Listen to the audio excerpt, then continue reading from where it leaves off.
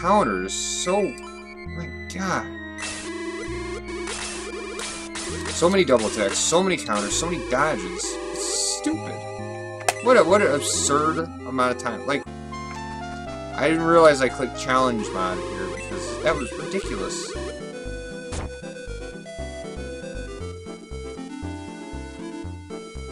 Just a constant barrage of double attacks and counter attacks and dodges. My god. Well, I gotta just keep track of dodges now because, you know, when I don't keep track of dodges, we get like 15 dodges through the first 8 battles. And more dodges through the first 8 battles than I've sometimes had in the entire game. Let's get another die set up over here. I mean, that was just ridiculous. Just ridiculous.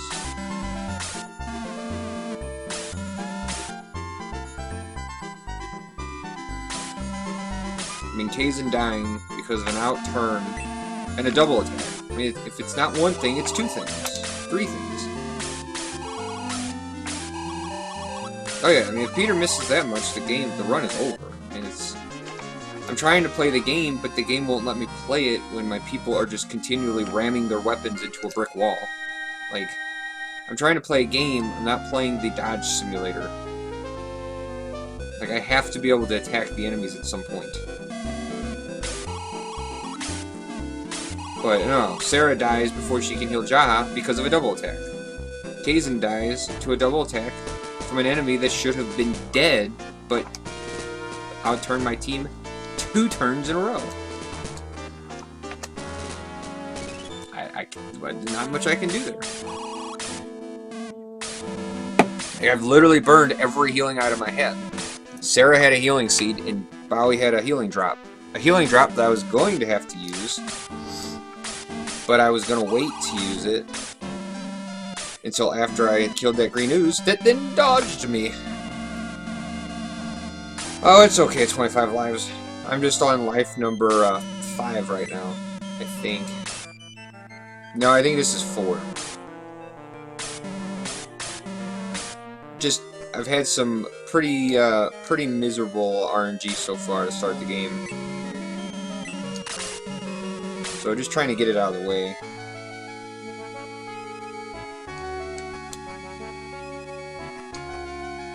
And it was that battle there at Northcliff, that was the absolute worst RNG for that battle I have ever seen. It's okay. It happens, you know. Sometimes it happens. And, like, you can usually tell through the first couple battles if you're just going to be in a very dodge-heavy run. And I was. I mean, I was averaging 3 enemy dodges per battle up to that point. Because I had 3 gizmo dodges, I had 2 dodges in the next battle, 3 dodges in the next battle, 2 dodges in the castle battle. I think I only had 1 dodge in the siege battle, 2 dodges in the dark smoke battle, another 2 more dodges. Like,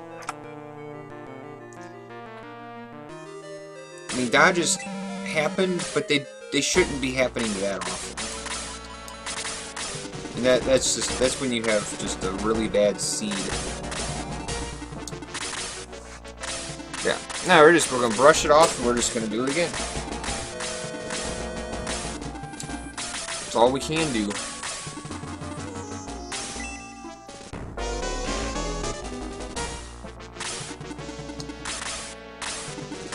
I mean, at least so far here we had a good start.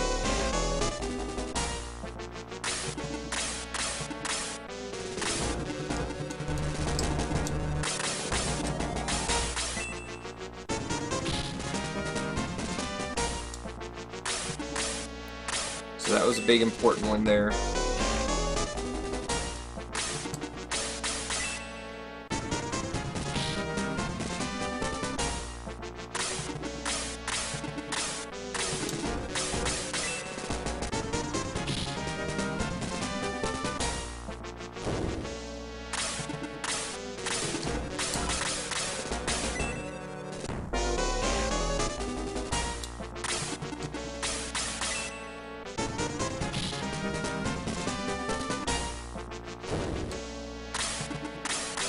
Alright, so we did manage to get that moving. Oh, we got that moving too, okay.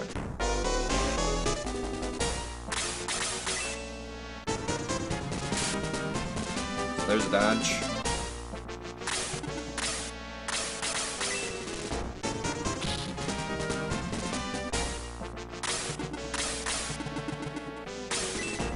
Chester could very well be in trouble.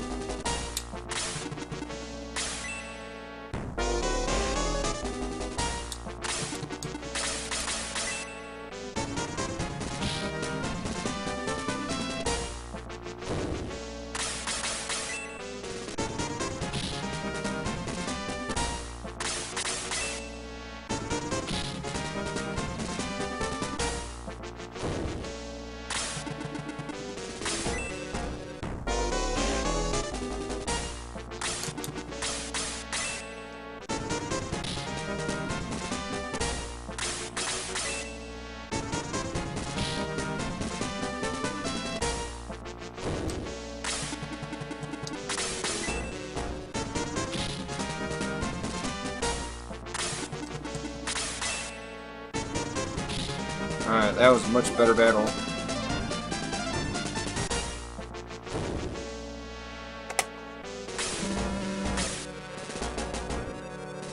See, so that was one dodge, so it was sub 630. See how that works?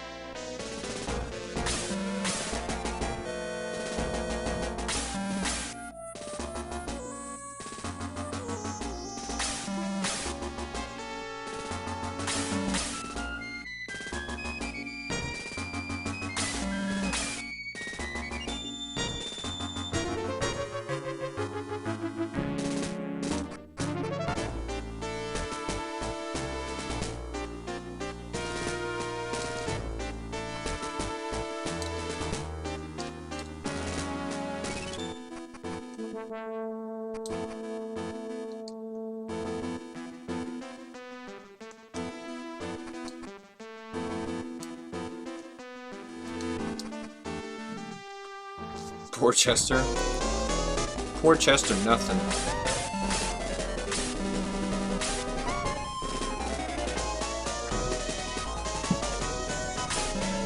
Chester chose this lifestyle.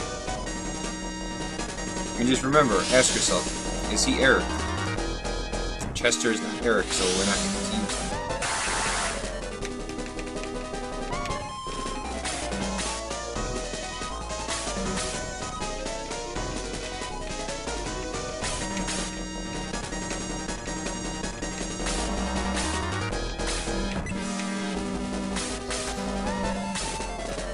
I mean, we're gonna keep doing early Roth, but at some point, probably when I get to sub 6, I'll at the very least go back and try out the run with Eric instead of Klarna and skip the early Roth. Since some of the battles that Klarna really helps in, if we're skipping them more now, we don't necessarily need her. Still don't necessarily need Sarah. We would have to pick up Sheila. But we could skip Jaro then, by grabbing Eric. It's like Klarna and Jaro, Eric and Sheila. Sheila is not as good as Klarna. So, I mean, it does change the dynamic a little bit, but we're gonna keep working on this one for now.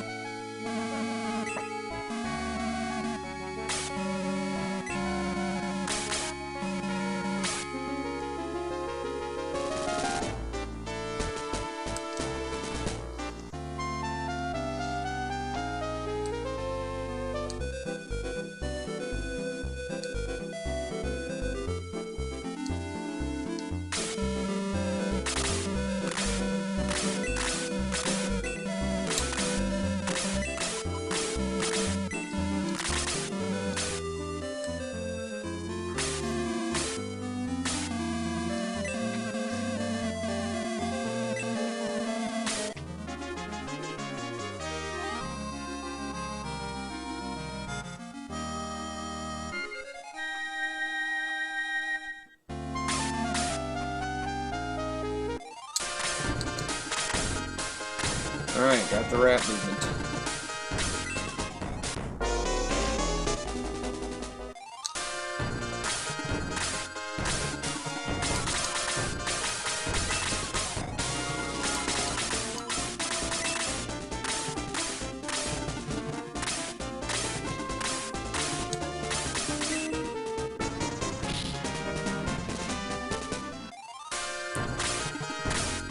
Yeah, Yunus. Couple restarts. When things don't go as we hope.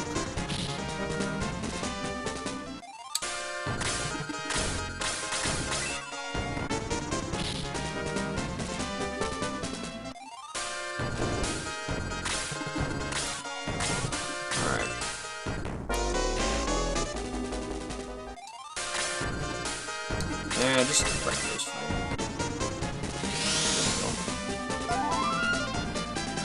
Had some pretty horrific RNG.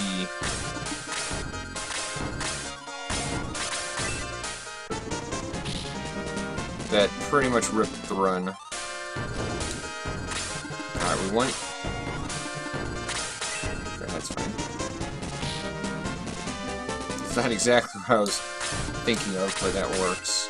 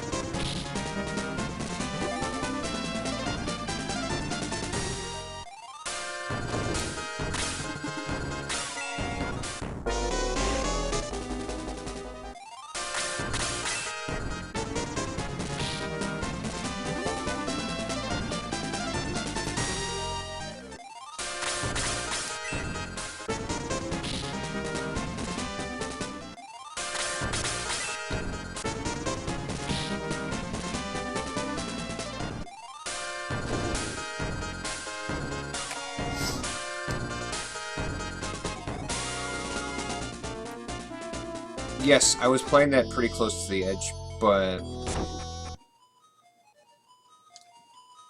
with Jaha being level 3, Bowie being level 3, and Sarah having been leveled up to 2 there, that ooze was definitely going to last that round, so we were going to bring the ooze down.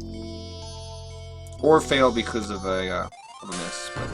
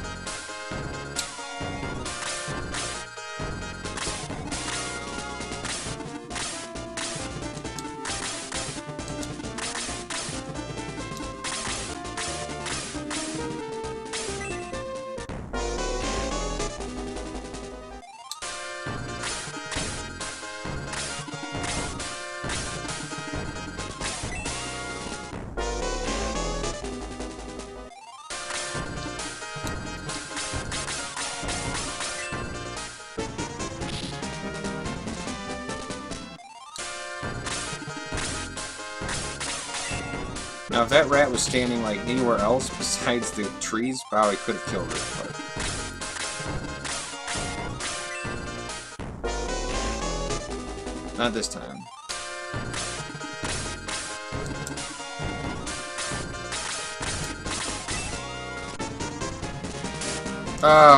Well, that's not good. Like, that was a very ill-timed dodge there.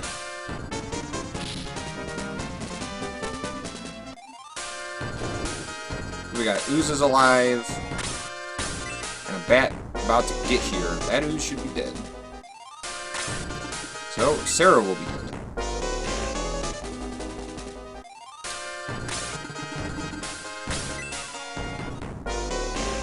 Oh, she survived. Okay.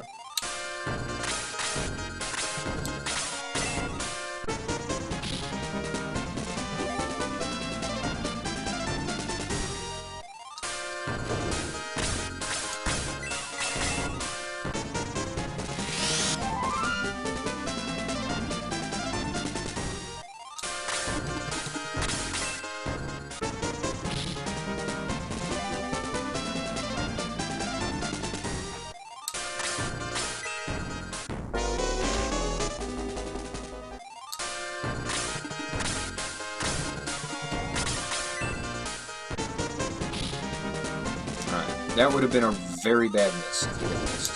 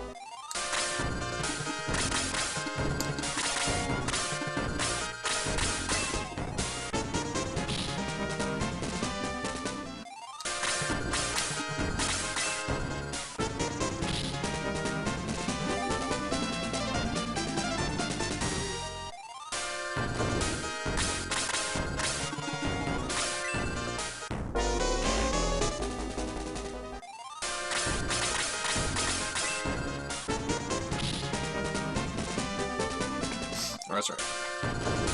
I always get ready to take a split, and I'm like, wait, no, I don't split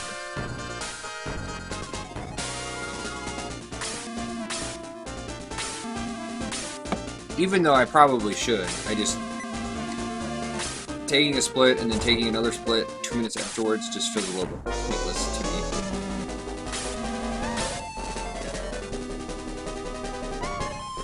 So like right now, we have less dodges than we had just through the Gizmo battle last time. Like that's just how many more dodges I had last attempt.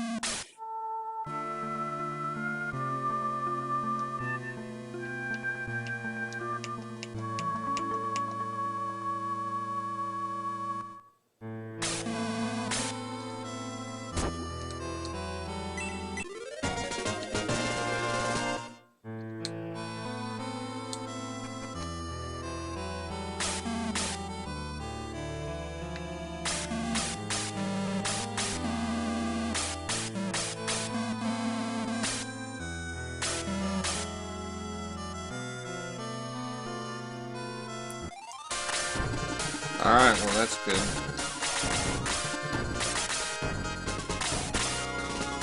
Whenever we can get Bowie to move down there before those enemies move, that's always very huge.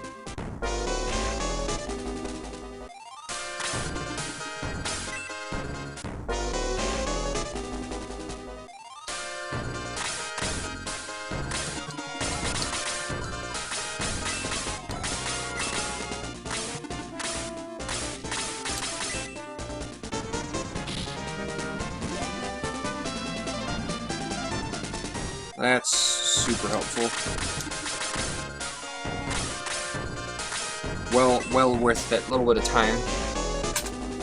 I knew he was close to leveling. I did not know he was that close to leveling. Because we got level 5, we got the 2 attack, and he got an extra 2 speed. Which is, I mean, that's always good. It's always important.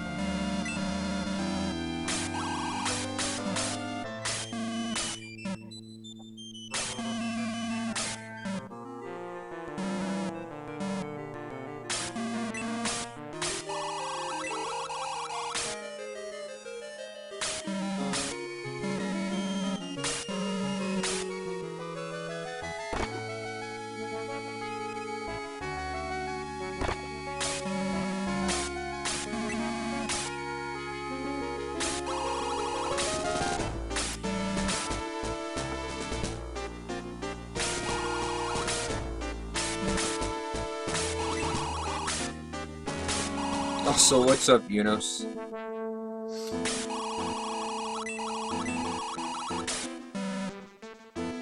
No more restarting, not today, we got it.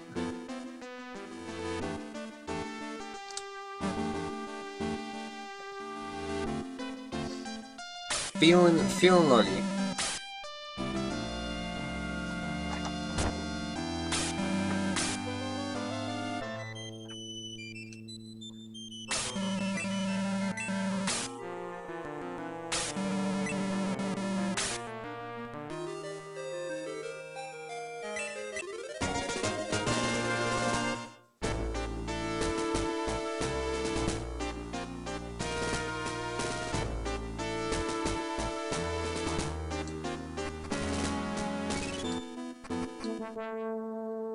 So Bowie having 5 attack, that's an important number to know, or that extra 2 attack, that's an important number because that means he deals 5 damage, obviously.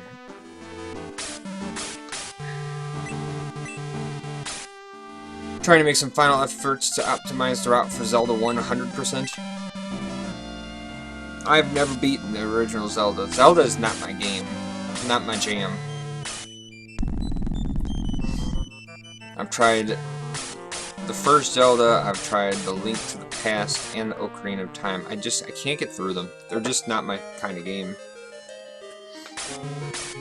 I play them, I forget where I'm at, because I will save and then not play it again for a while, so I forget where I'm at. I know it's a great game, right, Chicklock? Yeah. It's a good game. I know other people really like it, but it is just not my game. I just can't get into it.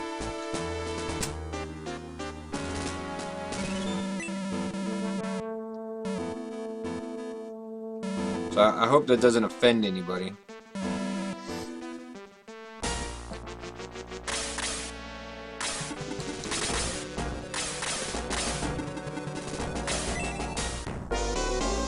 You hate mashing and you suck at menuing.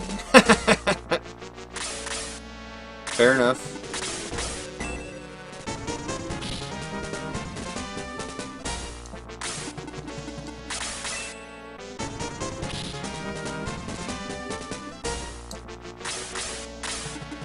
But I mean, there are other games.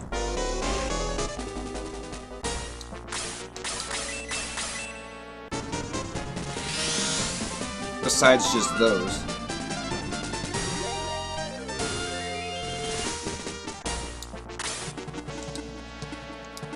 Can anything make? I don't think that can.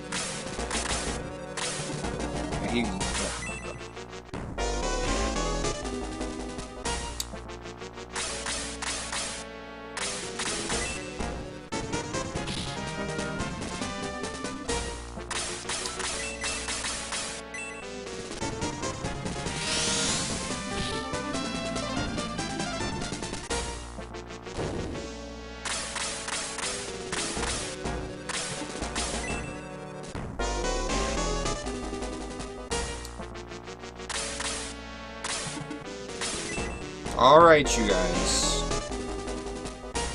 Easy does it.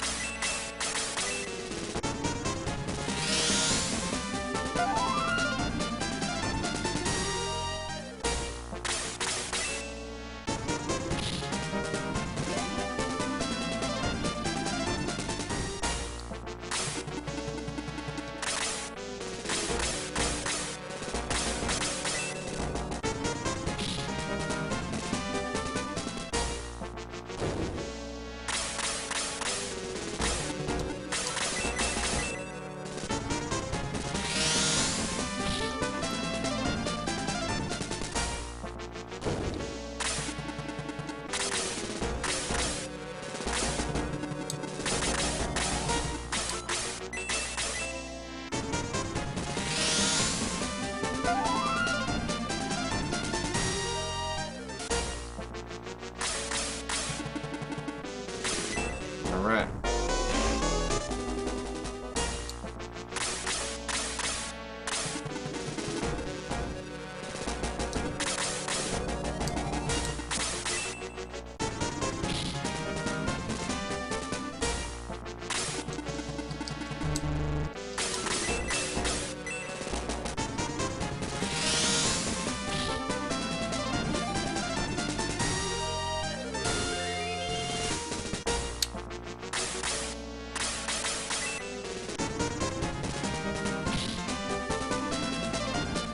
Sarah,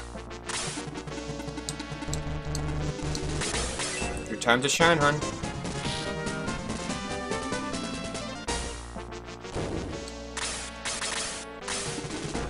Kaizen having to outturn that knight there, that's just really frustrating.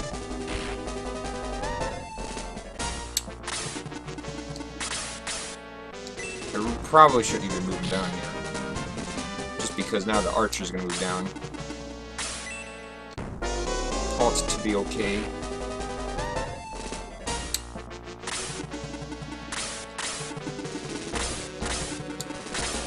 Yeah, Sarah's stepping it up.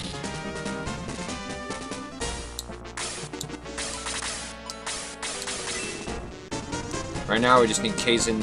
Since Kaizen outturned the knight last turn, we just need him to, you know, take his turn fairly quickly here. Kaizen! Every time Kaizen doesn't take his turn, we're just losing turn. So Kaizen! Okay. So we lost, oh, I don't know, 20 seconds because of Kaizen not going right away here. Yeah, Sarah's stepping it up. Lassie, and here's just the contrast. Last time I just did this, like the last attempt, same situation except on the mage instead of the knight, Sarah missed.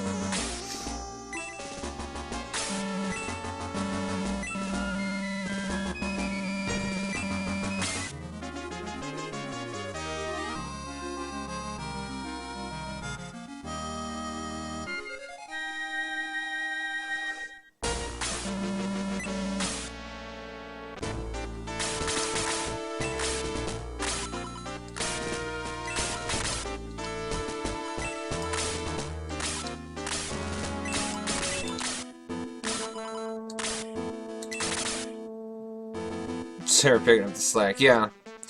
I mean, we left that enemy survived at 1 life.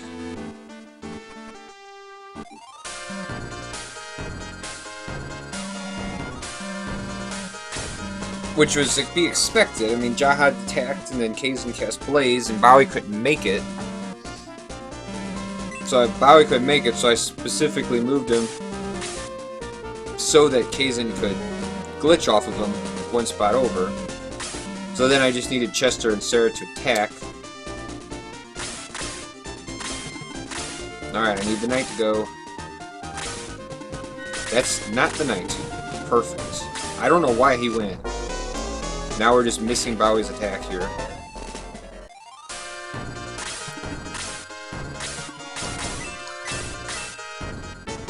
Like, there's no reason for him to have gone before the knight. He's not faster than it.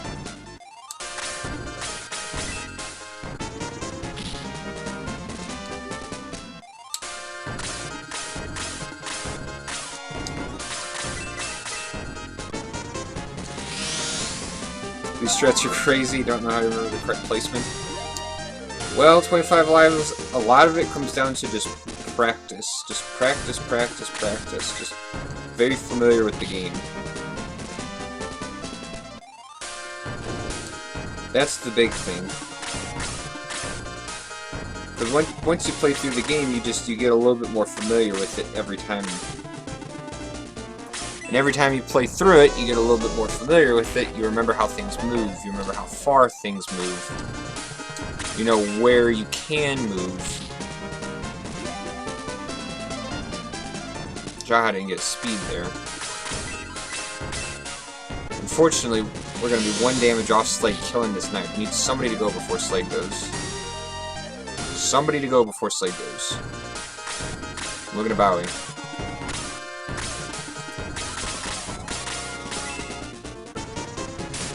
Oh, for heaven's sake. That dodge actually really matters a lot, because now Slade won't kill it.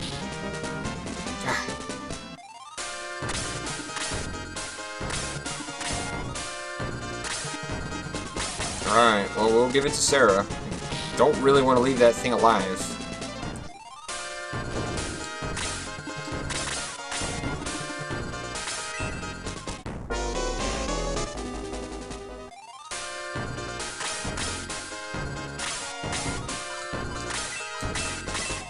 But yeah, I mean, it comes down to that. It's just everything builds off each other. So, like, knowing how people will move, knowing how much damage people will do.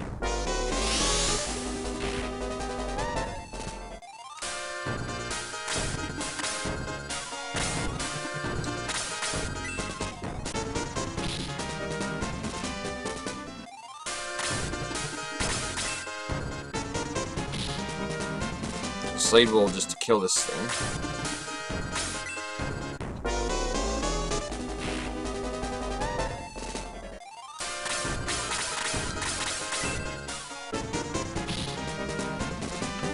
I mean, that miss there was just so detrimental. I mean, it should have been a kill for Slade, instead it was a kill for Sarah, which is, at this point, it's unnecessary. But I mean, you can see how low he got. If that knight had been alive, that would have been really bad.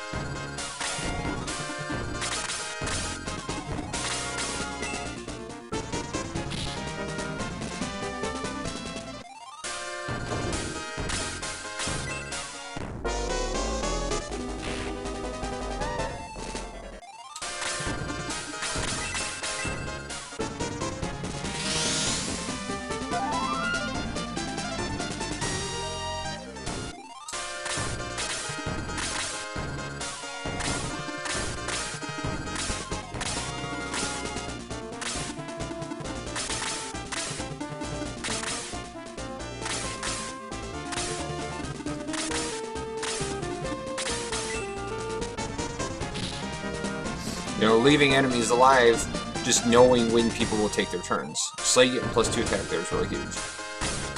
At level 15, he'll get like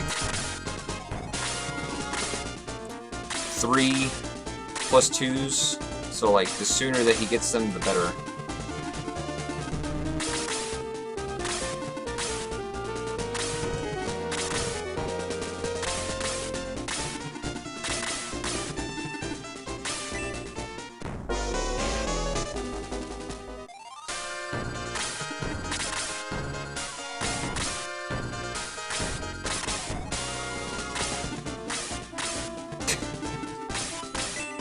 Well, we kept Chester alive because we need him to help set up for this early raft.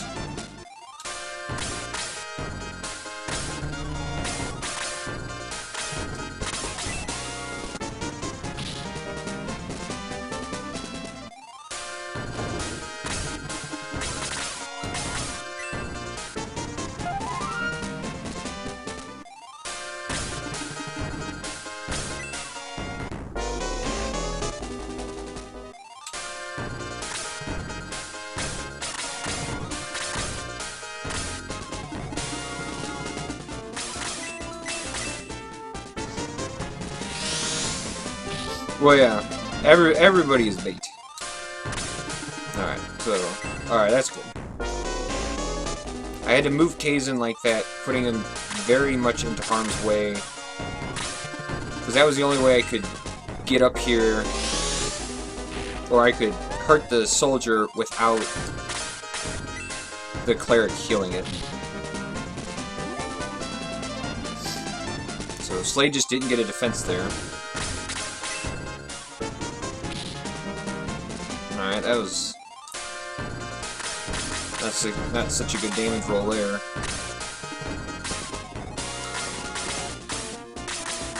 Yeah, that thing's gonna heal itself, so there's no point in Cleric or Kaizen casting Blaze on it. Kaizen only has one more Blaze anyway.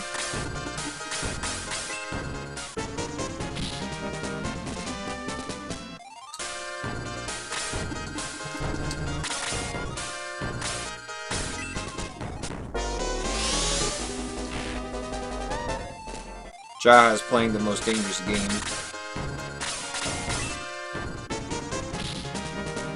There we go. It's a much better damage roll.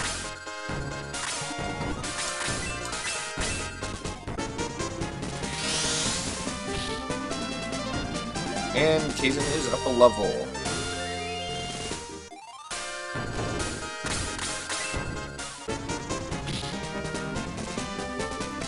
Also, I've gotten a lot better at doing the early Roth movement. Because it's the same idea as what you have to do for just a regular half-step glitch, but because you're not actually moving to the right, you just have to morph, like, basically, the way that I can describe it is when I do a regular half-step glitch, I just kind of move and just do it. But when I do the Roth thing, I feel like I have to more heavy emphasis on moving to the right to get the movement. But you can see, like that was first try with moving Bowie.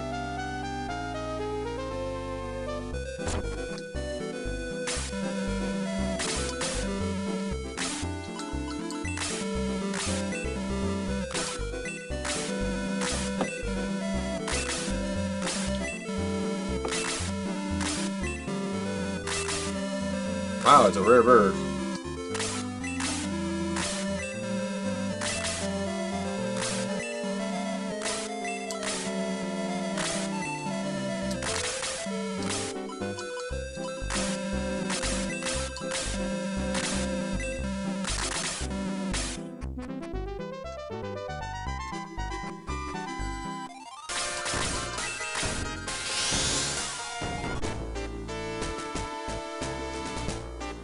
So now we continue. Strangely enough, we're pretty much in the same situation as we were last time. Just with about a third of the dodges. Which is why we're in the green as opposed to just being a minute deeper or a minute less out of the red.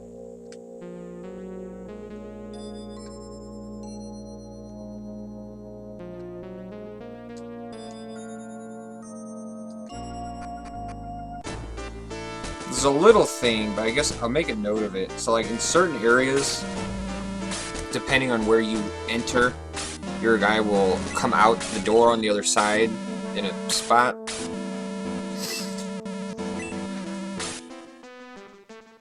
Like,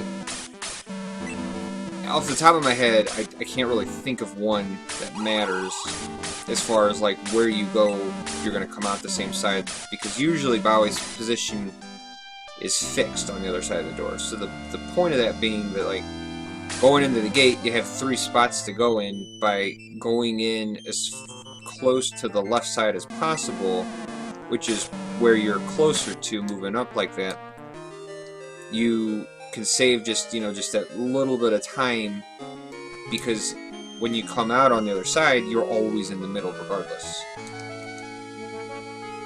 So you don't have to go in the middle. You're just always in the right spot. It's like the same thing up here. Regardless of which side that you go in, not that you would want to go in on the other side.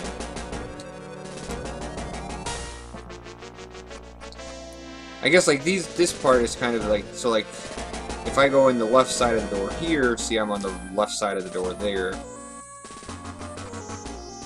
Whereas you'd rather would be as close to the inside of the wall as possible.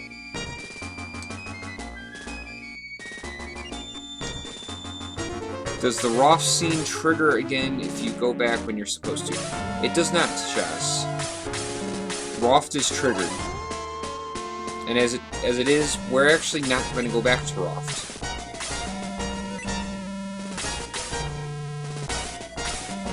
And in an ideal environment, we make sure that the other blizzard drops, and that be the only blizzard that we need for Lemon. It can be the case that you need a blizzard on Camila if Peter doesn't do a whole lot of damage, which does happen. But if we do need to, then we can just simply rebuy the blizzard then. As far as the Mithrils, we'll end up rebuying those Mithrils, but like later in the game, from the doors. Alright, that thing always moves over and attacks me, which is not a big deal.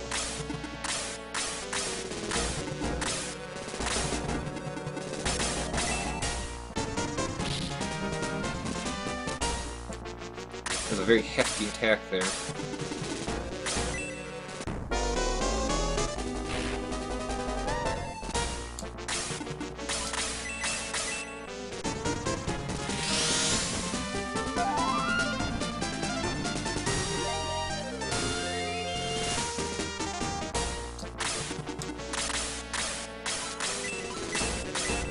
Now, as much as I would prefer to not have to cast Blaze on this thing, the chances of Jaha doing 8 damage are out to 0%.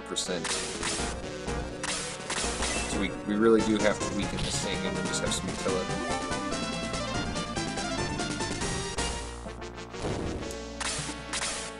Now, Lil Z is on level 6, so we really need to get him up to 7.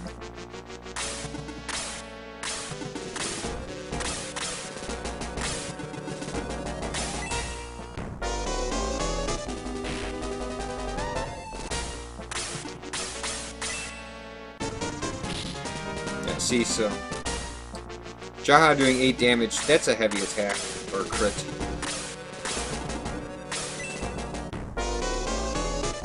Alright, Chester down.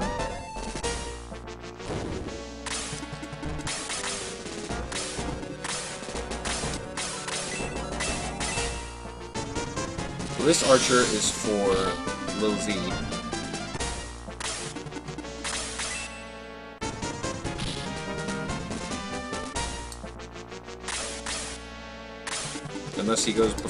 Unless he goes before this knight, in which case he can kill the knight. That works.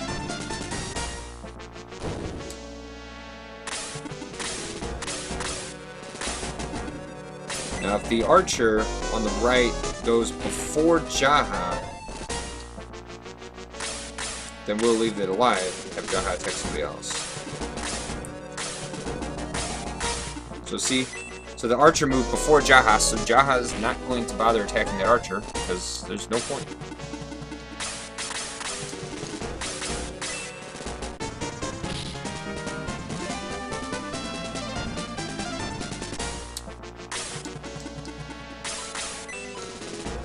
Yeah, go ahead and Blaze Tunes.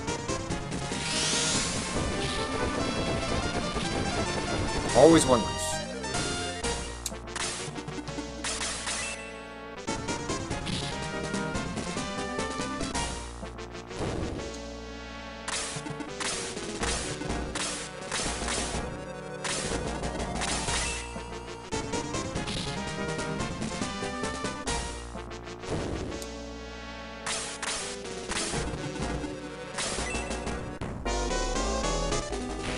That's not too big of a deal. Sarah's going to be healing him. Right here.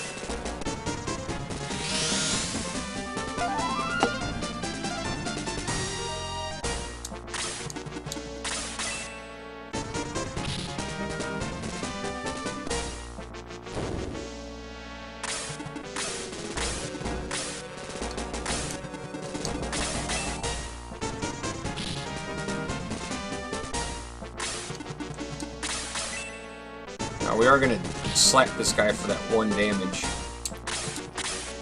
Because Slade could do 8, but it's a safety thing.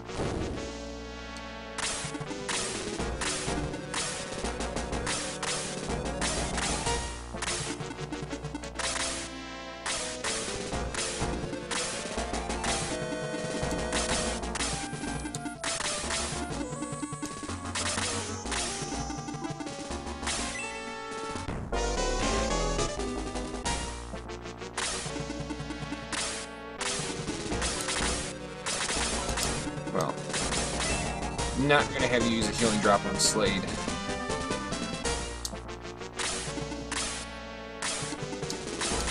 Oh, that was really well timed there, Sarah.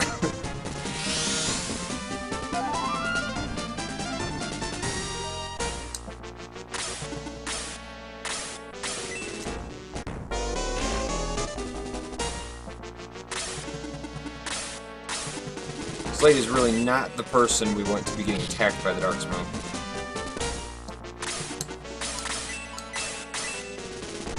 I could use the Blaze 2, but Blaze 2 may not kill it, so... Slade's dead. We were taking the gamble that somebody on my team would go before the Dark Smoke would go.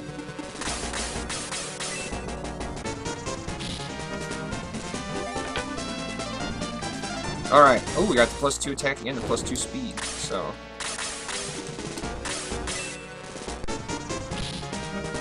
At level 11, Bowie will not get +2 attack. He already got his +2 attack, but that's okay.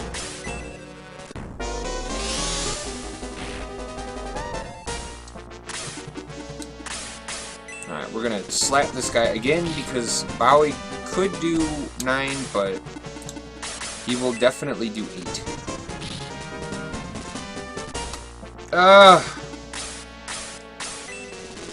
You just gained 2 attack. Why are you only doing 7?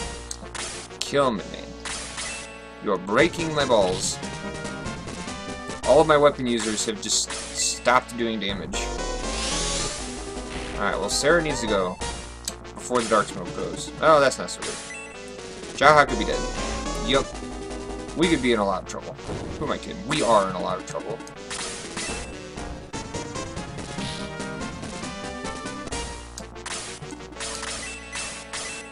The Dark Cleric has to heal itself, and not this Dark Smoke.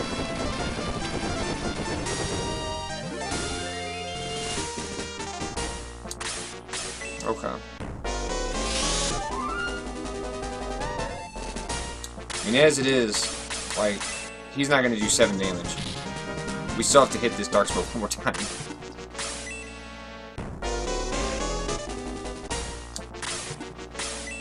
Sarah!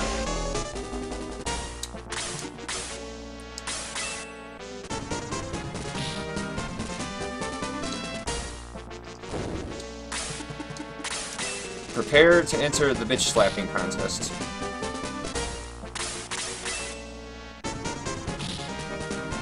See, he did 8 damage there.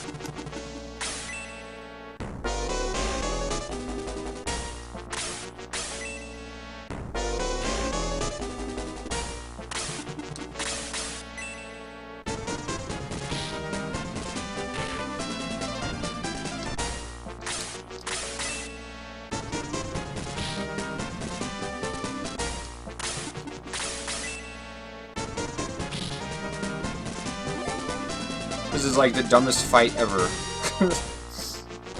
All the Dark Smokes are dead, and here we are just having a slap contest.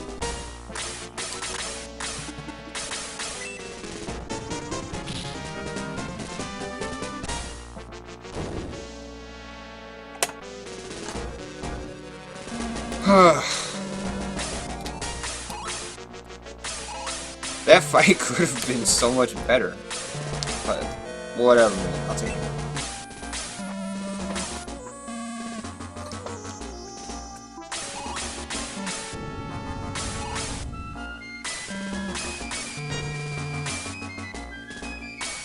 It's like Kaizen gains so little attack that even giving him a new weapon, he still pretty much hits for like 1 damage. So that's why he doesn't really need a weapon until we'll give him the Guardian Staff later in the game for the defense.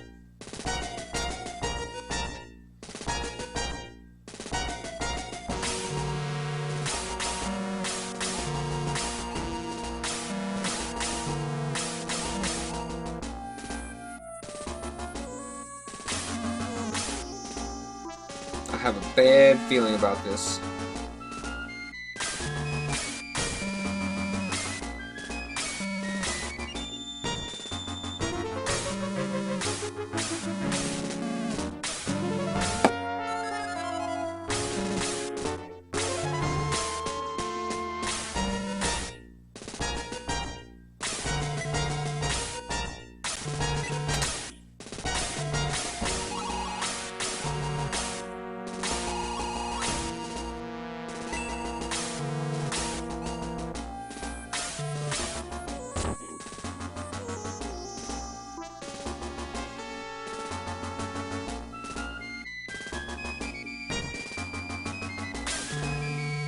Yeah, see the last battle of the game is fought here. It's just it looks a little different.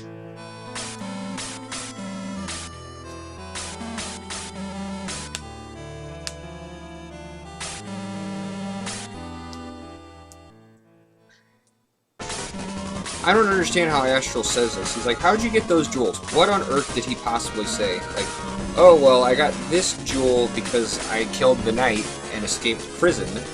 I got this jewel because I just took it from the guy that went up there through the giant dark hole in the sky. He knows nothing about these jewels.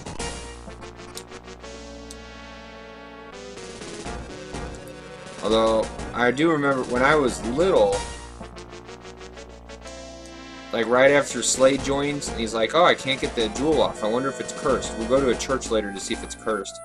My first time playing through the game, I immediately went to the priest and tried to cure Bowie because I thought he was cursed.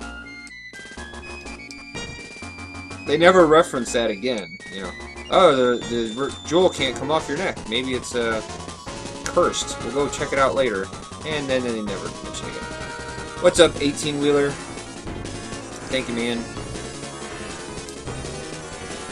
I've already used up all my bad luck, so hopefully all that we have left ahead of us is good luck. We have about a third of the dodges at this point than we had last time. Bowie already gained his +2 attack that he normally gains at level 11. So he's just, you know, he's got that one more damage.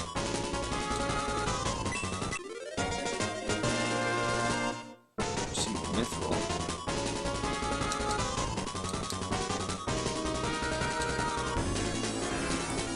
They didn't try hard enough to pull the jewel off him, for sure.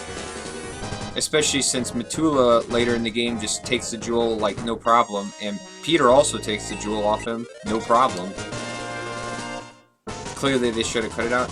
Yeah, but the chain was made of mithril.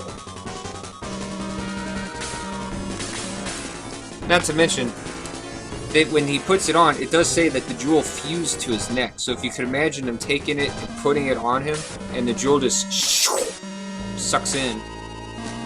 Do the plus stats only happen once? Bowie can't gain 2 twice?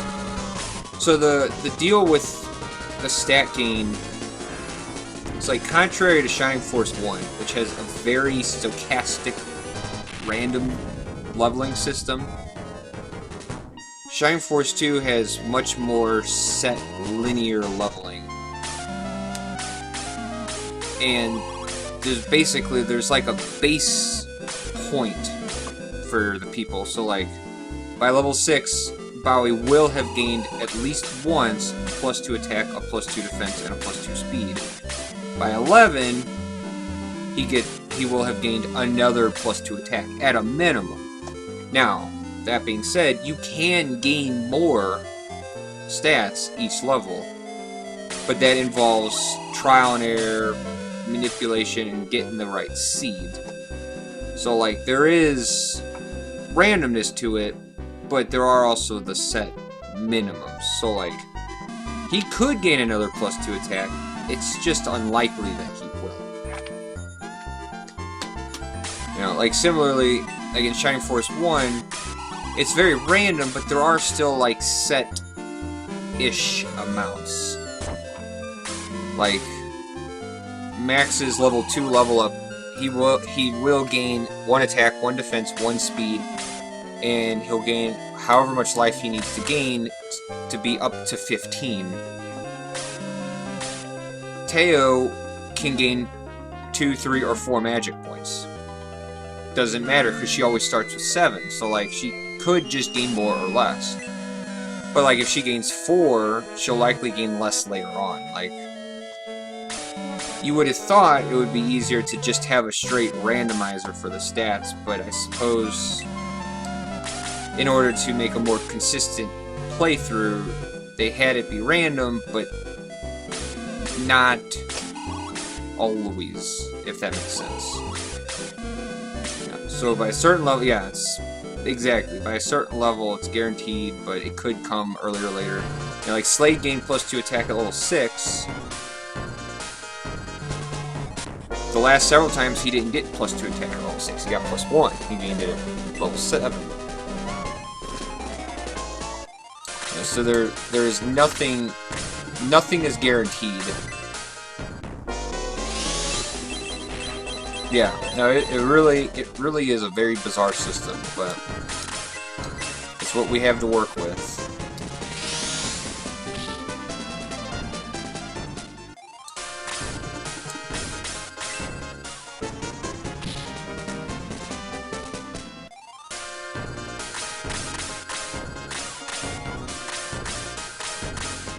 If I was to do a Shining Force game, I would just have the stackings be random.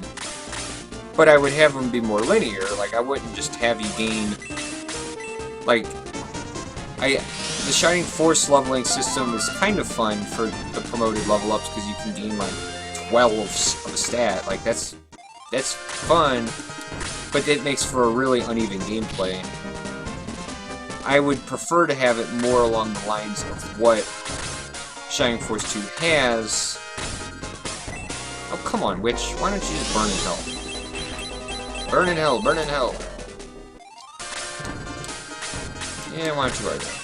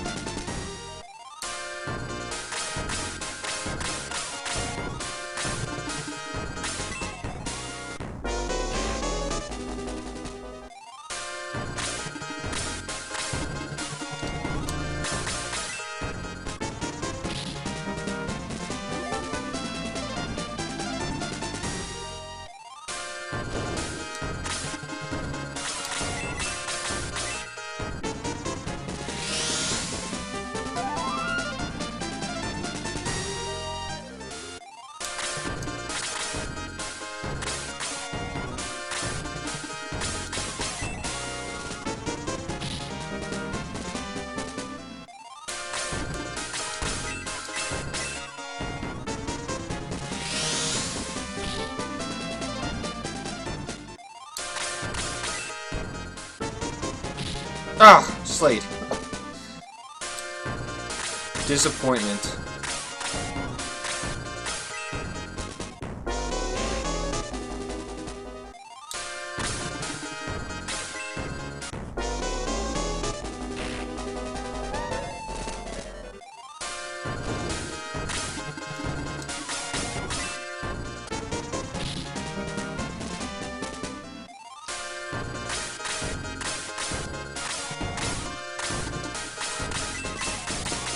Slade dropping the ball.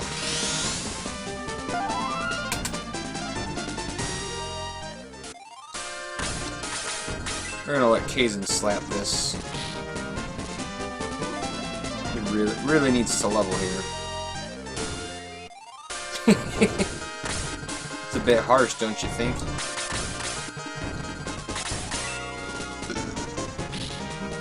Sometimes he drops the ball, but generally he does good. Just as long as he doesn't die from a counterattack again from that vampire bat. Alright. Oh yeah, see, Bowie just felt like going for a swim here. Alright, 15 damage.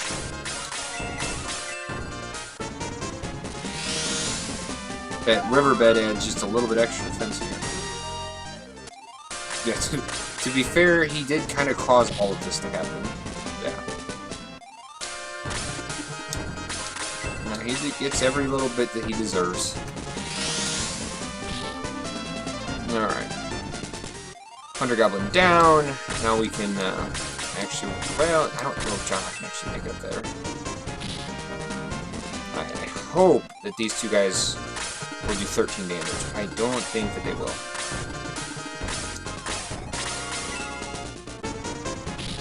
No? Maybe they will.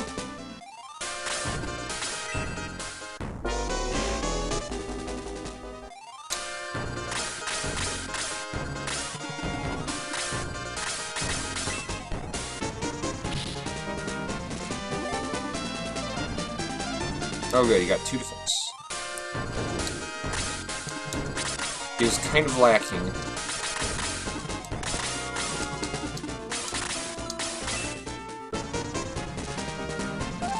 Alright, Jaha. Go be brave.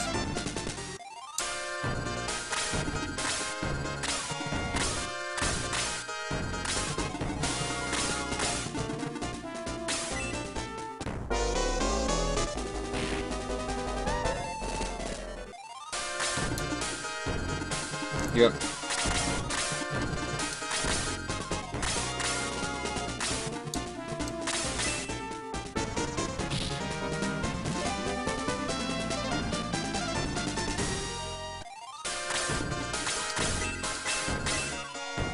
Right, Slade will be able to kill this goblin.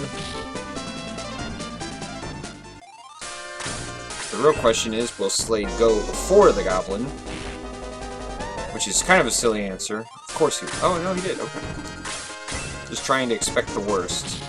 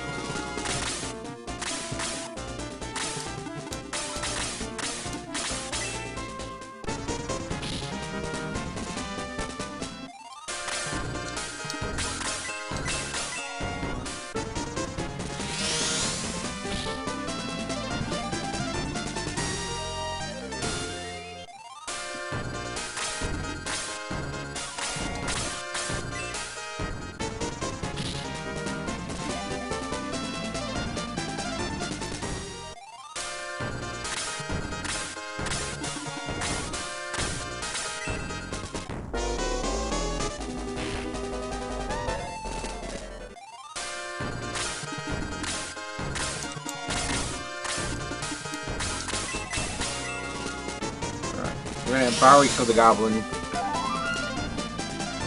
We can get these other guys moving. Just kidding. We'll have Kazin kill the goblin so Slade can start moving.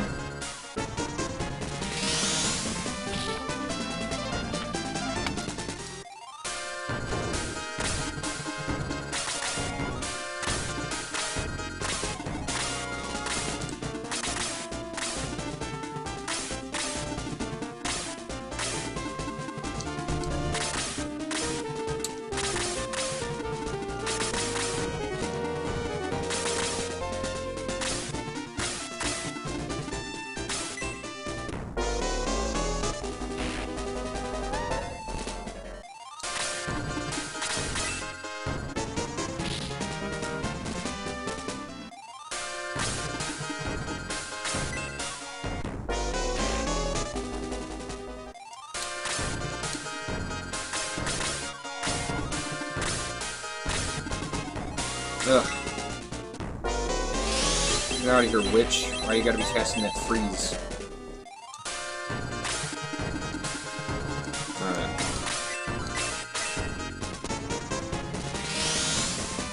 「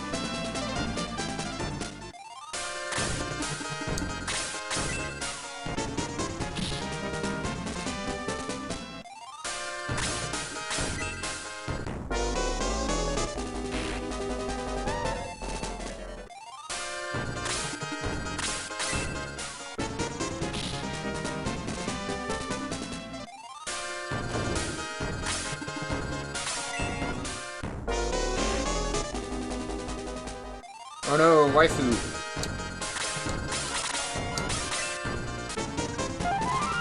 Alright, just let's ease up on the freezes there, witch.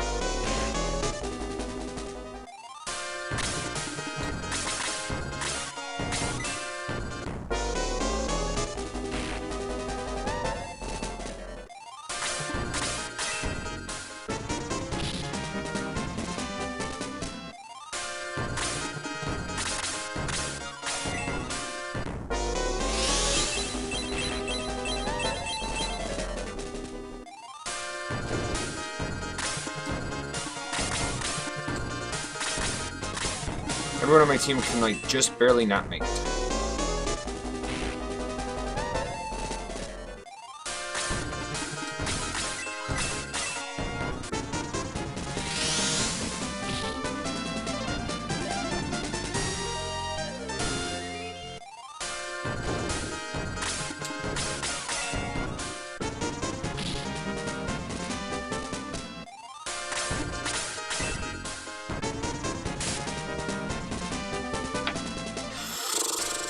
These dodges.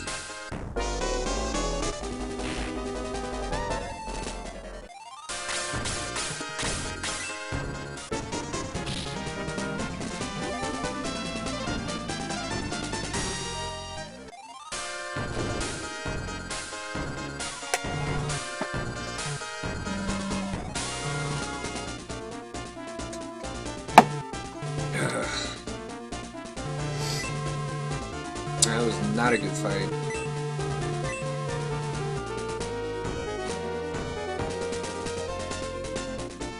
Enemies just kept taking one more turn to do damage.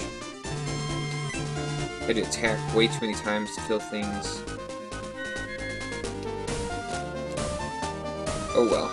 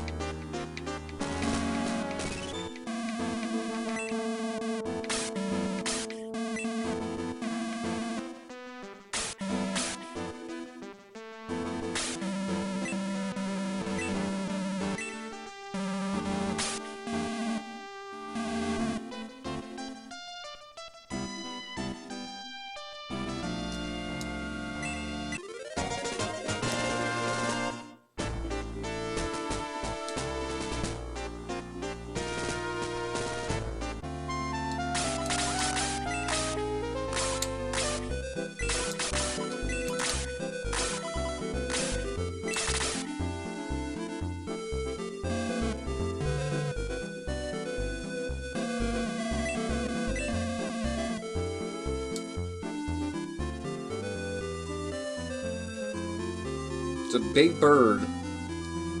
Let's surround it. It could have bird flu. Could be a dangerous animal.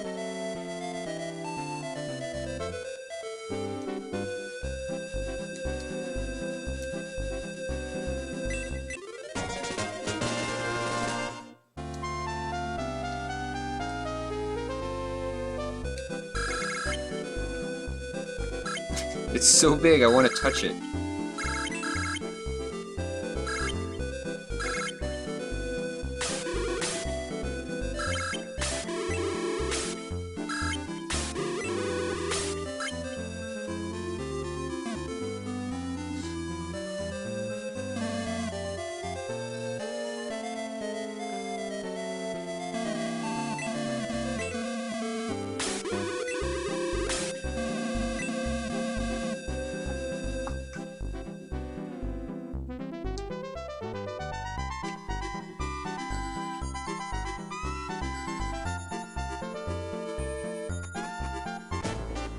Our Lord and Savior Peter. The run is out of our hands now, it's in Peter's.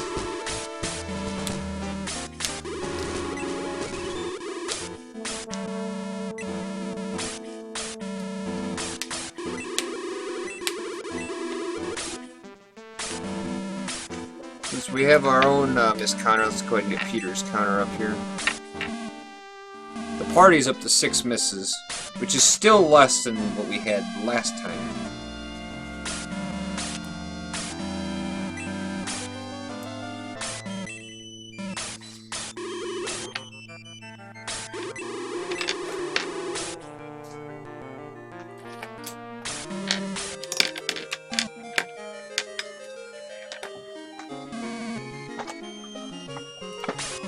I'm also going to try to keep track of the resets for these power waters.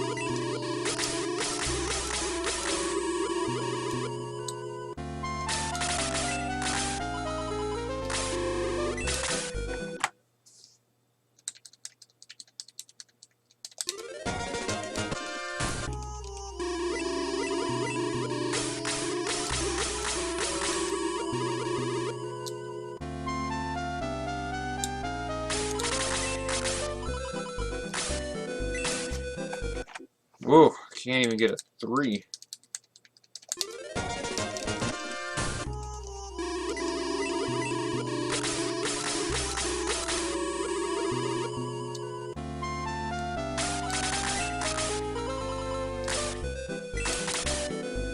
Alright, so that was 3 resets. Got it on the 4th.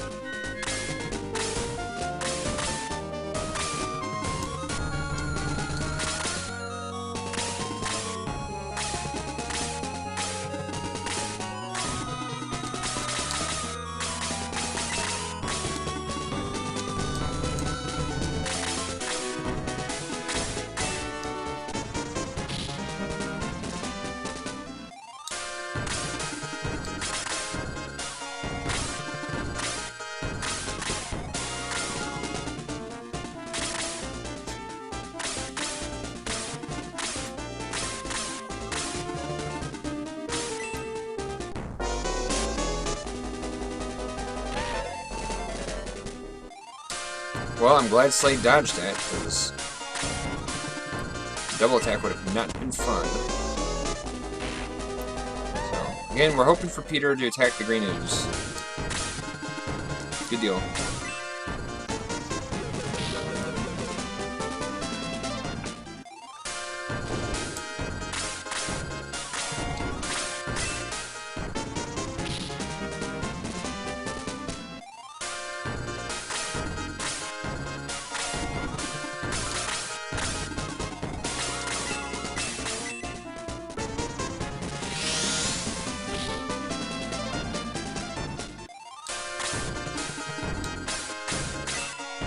We're then gonna have Peter kill the goblin.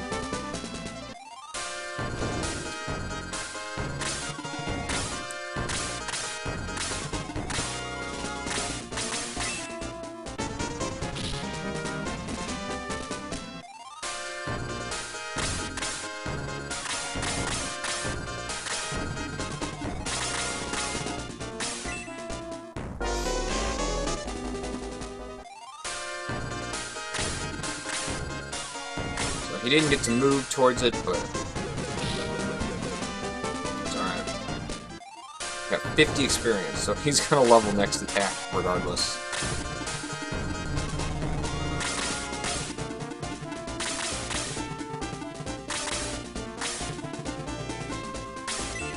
Alright, so Peter's gonna move over and attack this Vampire Bat, which is a good thing.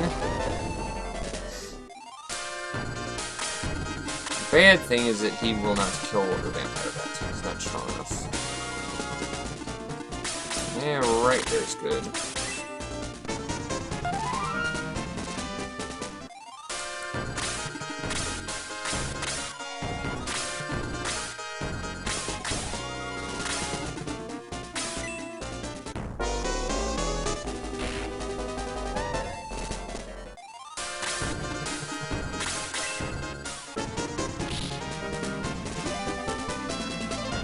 Boy, I hope Peter can make it. It looks like it's pretty stretched.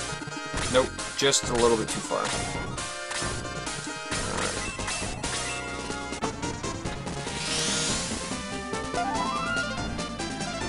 If that goblin, if he had gone before that goblin and been one spot down, he would have been able to make it.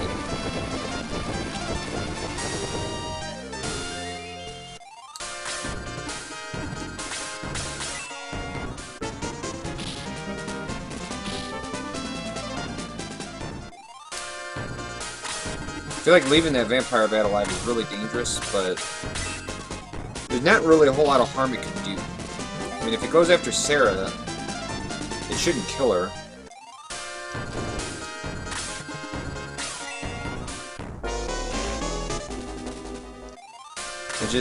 It puts closer to Peter, and that goblin is going to be the next target for Peter, so...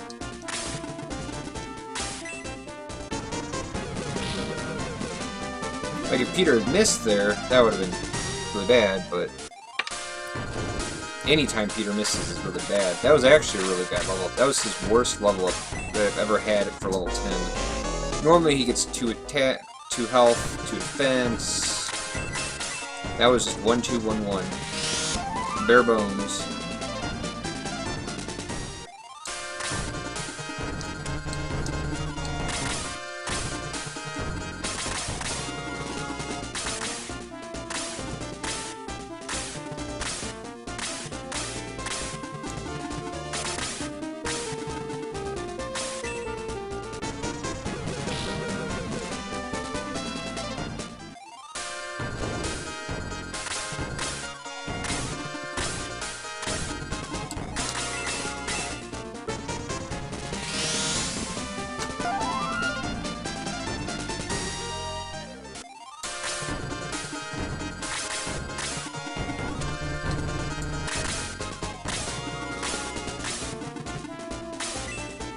Okay.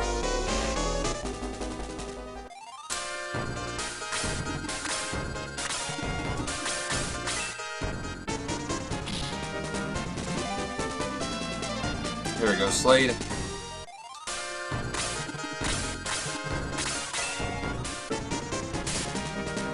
Oh, there's another dodge for the team.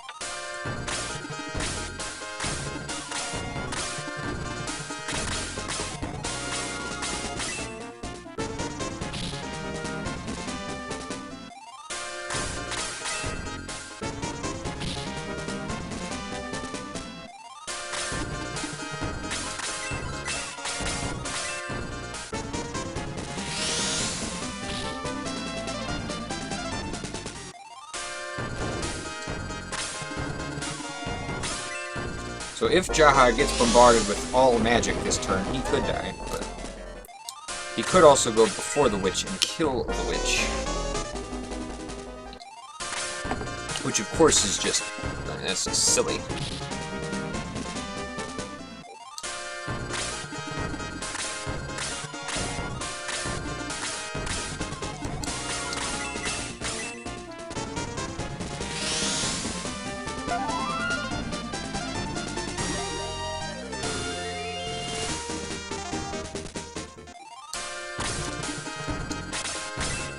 We are going to leave that witch down there for Slade, or for Peter, rather.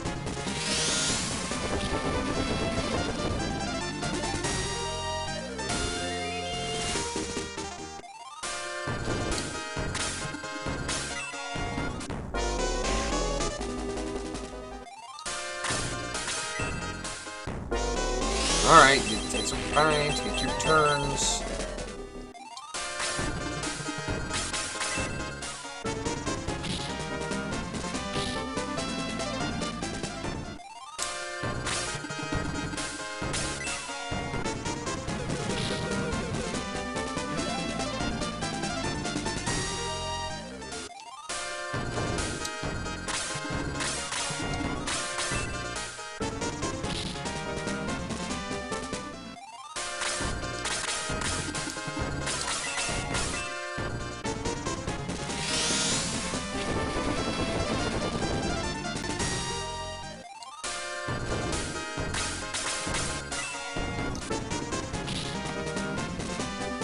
Okay. That wasn't too bad, considering that we had to do 3 resets to get the +4 attack. That was really not too bad.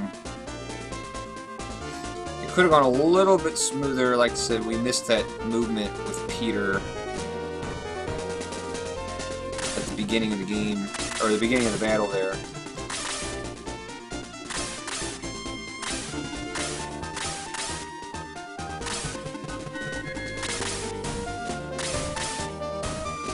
Simply because the goblin went before him, but it happens.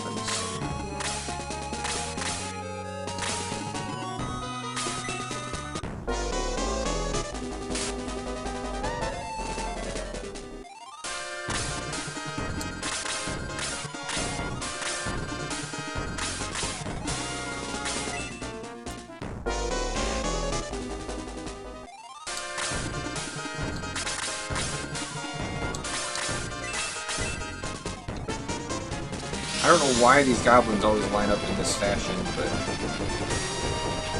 it certainly does help.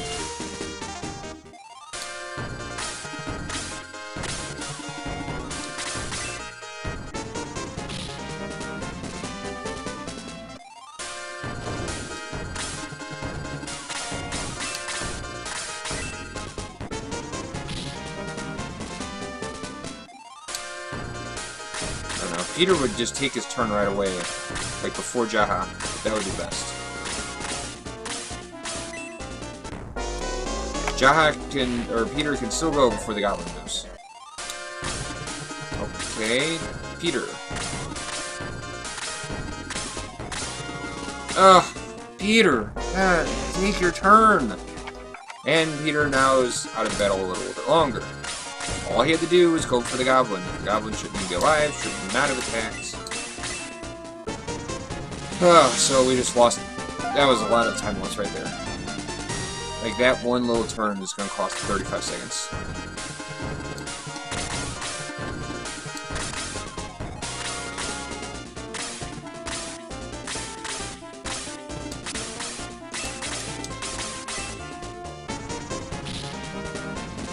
Slade, will you just kill something?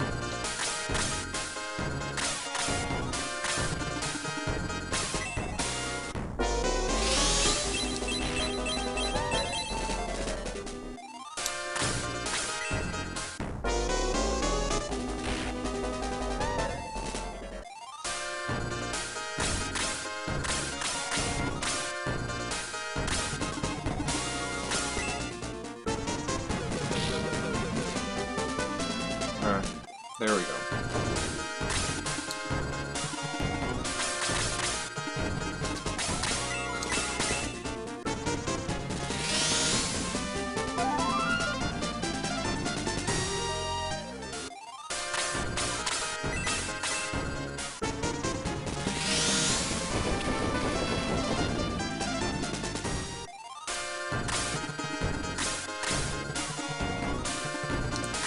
Nope, gotta get that vampire bat to move.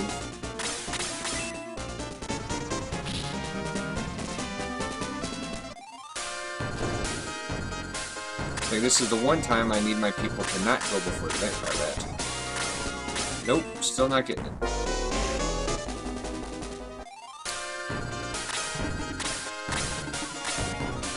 Alright, there we go.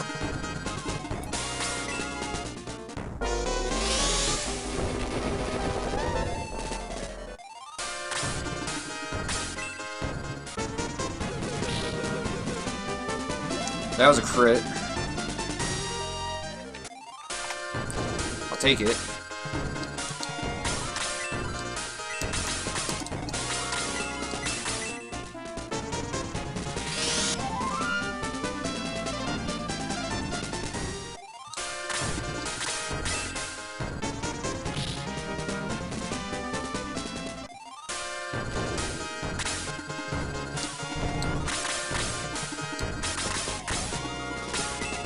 I'm being careful there with the movement because I really want Peter to be able to come down and attack the Starkdwarf. And as you can see, he can just barely make it. Alright, that was a good double attack. Now Peter will kill that thing.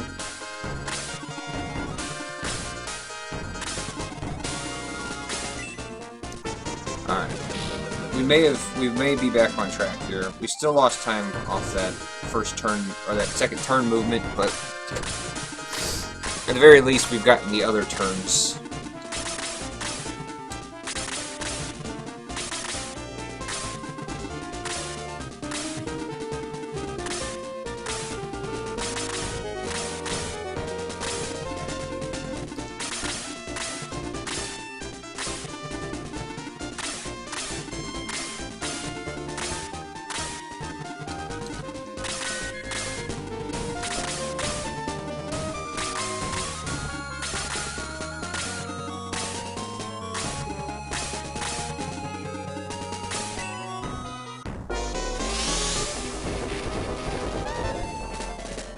Felt like that just did a lot of damage.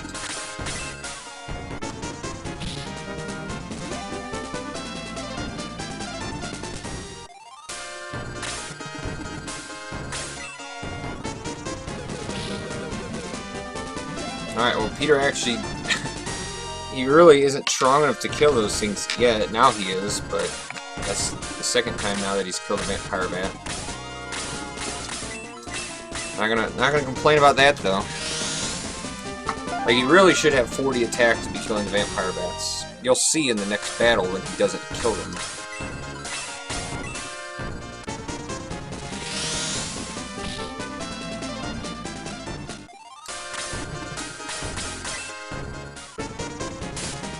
Yep. Chalk up another miss. Uh-oh. Alright, well, she's alive still.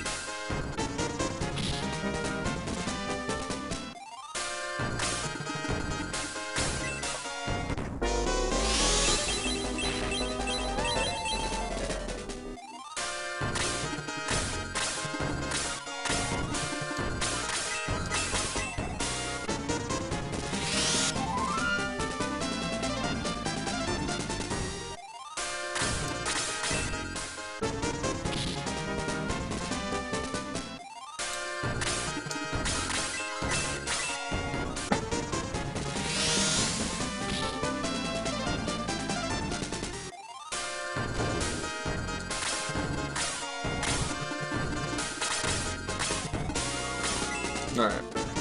That's okay. I won't get to equip the power ring in this battle. I'll have to wait until after the battle so I can just take it off of Peter. But...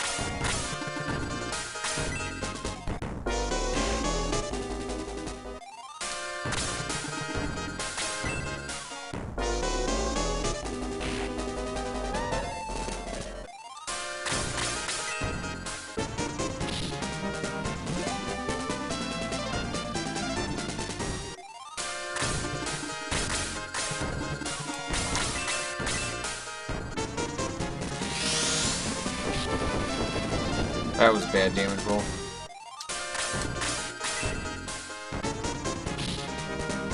on.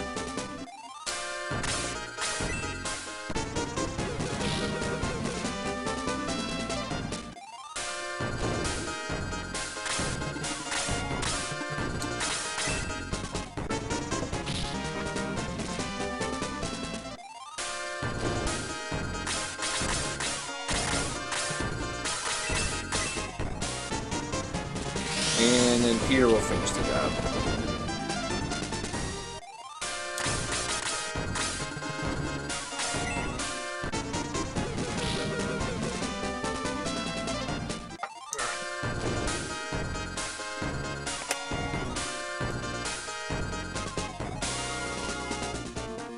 So I mean that was a pretty good fight. It like I said, it still could have been better still.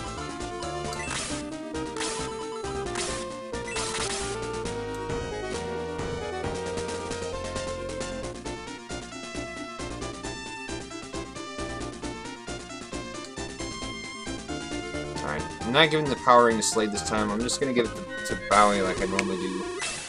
I'm just going to move Slade differently so that he's not positioned to attack things like Dark Doors or whatnot. Keep him for the lower defense enemies.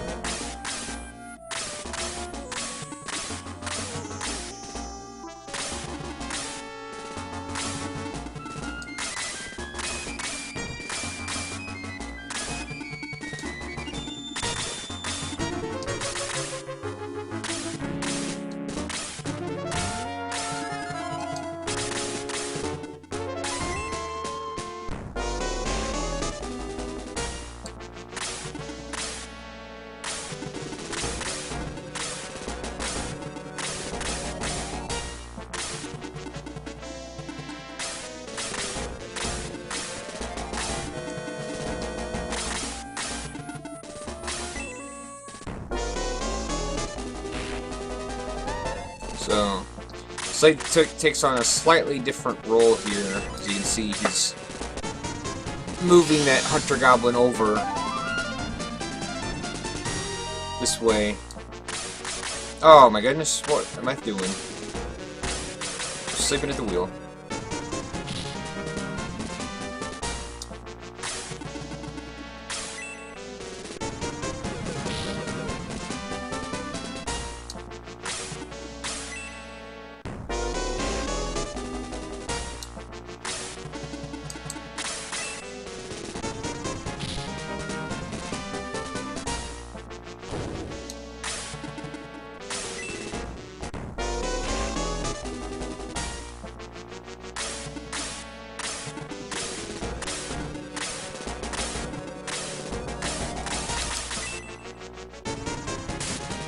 Oop, chalk up another miss.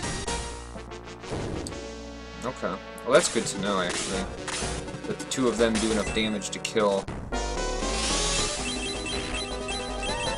Dark Door.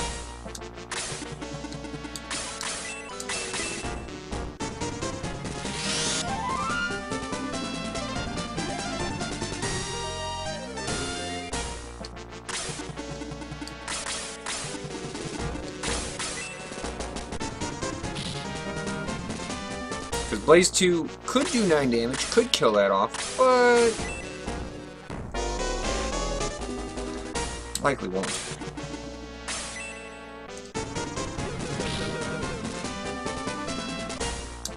Alright, Slade goes before the witch, he'll live. If Slade gets outturned by the witch and gets hit with freeze, he'll die.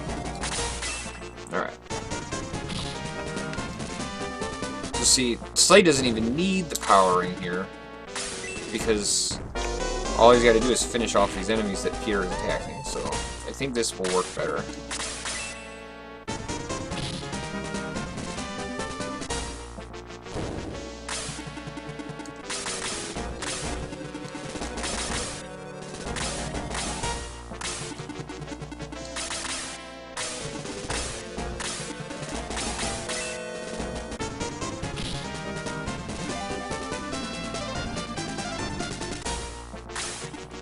So there's another +2 for Slade.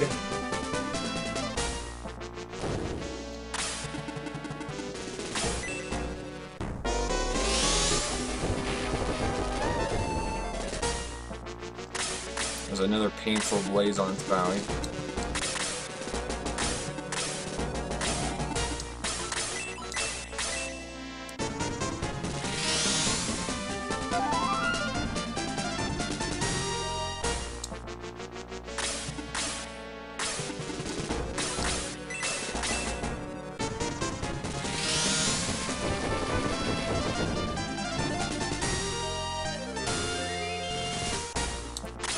Kind of an interesting level.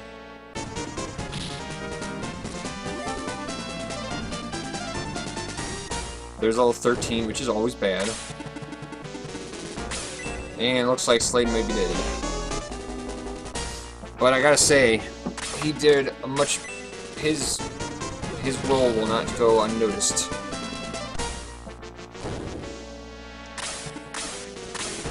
Did an awful lot for us this time.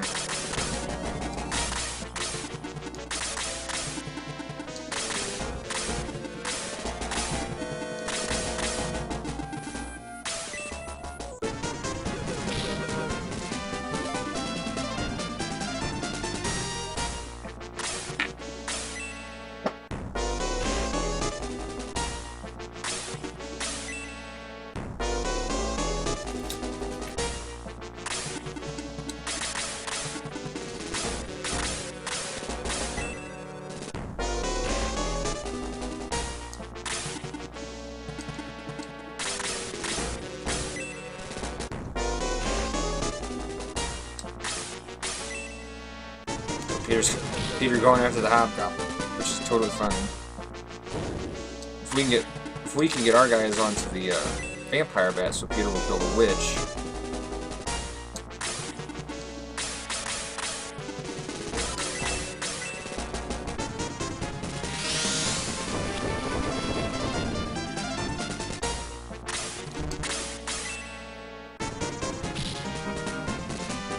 All right, Peter.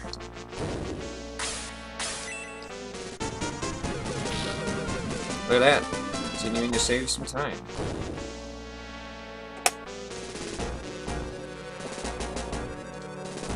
And then I immediately proceed to walk into a wall.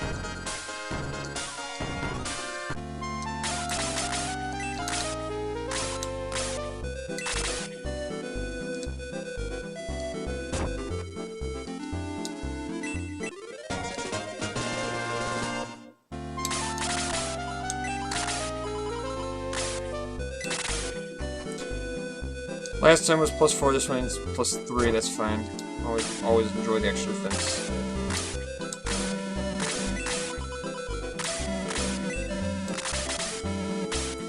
Like if Slade was still alive, I would use him. But like at this point, even though he's level 13, and even though we got that +2 attack, and even though we're about to get him some better weapons, it's still not worth bringing him back here.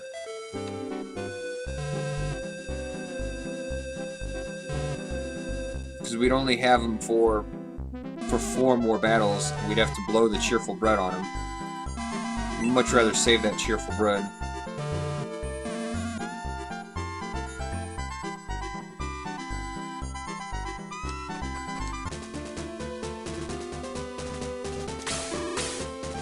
We've got a much more likely candidate who's about to die, and that's Kazin.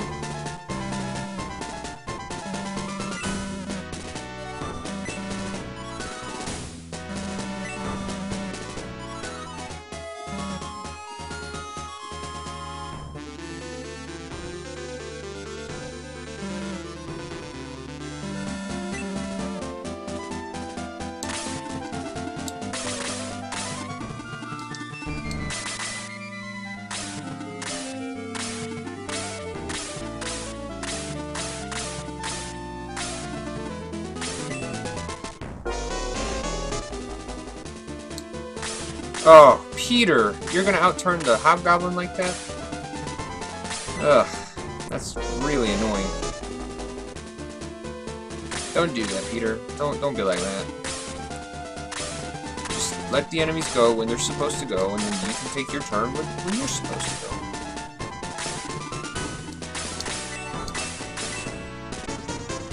Don't need you thinking that you're doing me a favor.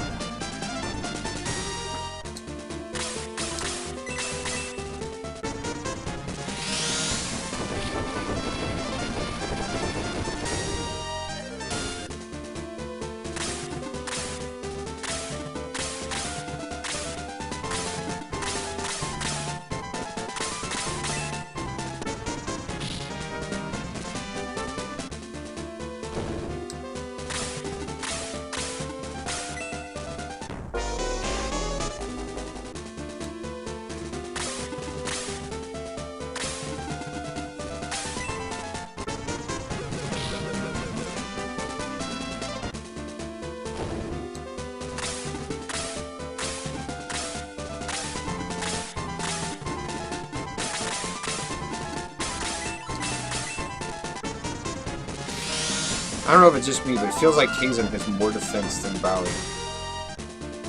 He only got hit for 6 damage from the Hobgoblin. Nope. I didn't think Kazan would be able to make it. Doesn't matter.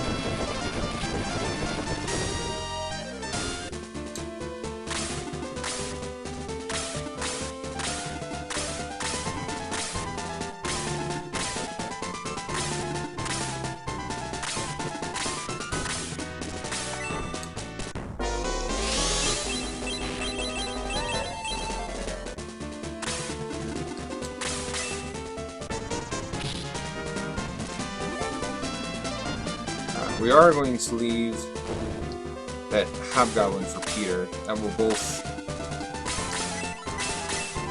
put him up a level, which is important. I need him at 15 for this next battle. And it'll pull him out more.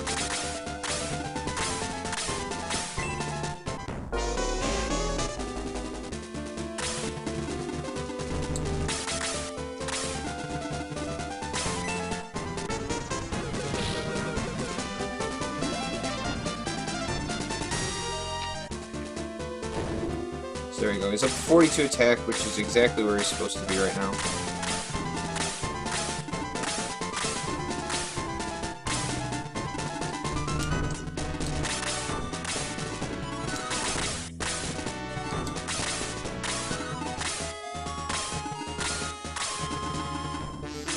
Okay.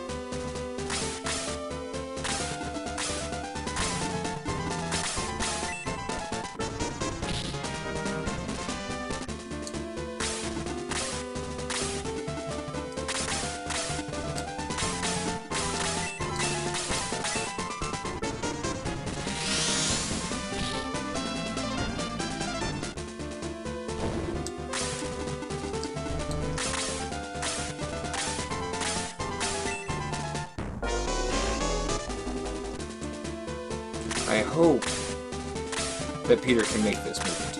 Okay, good. It's really big.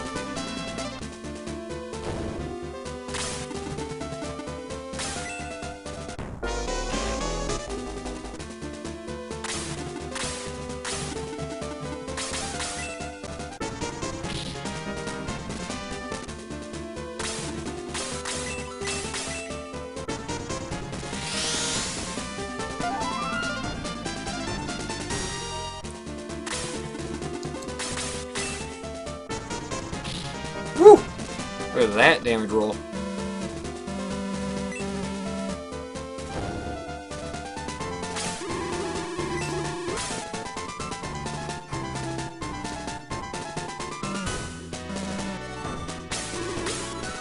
That very well may have been a heavy hit.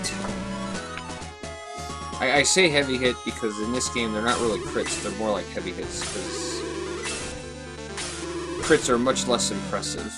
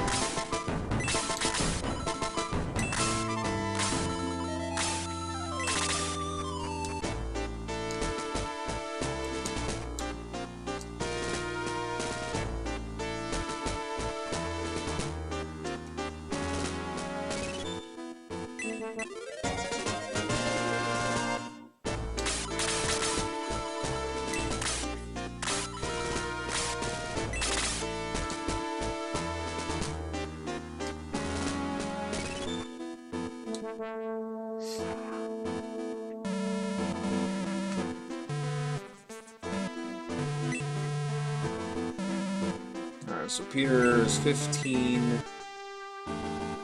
Like, nowhere near leveling, so... If we can get him up to 17 by the end of this battle, that's good, but I'm not gonna have my fingers crossed. I'm not gonna hold my breath.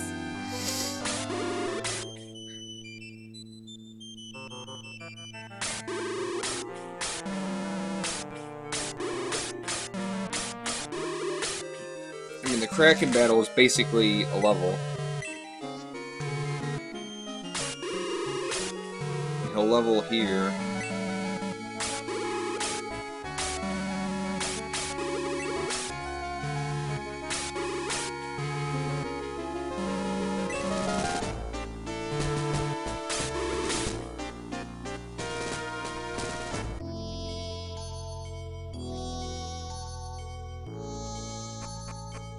It's like, again, like, this is one of those spots where the movement doesn't matter. Alright, be right back.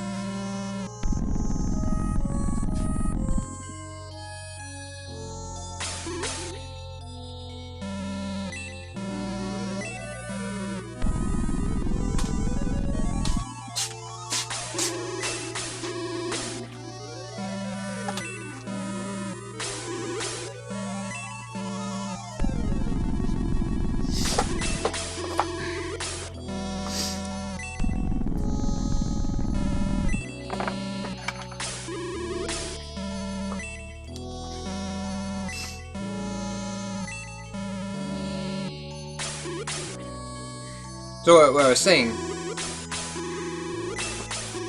you can enter into Valkanon's temple on either the left or the right side. It doesn't matter, because you're going to end up in the middle.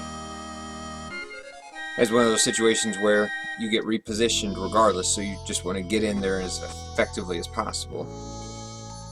Compared to, like, the Grand Seal Tower earlier in the game, depending which side that you entered, you would end up on that side. You know, it's basically either you're being teleported or you're actually like going into a new door. It's like a way to look at it.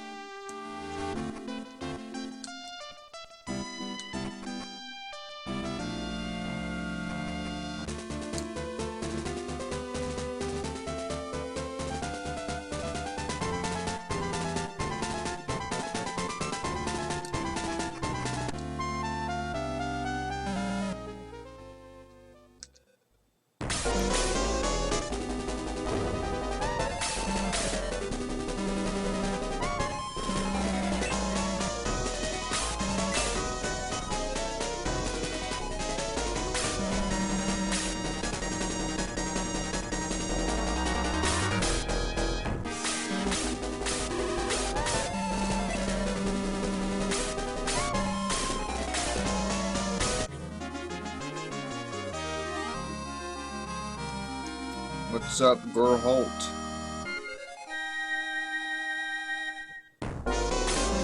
If you ever look at his hat, Gerholt was kind of a hipster before hipsters were even a thing.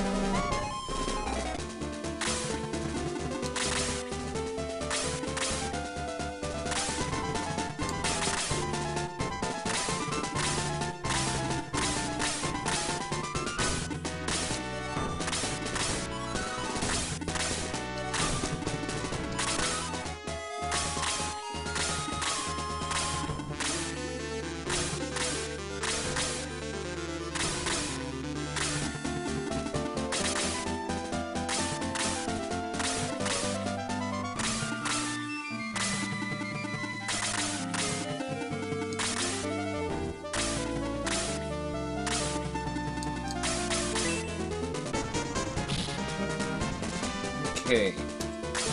Blaze 2 probably will not do 11 damage, so we will not have to zombie. We'll leave it for Peter.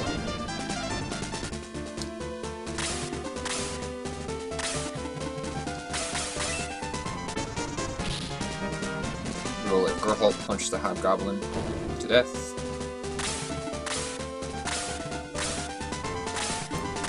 Now, if Peter outturns the zombie here, that would be really cool. But, yeah. That was to be expected.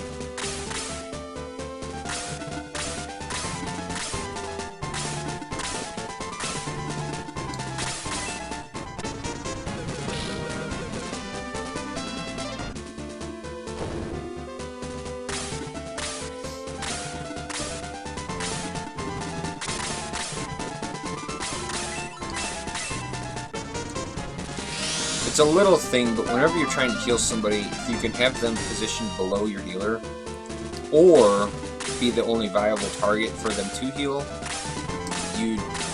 it uses a lot less movement than to set up your heal, because otherwise you gotta like scroll through a whole bunch. Well, not really scroll through, more like scroll around.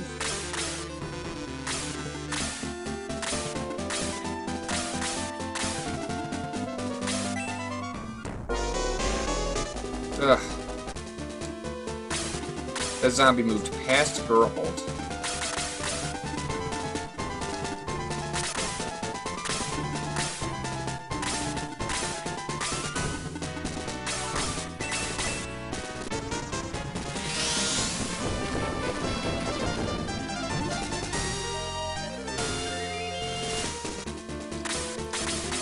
And that blaze actually did 12 damage on Gerholt.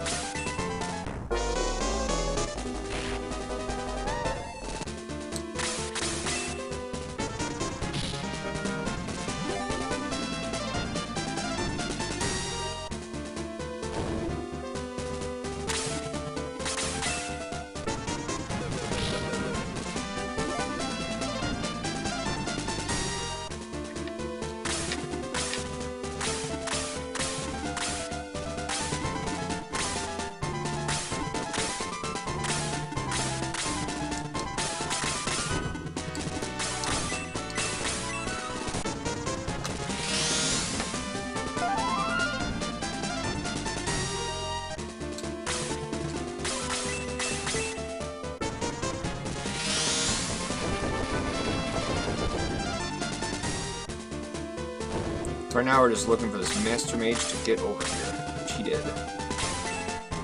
It looks like Peter can actually reach him.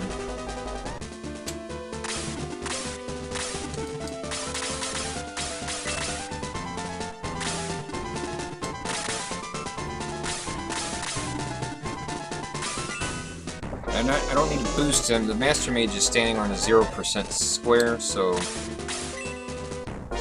Peter will be able to kill him with just the power ring equipped. Right now, I just need Peter to take his turn.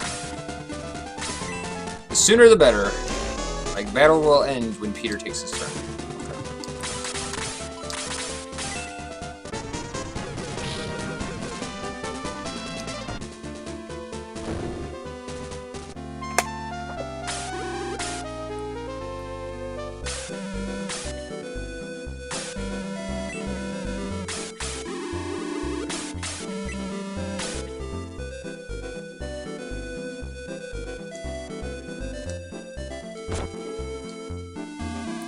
the reason I gave him the power ring as opposed to using it was obviously because in case it cracked. There are certain times where if it cracks, it's not as big of a deal. Because, like, we're on our way to a weapon shop. Like, if it cracks after the Kraken battle, we're going to a weapon shop anyway, so... not as big a deal. If it cracks in this battle, that's a huge deal. Because we just have to go to the weapon shop.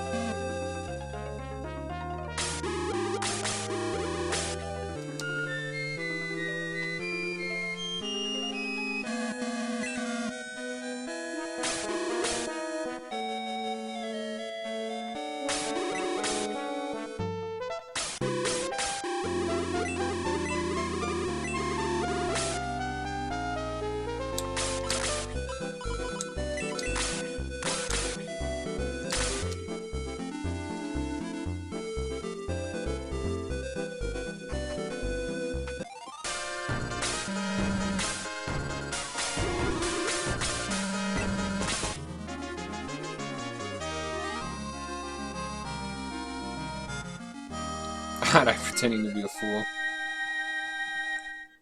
He does play everybody as a fool, though.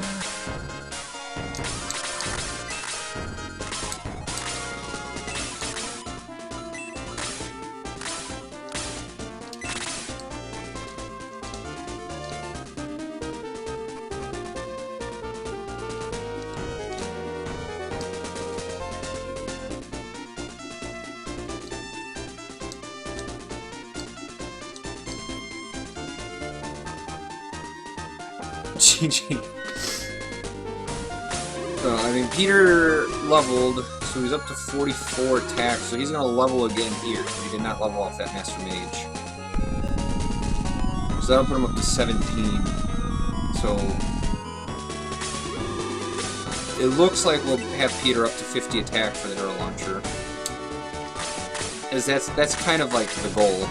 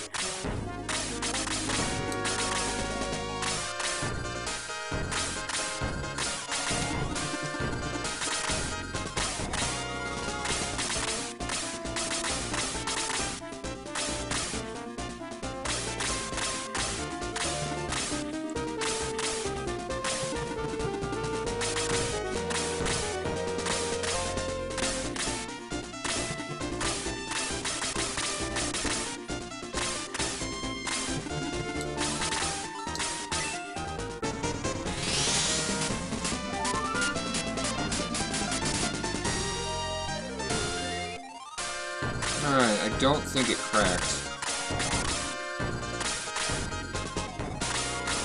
There's the Kraken head. I don't think the Kraken is. I think the Kraken's already moved twice.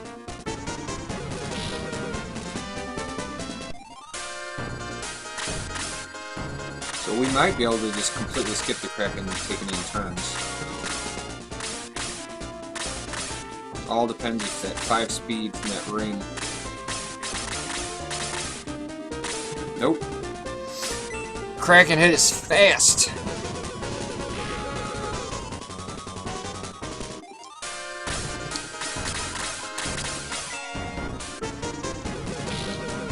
Alright, there we go. Well, 17.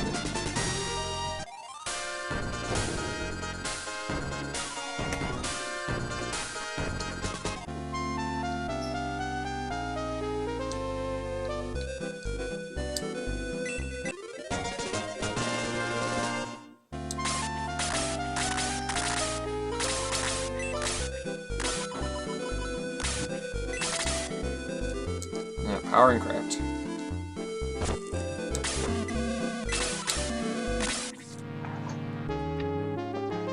Oh.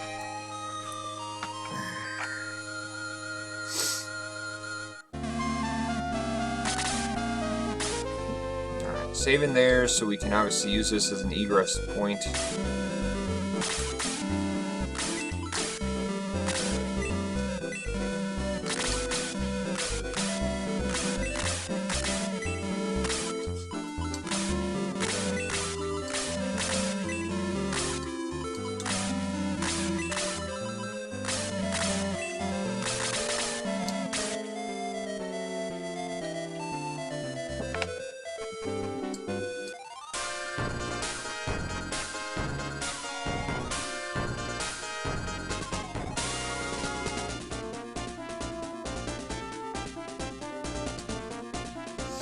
So, you'll remember that I unequipped the speed ring there on Peter. It's just because we want to increase the likelihood that Peter can attack on his first turn.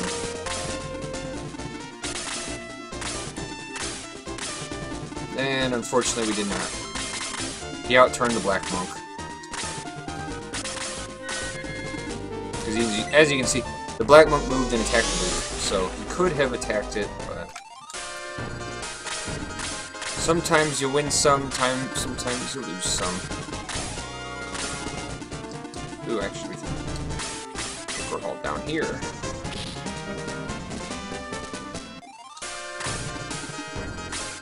Get this zombie to attack Gurhal. A much better option.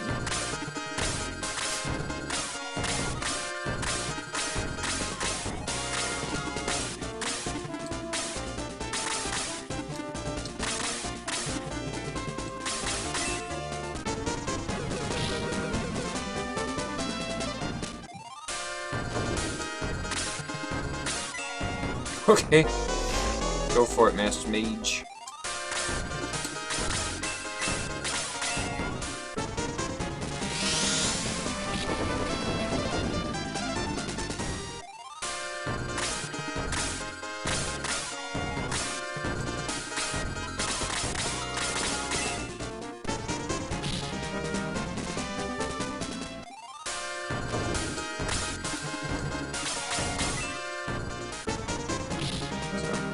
We're gonna have Peter kill the Master Mage. This is because of the experience allocation.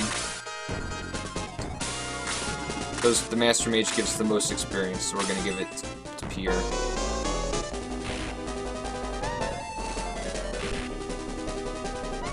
Gonna deal with annoying double attacks.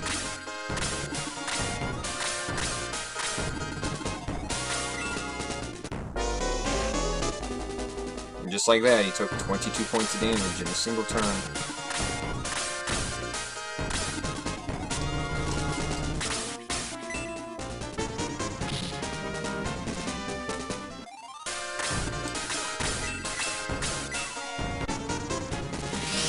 But Sarah does have a free heal 2 in her with 20 magic points, so...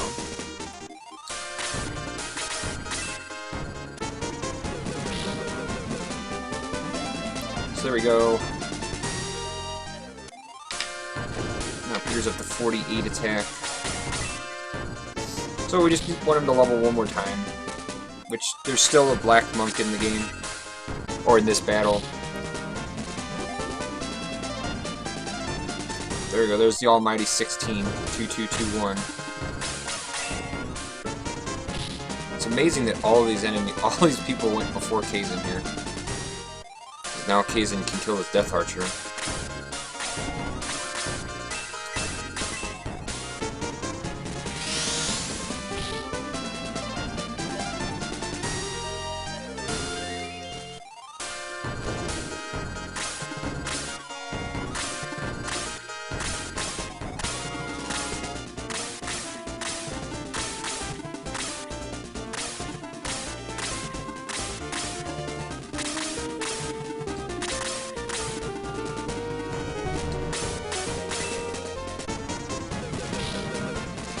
Okay. That looks like an excellent choice for Kazin. kind of want Kazin to kill as many of the golems in this battle as possible, because they give quite a bit of experience.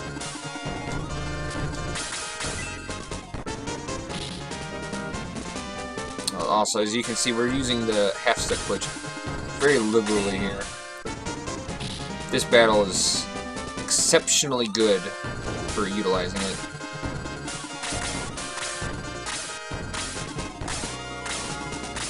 Are there any mages besides Kazin? Well, there's only one other mage, but there is one other sorcerer and wizard that you can recruit in the game. So there are 4.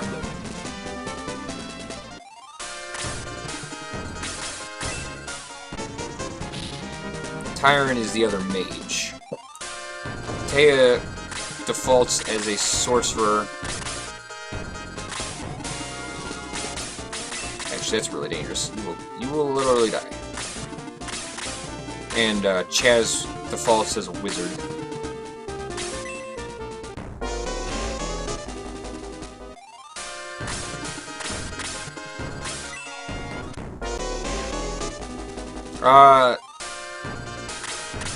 In a casual run-through, all the magic users are fairly even. You know, there's not a whole lot of variety in their spells. Sorcerers learn all the same spells. Wizards, with the exception of Kazin, learn the same spells.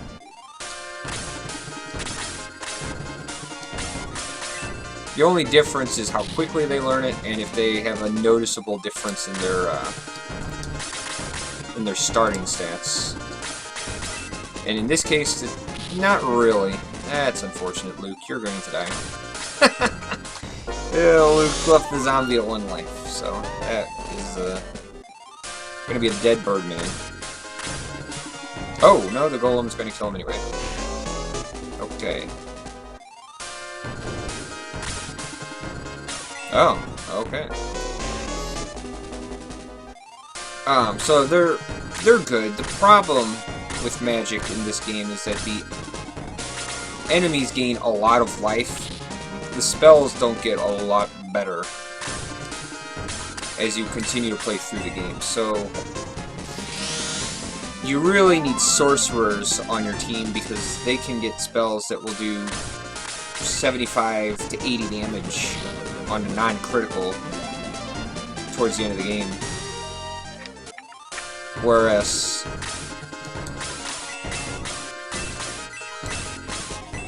wizards, excluding Kazin, will cap at about 50 to 60 damage. Yeah, go ahead. You're gonna get hit really hard. But... So, I mean, they're good. I'm a huge fan of magic users. I like to use them as often as I can. But a casual run-through, you probably don't need to make a full team of them. Just a little bit on the overkill side.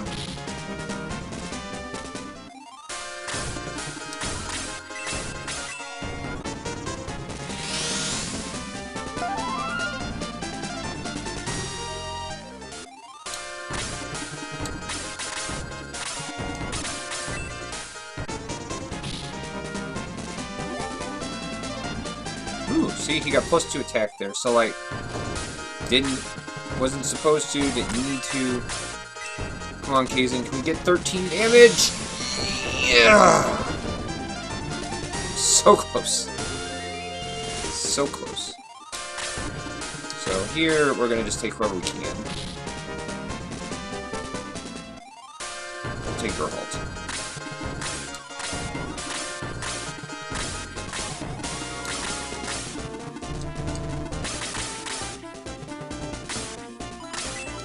This is like the one time I really did not want Kazin to go here. Him going before Peter is just completely pointless. Peter gets no experience from the golem. Kazin would.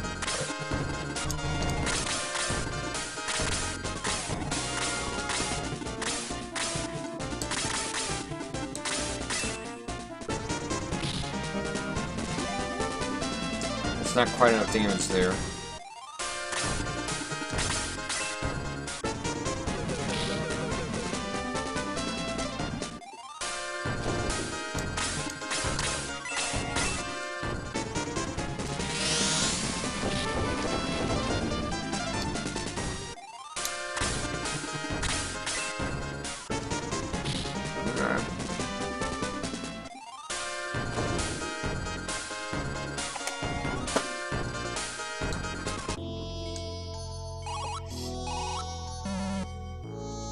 So that was a pretty standard battle there. Can't really say anything. Really, the only difference between that and the last run was just I didn't get Peter to attack on his first turn, so we missed a Peter attack.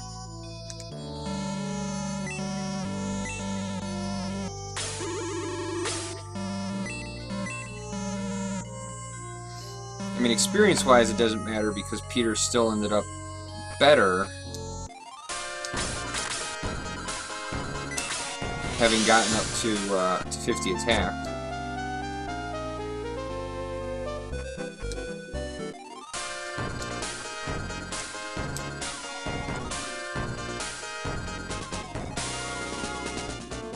But like speed-wise, missing that extra Peter attack.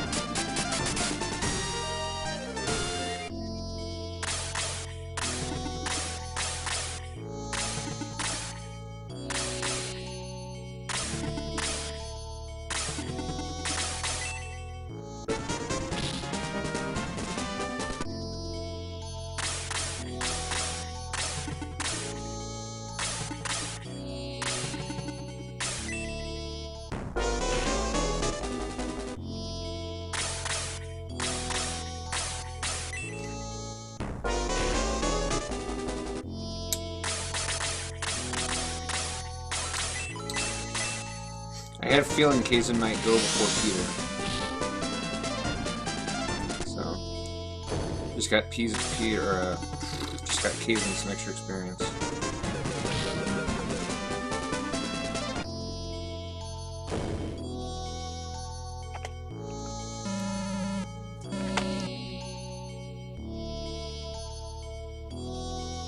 So obviously that battle, you could do that battle a little bit faster if you elected not to attack the golem on the right side. But if you have Kaizen, it is advisable to do so because you can get him a little bit extra experience.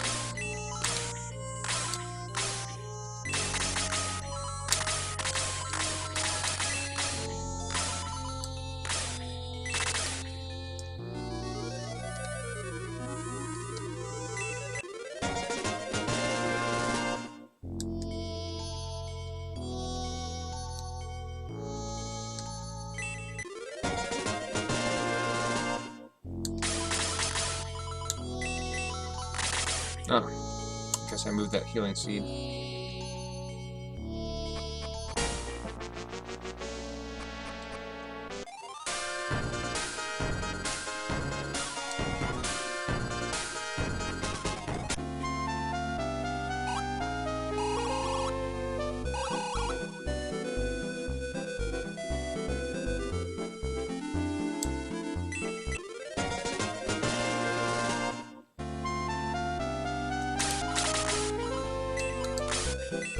Oop. I really wanted to use the mithril.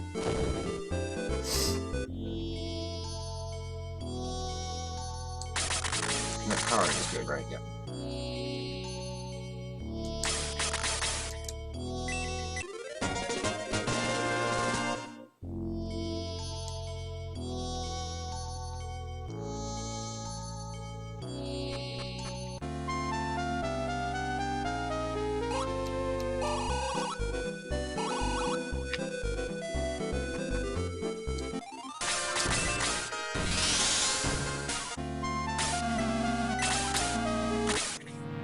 Alright, so we've done three resets so far.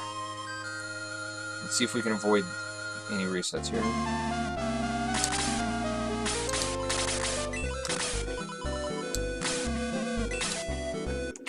+3 is no good. Gotta have the +4.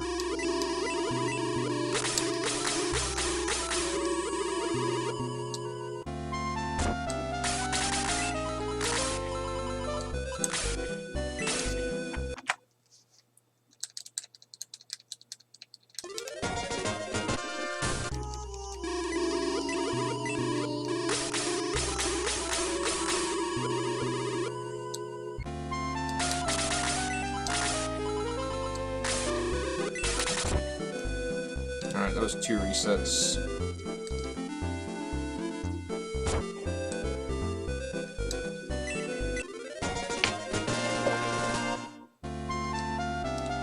So, I mean, that's 5 resets through the first 2. That's not too bad. I mean, really, that's about as average as you can get. Because, like, you have to expect that you're going to get at least 1 reset. Generally speaking, it shouldn't take more than 3 because you can usually figure out where you gotta stand to get that +4.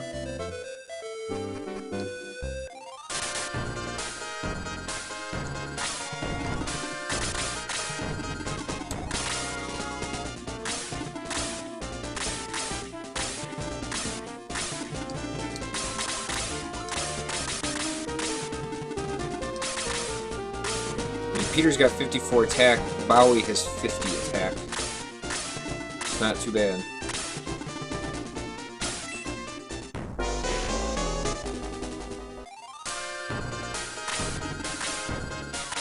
This battle is really just a massive pain in the behind. Compared to the other desert battle, this one, all of the movement is to the left. So you cannot do the movement glitches at all.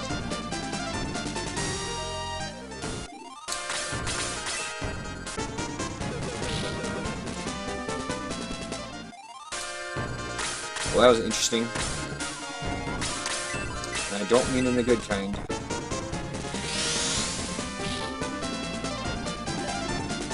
But all the same, I'll take it, because we want Kaizen to be 20. Well, I really would have preferred you to, take your turn after any of those enemies had moved.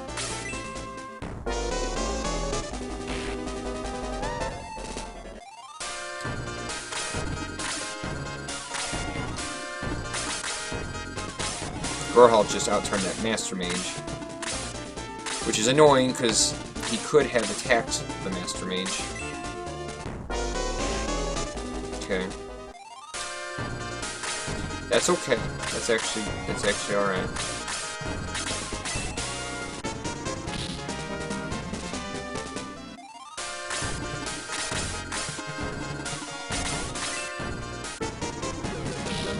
Oh, Peter. Leaving arrow launchers alive at 1 health.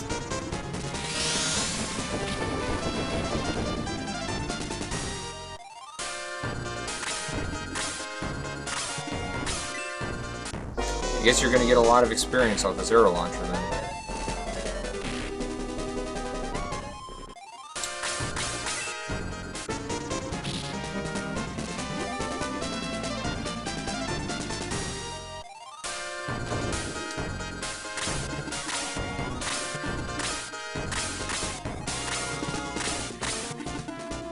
Yep.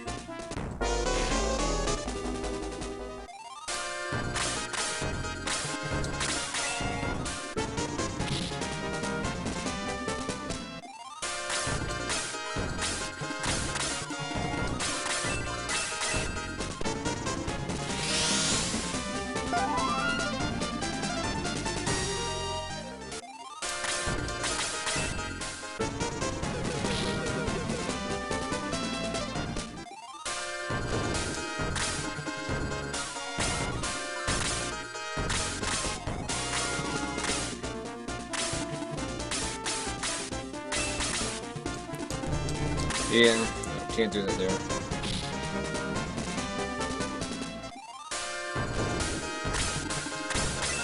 I was really banking on Gorhal out-turning this Master Mage from the level. So I really want to get my squishier people away from this incoming Gargoyle. Yes, sir!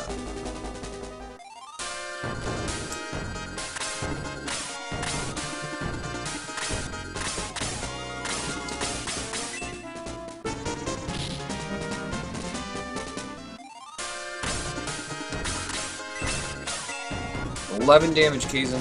11 damage. Close.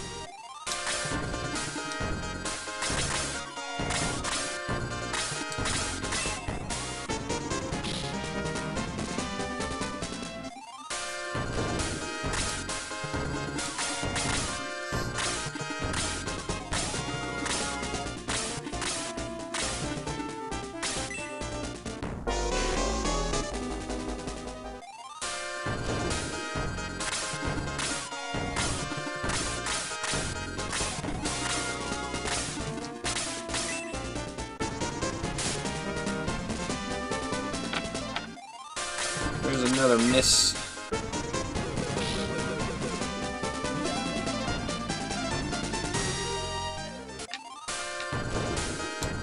We're up to 10 team dodges right now. That's really dangerous. That's much better.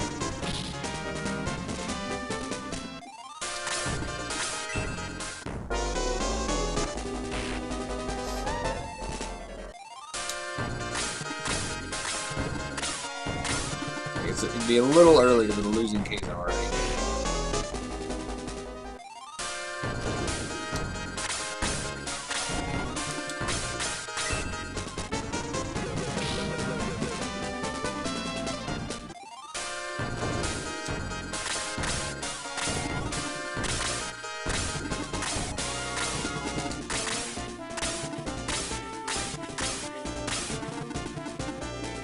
Okay.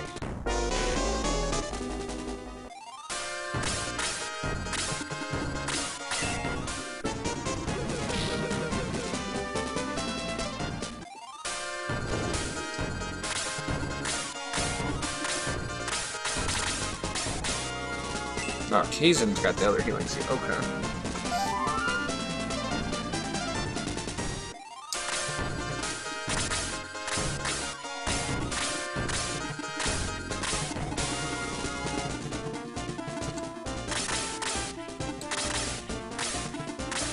This is really shaping up to be kind of weird.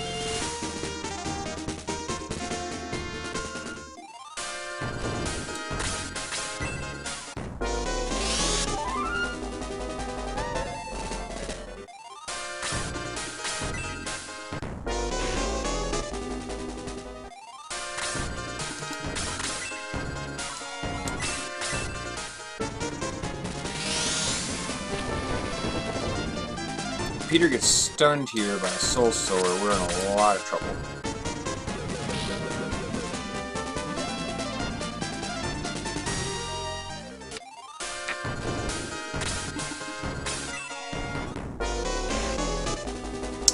Yeah, it's not so good. Well... Oh, there's another dodge. Okay, that's actually not that big of a deal.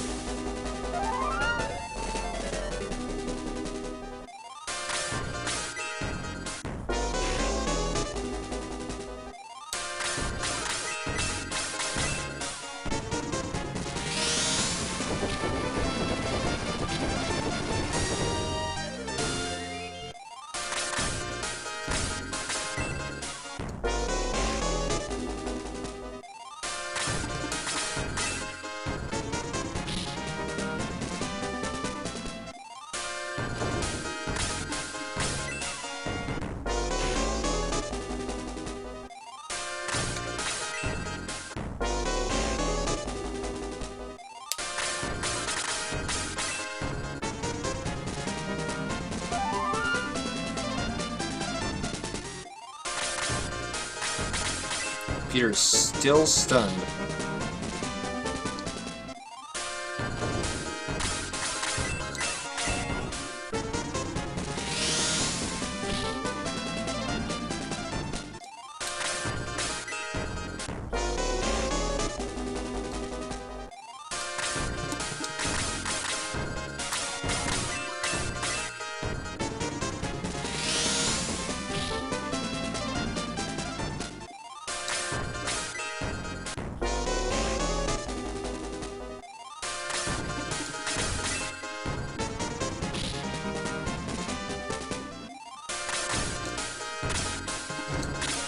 Whoa! That was curious.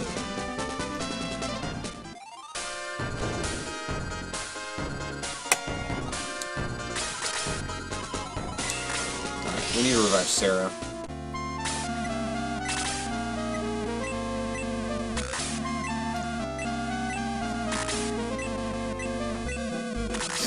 I don't want to use the Cheerful Bread on her. I'm just going to concede a little bit of time.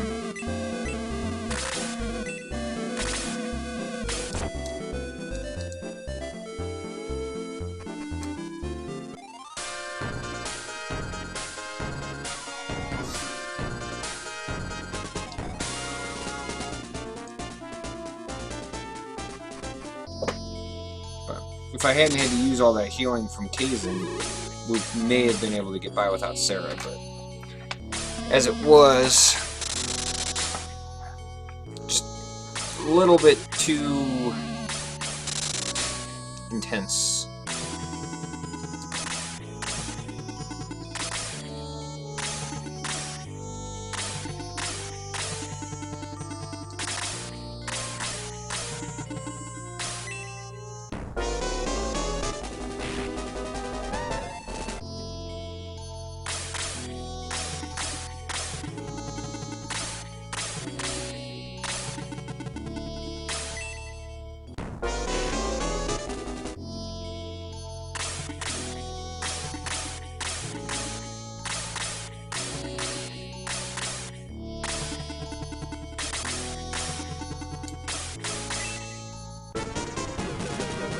Oh, there's a Peter miss.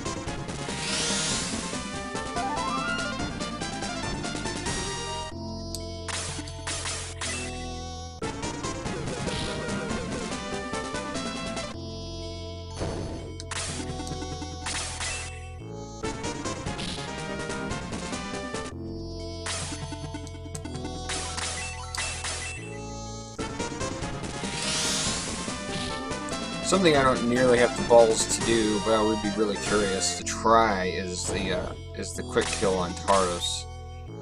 Basically, it just involves doing the half-step glitch and just going right up there into Tauros. But unless you can pretty much set up a double attack from Bao, you just have to kill everything, in which case there's no advantage to just bum rushing up there, other than potentially having someone get killed. Which, speaking of which, I really hope Sarah doesn't level here. She's level 9. If she levels up to 10, her revival takes just like a few extra seconds.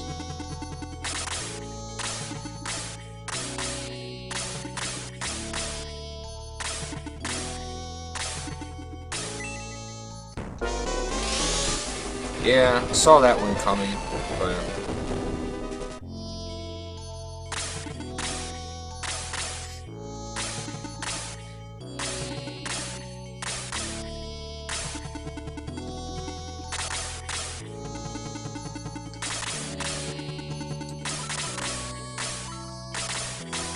alright, he may still kill us.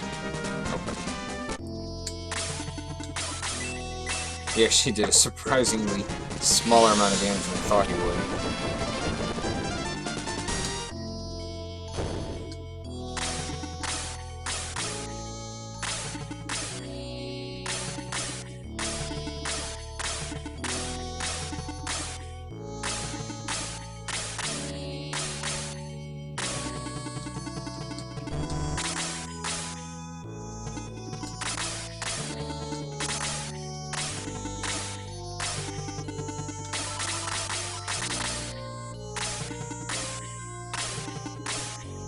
Bring it, Golem.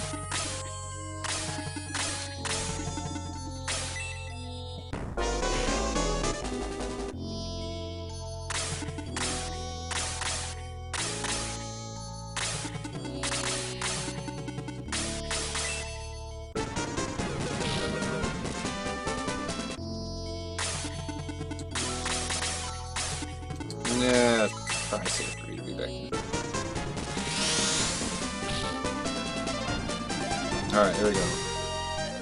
Kaizen is 20. It's a lot of weight off the shoulders.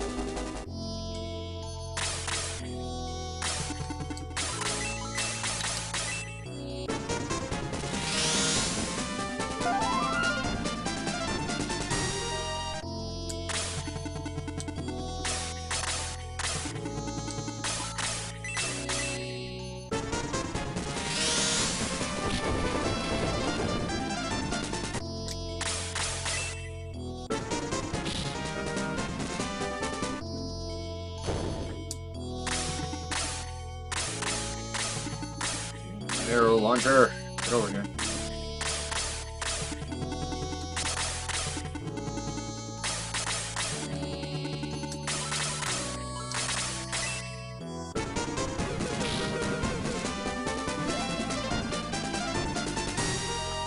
Oh, that's helpful.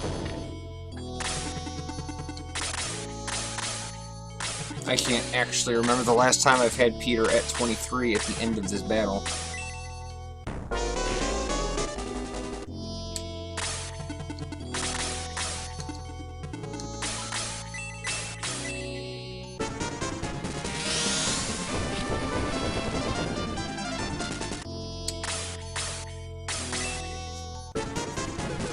I was hoping I could get Bowie to go before Peter, but it's looking like that's not going to happen, so...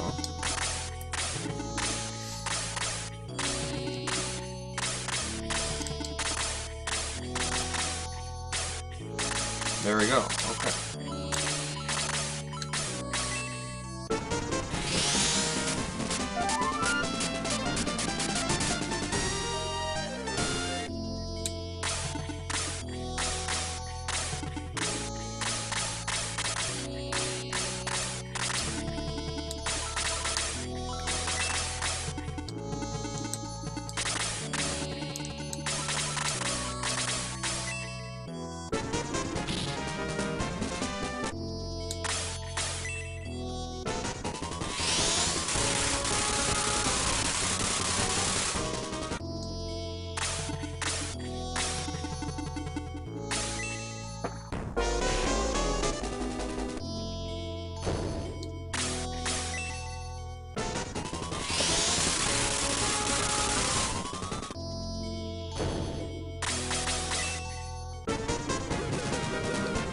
That was a really bad time to miss there, Peter. Holy shit.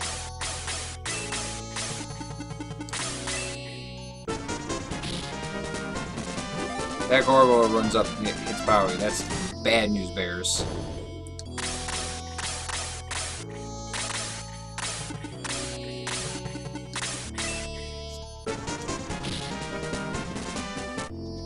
Even with attack expiring, he'll still be able to kill him. We had to take that pause to kill that gargoyle.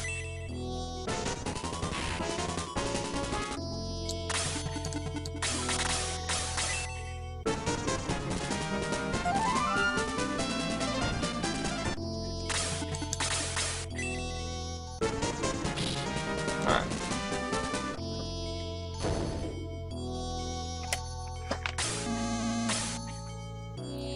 That was not a good time for Peter to miss, but cost us it cost us more than 3 seconds. We lost 3 seconds, but we could have lost a lot more. Because like I said, that gargoyle hits Bowie. It was very bad.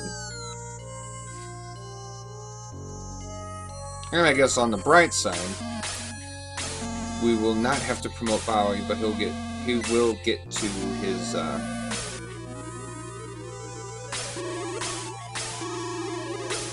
level 22. He's very close.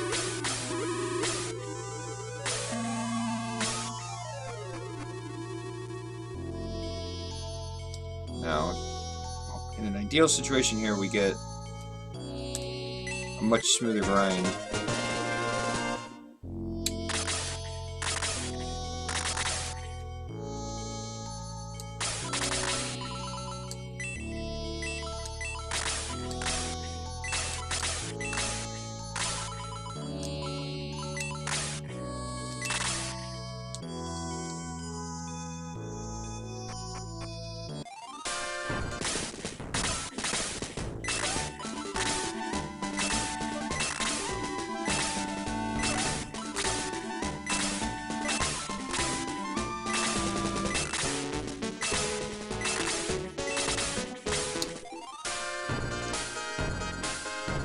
Alright, I'm gonna... Because I have the healing seed, and because of the new grind strategy, and because Peter's already level 23, I'm gonna try to not... I'm gonna see if I can avoid reviving Sarah until after the grind, obviously.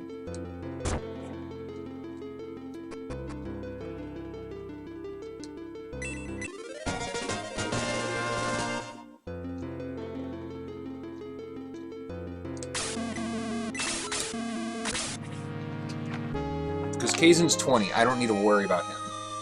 So if I could just leave everybody dead, it just cuts down on the amount of extra time, or wasted time, rather. What's up, Grumplestillskin? We're doing alright. It's been a very tedious back and forth. We've had some nice moments of clarity, and some hazy moments of blurred vision.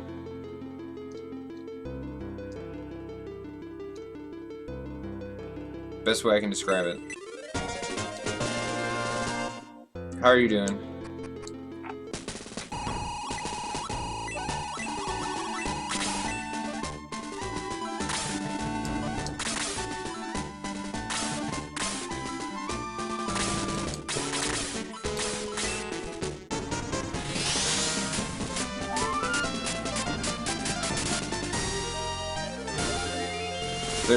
There's his 22.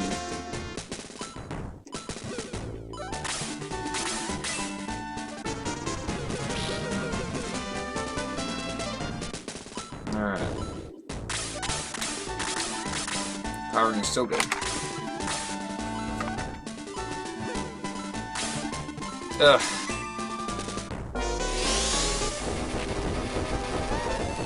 Thanks, sir. Thank you. I'm looking to get out of here sub 3.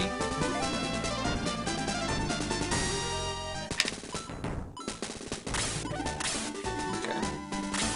Just staying here. Oh, come on, Peter! You have the speed ring equipped.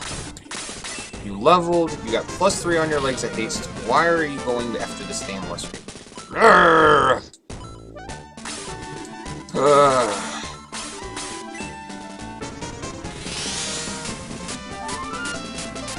Making me all kinds of nervous right now.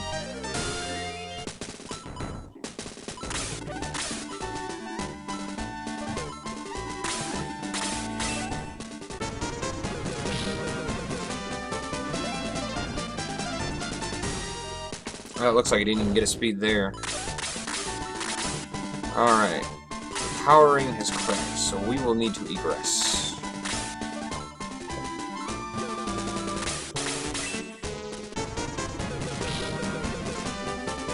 Alright, we will egress now. We could wait.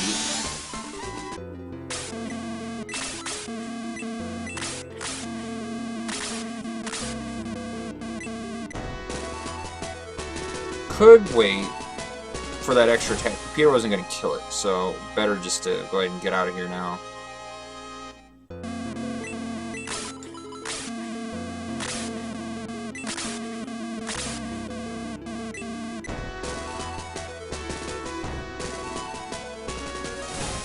I don't really need to promote Kaizen right now. I could wait for Peter, but it doesn't matter. So, like, right now, having Sarah alive would not have made a difference, because I had to egress before the healing mattered, because of the powering. But it's a little bit too soon to be needing...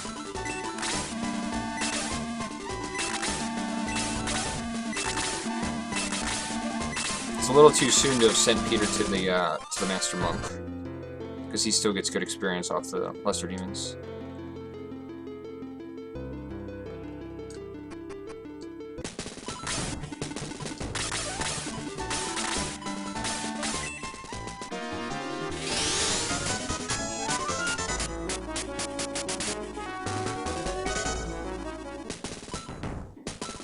Alright, I don't think it cracked, but I always check just to make sure.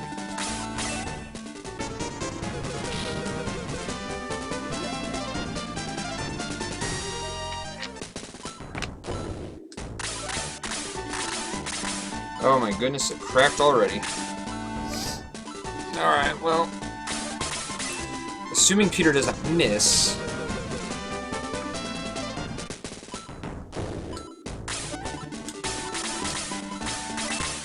we can take this opportunity to just...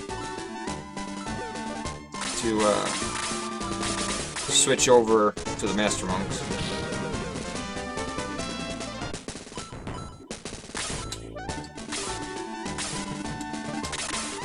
Except that he just outturned the Lesser Demon. What?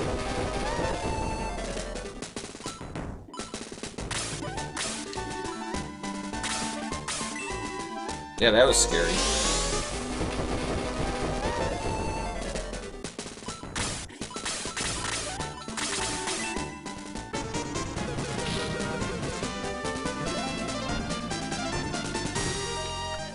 Alright.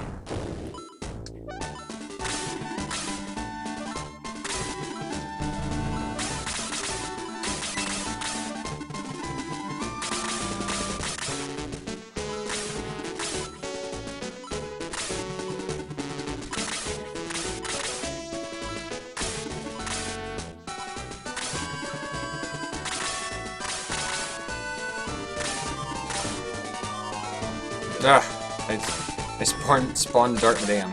Oops. Whoops.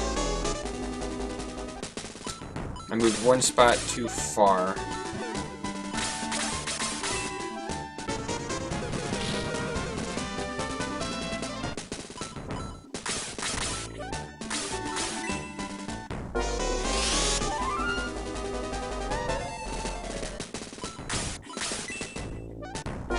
Alright, stop that. Stop it.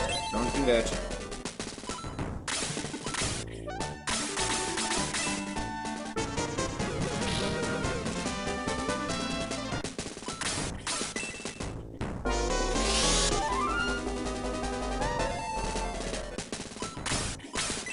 Yes, that's much better. Please attack Peter.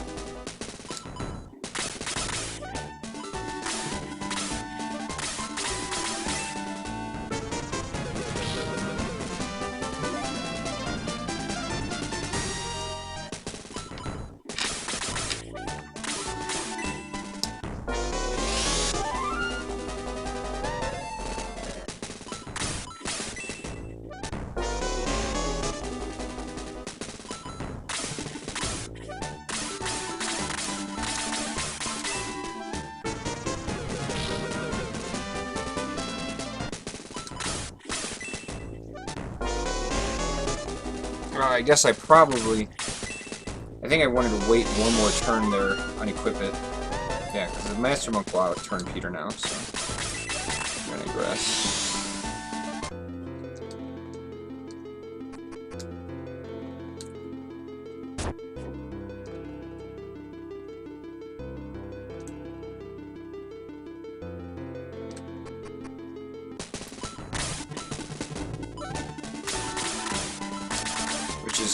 Honestly, that's okay, because we were going to need to address their swing anyway.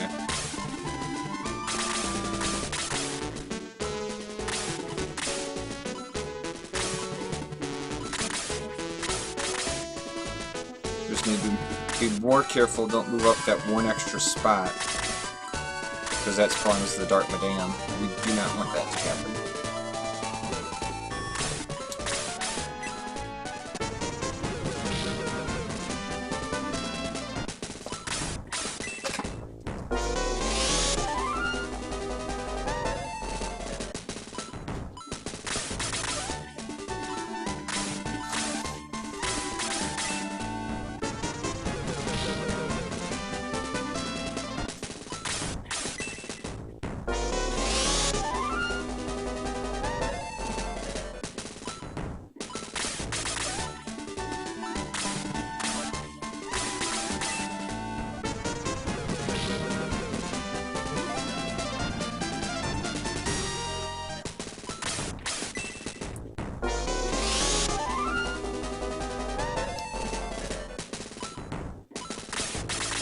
So now, on this one, we're going to put the power in, so we can get some more experience in. Because he can only use heal 3. And he'll probably out-turn Peter and attack Peter, which is fine. It won't kill him. Oh, Peter still went first. Okay. It's possible that Peter is fast enough now.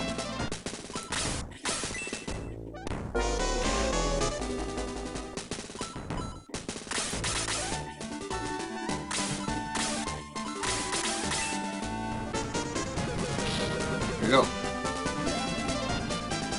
And got a 2.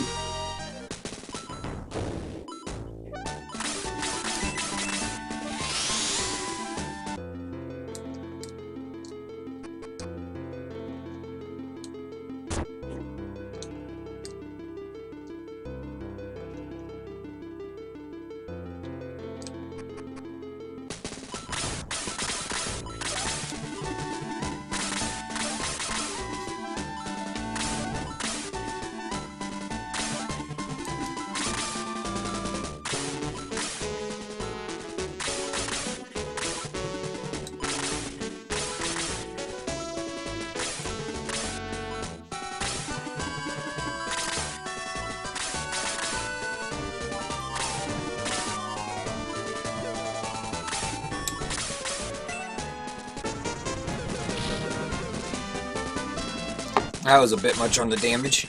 Oh, no. Okay, perfect. So apparently if you do, like... If you bring it down to, like, 18 or less life, that's when it heal 3. So I feel like I've seen it heal 3 before at that amount.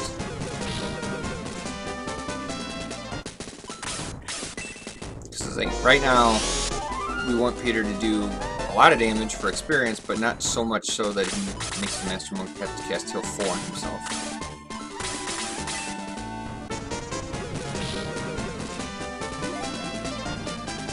Oh, there's one. Yeah, and he went ahead. See, if you knock it to 18 life, it uses heal 4. At 19, it will use heal 3.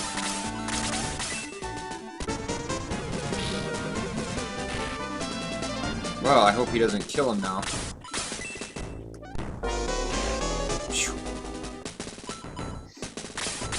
That was a mildly scary counterattack.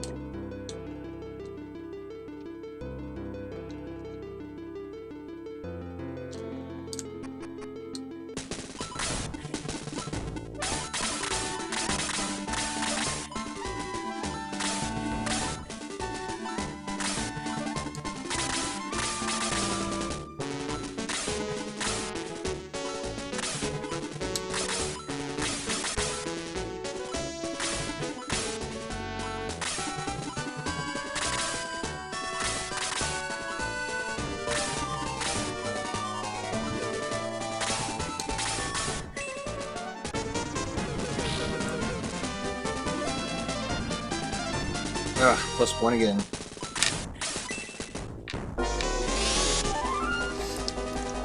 Peter, I would prefer if you did a little bit less damage here.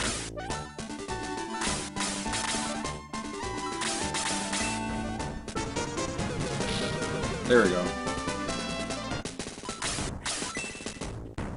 Like on this attack, when the Master Monk only has 10 magic points left, that is the time that it's okay for Peter to do a little bit more damage.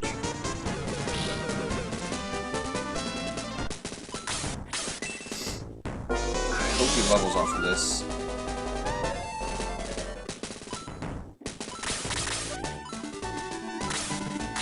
I don't think he will. I think he's going to be just like a little... Well, I guess he still has to kill the Master Monk. Okay. No, he should level off this. Woo! That Master Monk just about pushed Peter right out this screen. Alright. We got +2. Alright, we're gonna get on out of here.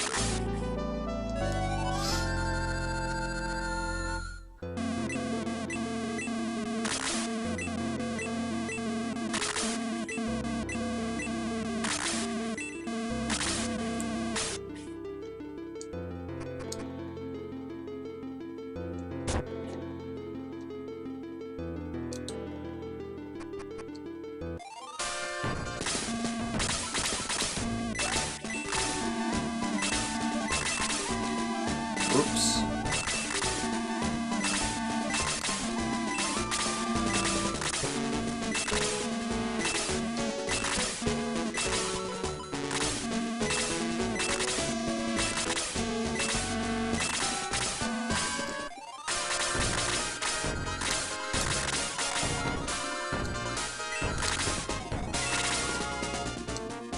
We're gonna miss the sub 3 on the grind by like, look at that. So close.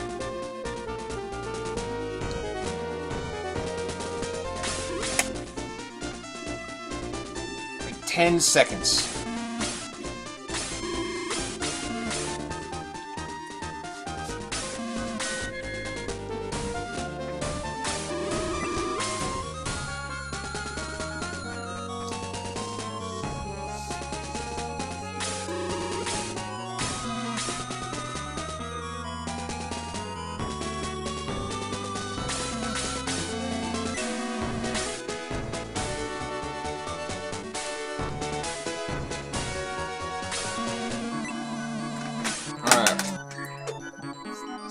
This is the part where we need Peter to not miss the harpy twice in a row again.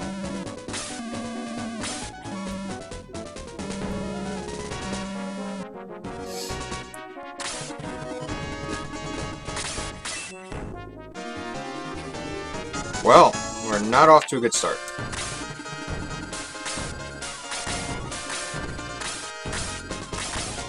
Kazin outturned the harpy up there. Not off to a good start.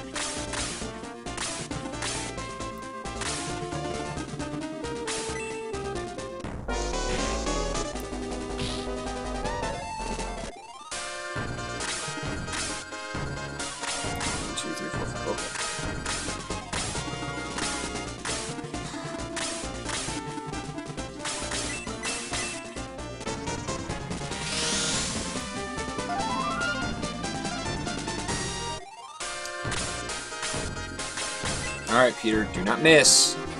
Okay. I can ill afford have you miss again. Alright, Kazin, you went first last time. Can you go first again? You can. Thank you, sir.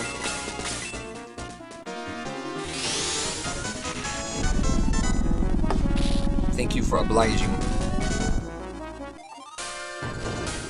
So we're one Peter attack behind, basically, because he missed.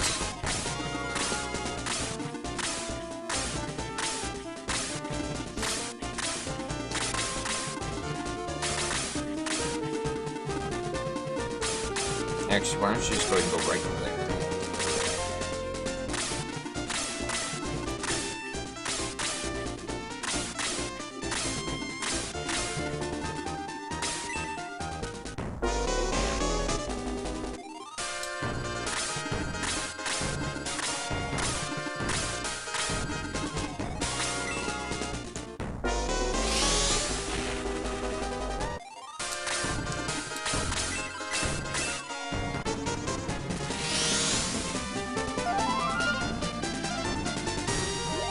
Yep, Sarah's level 10, which now means her revival time is a little bit longer.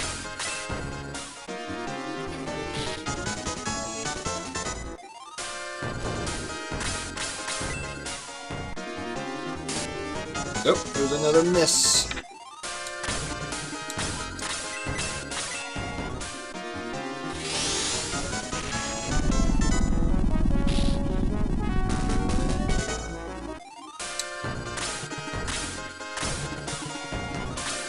Ooh, it's a good thing that harpy didn't go all the way up.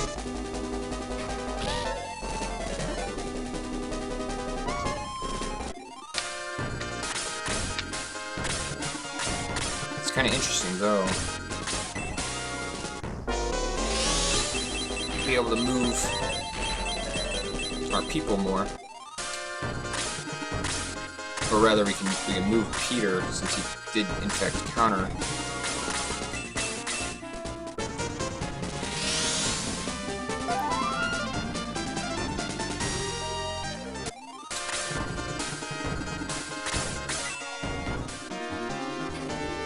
God, Peter! Why don't you bolt this? For safety. Well, Sarah's dead. Kazin getting outturned here is a death for Sarah. Yeah, seriously, Peter, please, like, you just missed an orc. This is not even a hard enemy to hit. It's neither flying, nor hovering, nor fast, nor impressive.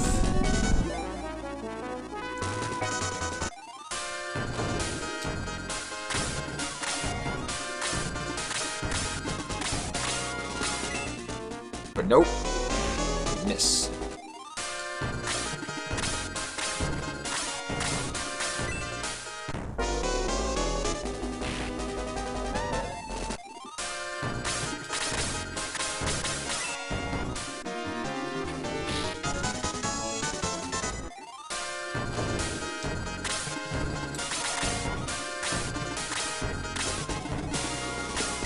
Oh my goodness, like, you gotta run all the way over just so you can cast freeze on him?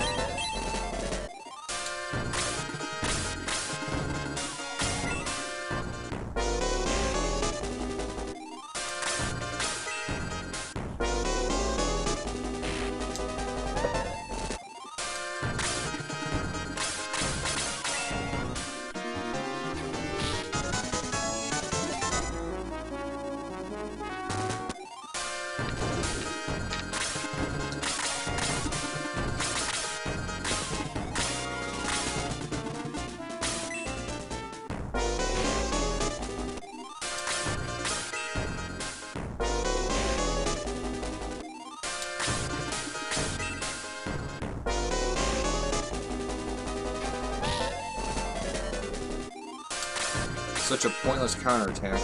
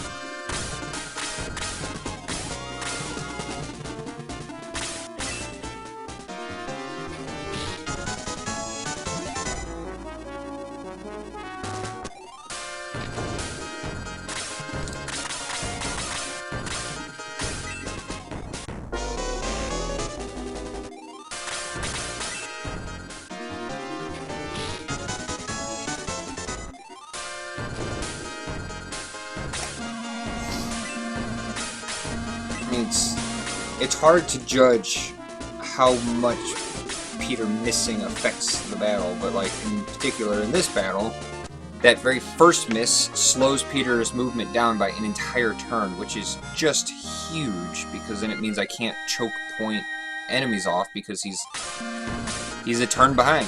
So like that very first Harpy miss is so detrimental.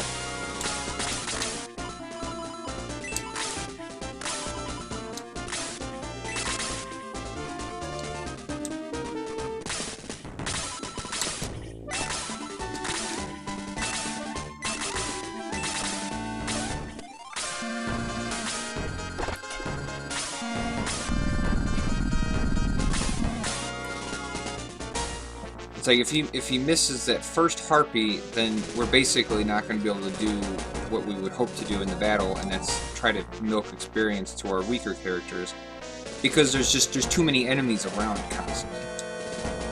If Peter hits and kills the Harpy, then he's able to be a turn ahead. He can then help choke out the enemies so that Kaizen and Bowie are only fighting 2 enemies as opposed to like 4 or 5. It's like that first miss is like one of the biggest misses in the game. I mean, it'd be hard to say what is the biggest miss in the game, because like any miss against a Greater Devil is a big deal.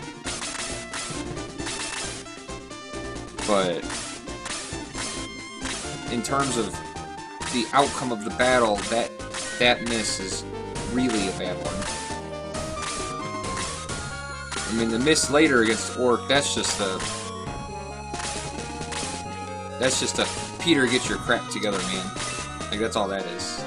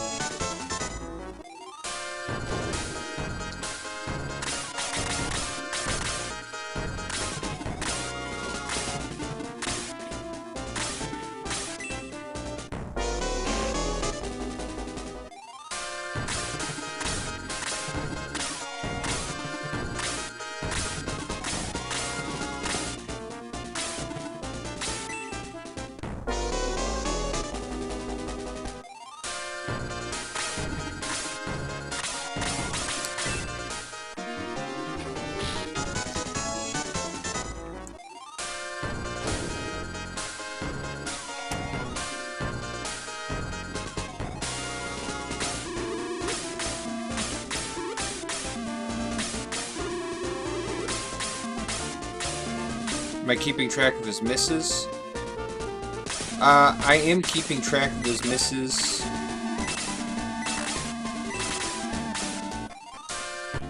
I mean, in general, Peter will probably miss about 15 times throughout the run.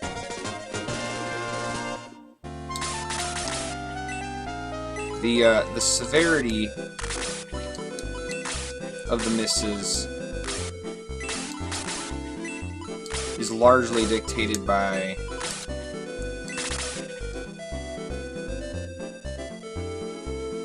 I mean, every Peter miss is bad, but there are certain Peter misses that are not as bad because, like, maybe he wouldn't have killed it anyway, or somebody else can kill it, but I mean, to get as far as a rough estimate, generally between 10 and 20 is kind of to be expected. 15 is about average. But I mean, like I said, like missing that harpy there, that very first harpy in that battle, that is like one of the biggest misses that you can have because it sets the whole battle up to be a lot slower. Because then Peter's delayed an entire turn getting back to the battle, and that's not good. On the other hand, like missing the king or Willard is bad, but it kind of depends. Like in the case of the king, it's not that big of a deal. Missing Willard, we probably rip and we're gonna lose 2 minutes. But like that's the thing, we lose 2 minutes. It's not, you know. I mean, every miss. It's hard to explain because every miss is kind of graded differently just depending on the circumstances.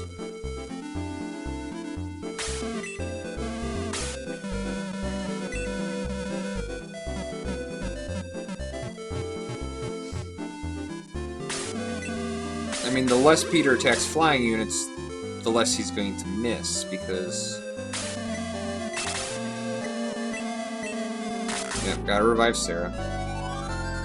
It's unfortunate. That level... Actually, we'll go ahead and just revive everybody now.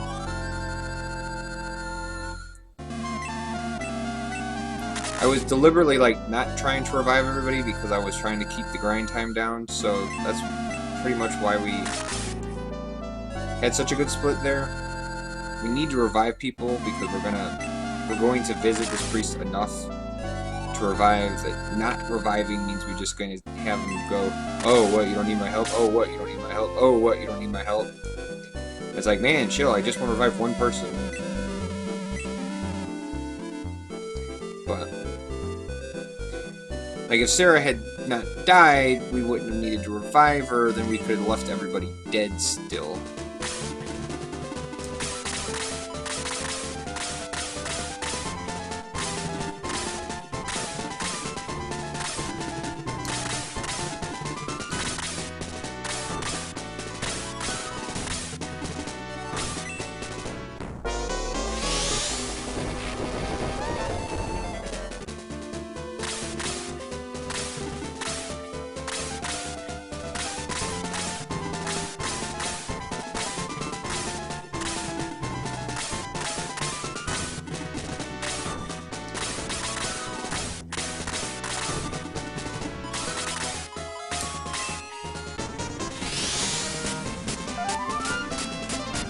I mean, Peter could kill the king. That would be good.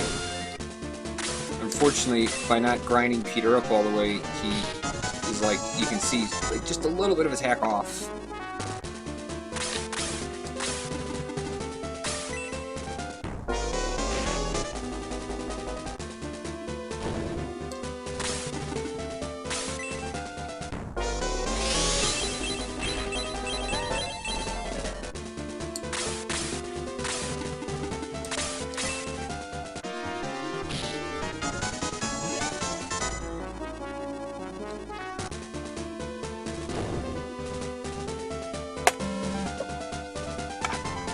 All things considered, we didn't lose that much time for having to revive everybody.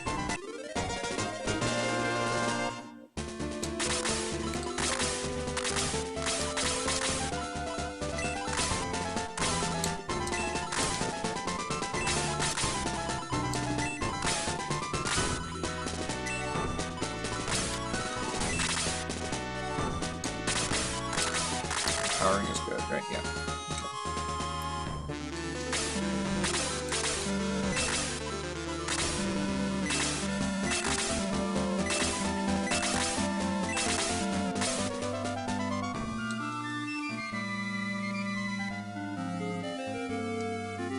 This is Sarah's last battle.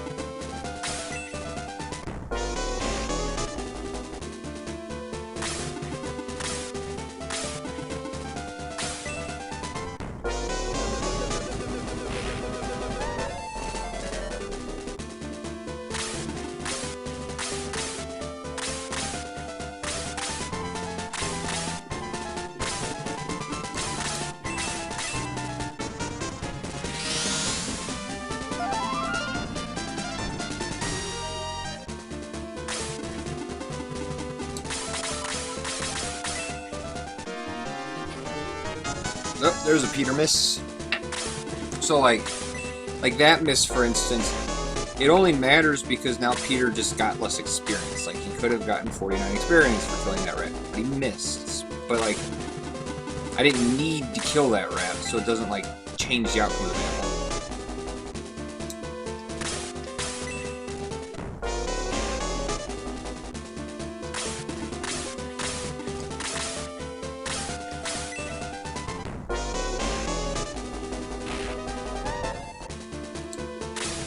Yeah, no, this is Sarah's last battle.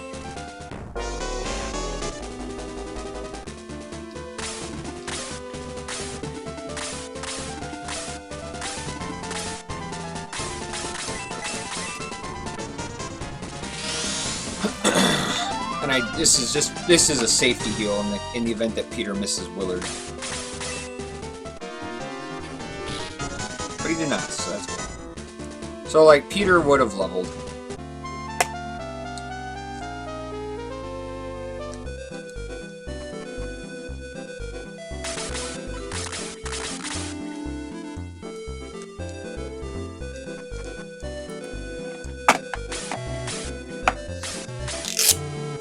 So, like, not killing the rat cost Peter a level. Not, like, a big deal, because he's gonna level a lot in the next couple battles, but, like, at 88 attack, he may not be killing things. At 90 attack, he would. GG, Sarah, the longest lasting member of the Corps. Yep. Now, why is she thrown out like a moldy tangerine? Maybe Sarah gets preserved and set on inside the shelf of the caravan alongside the trophies.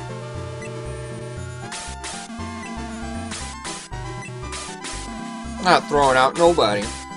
I'm retiring her while she's in her prime. I mean, for one thing, she's still alive. She could be dead.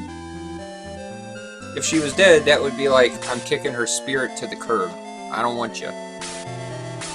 She's still very much alive, very much beautiful, so...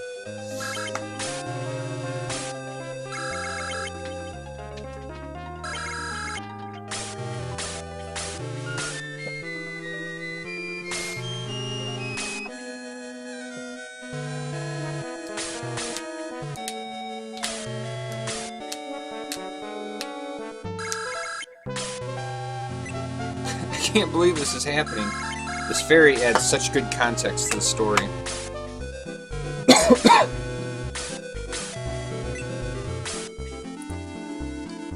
Trading up waifu +1. That's true. She does have to share a caravan with Chester. If only we were all so lucky. Alright, gentlemen, I'll be returning.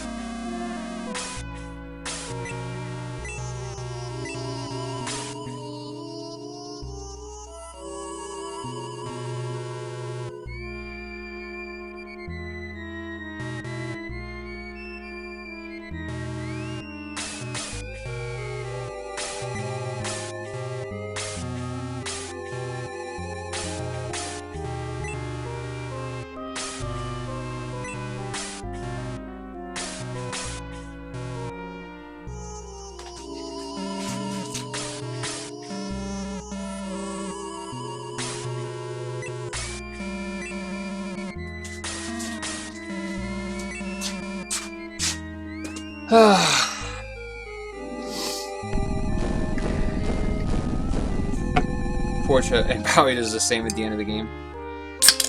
Yeah. Well, hopefully Bowie goes up a few more levels this time around than he did last time. Last time he did not get even to Bolt 2.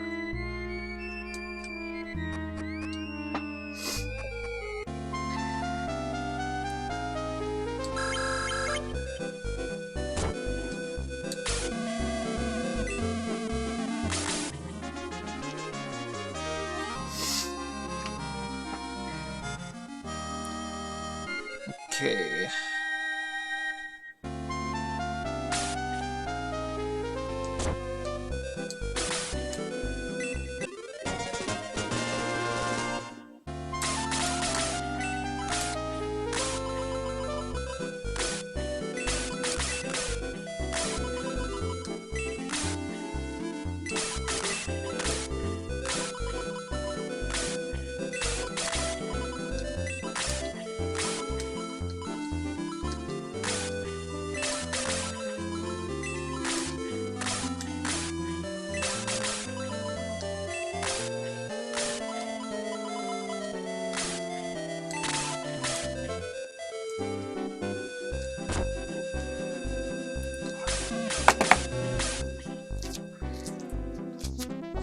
Alright, so, like, right there, that was much more optimal item movements.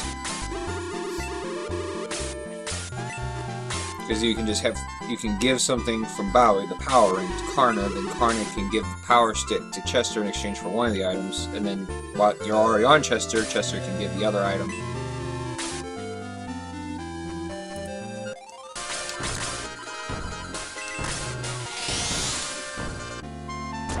Back to Karna. And again, I'm at a priest. I should just promote Karna. I always forget.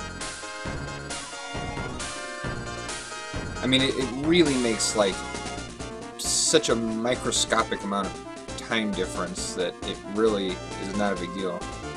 But it would be more effective to talk to the priest there than in Grand Seal.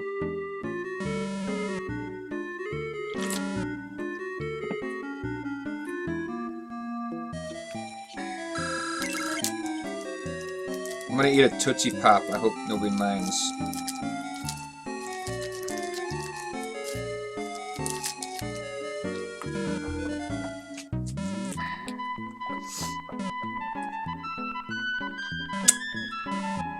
Because, see, I can still kind of talk even within my mouth.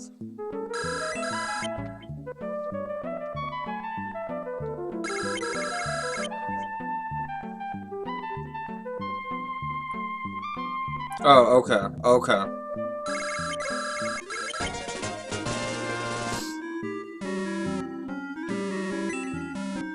mean, I don't like really eating on stream.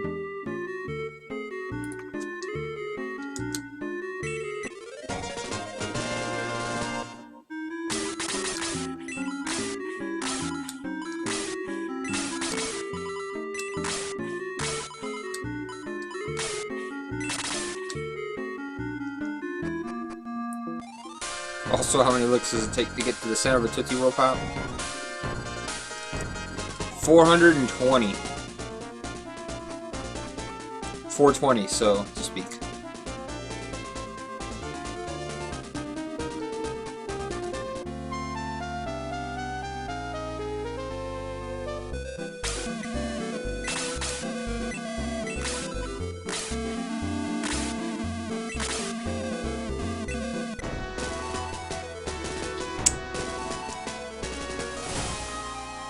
This will be my only one.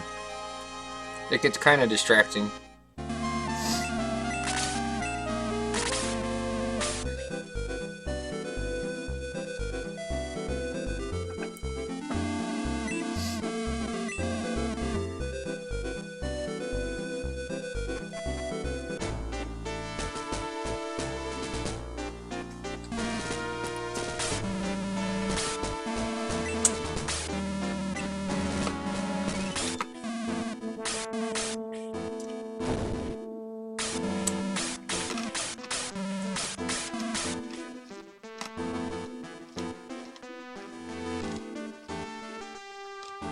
This is Z and Peter explain in detail. I feel like Peter does most of the explaining here.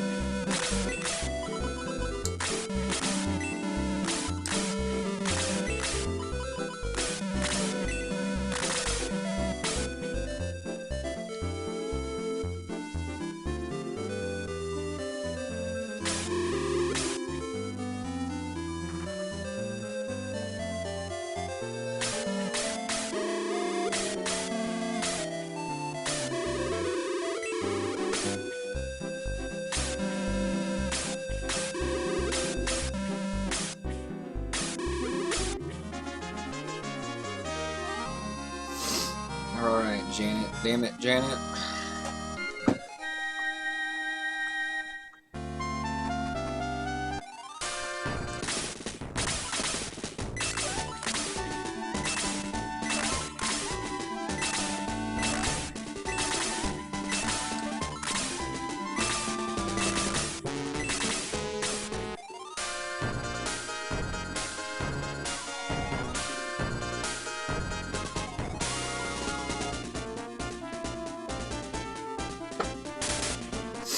Alright, here goes.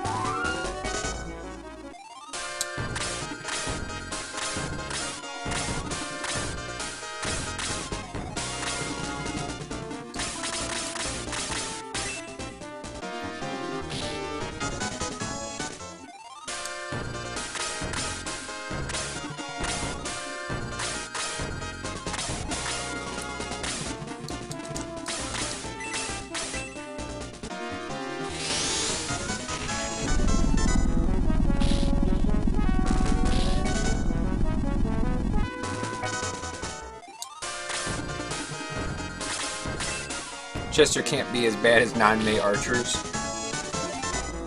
There's not very many people that are as bad as those archers.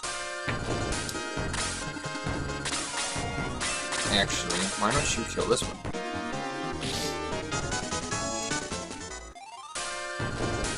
Karna can take out the skeleton sniper.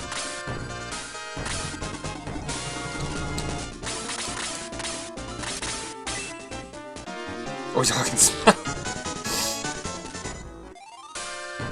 We're talking both. We're talking attractiveness.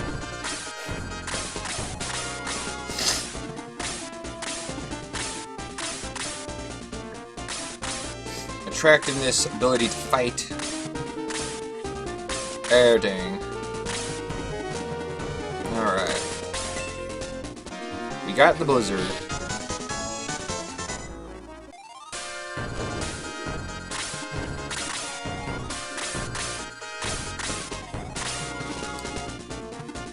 Well,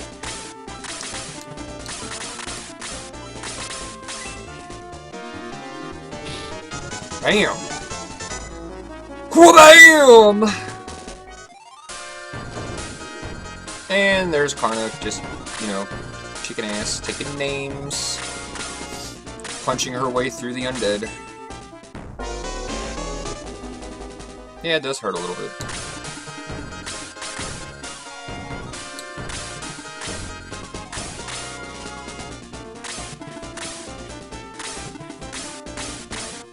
Only thing Chester has going for him is the green hair. Yeah, assuming that we like that lovely head of green hair.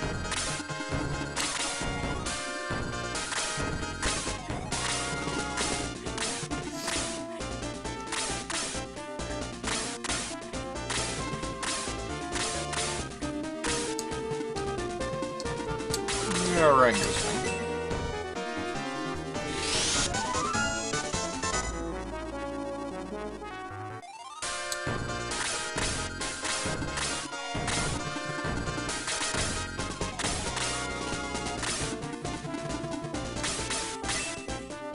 You do enjoy how Karna rolls into this battle and takes command of the boss. Yeah, that's why she's pretty much like... She's like the mistress. She is Mistress Waifu.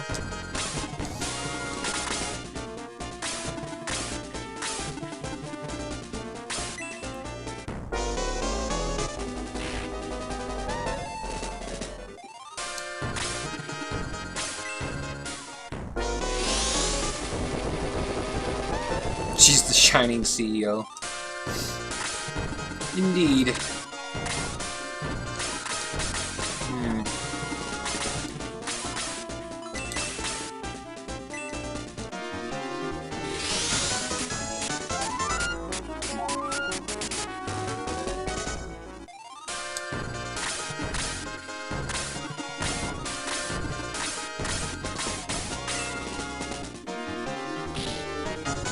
Ooh!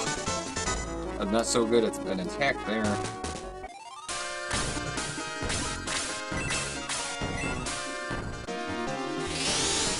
You see now why Bowie has to upgrade doesn't Carnival hurt him?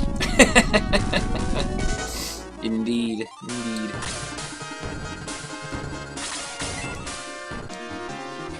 Well, Sarah will always be true waifu.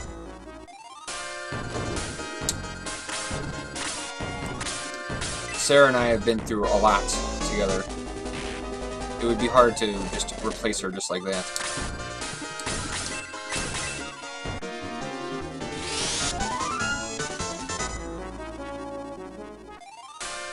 But Karna is like the mistress, the affair girl, so to speak.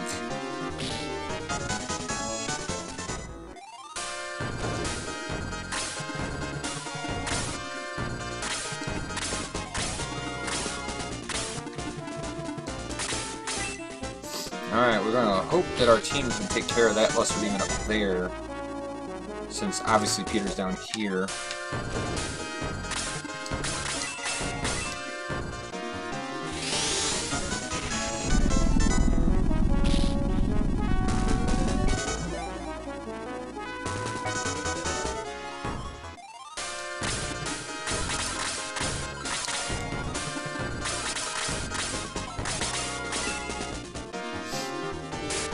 Oh, well, that's not so good. Why, I would say that's actually quite terrible, my friend.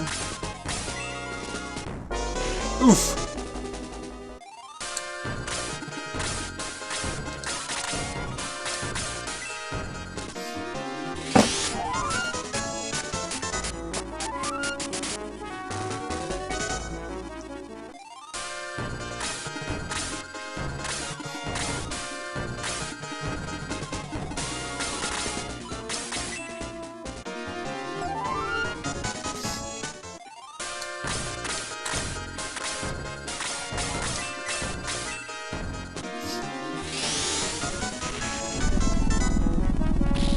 Oh, for heaven's sake, Teaser.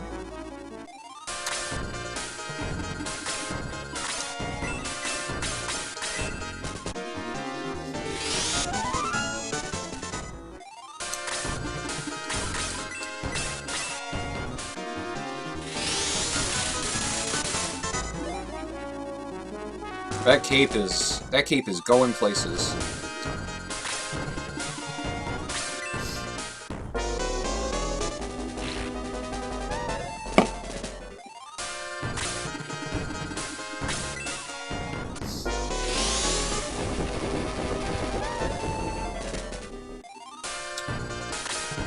Who is this lesser demon going to attack? Peter. Okay.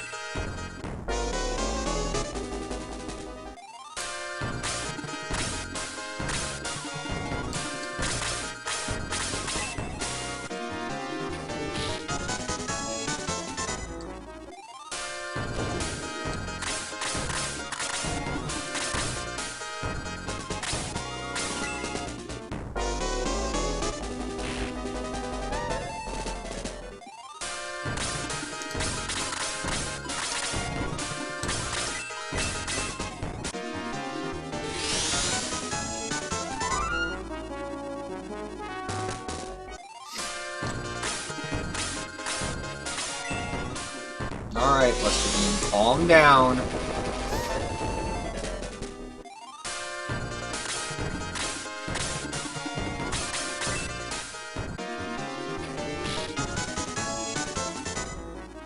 Ooh, he still has not leveled yet. That's amazing. And not in a good way.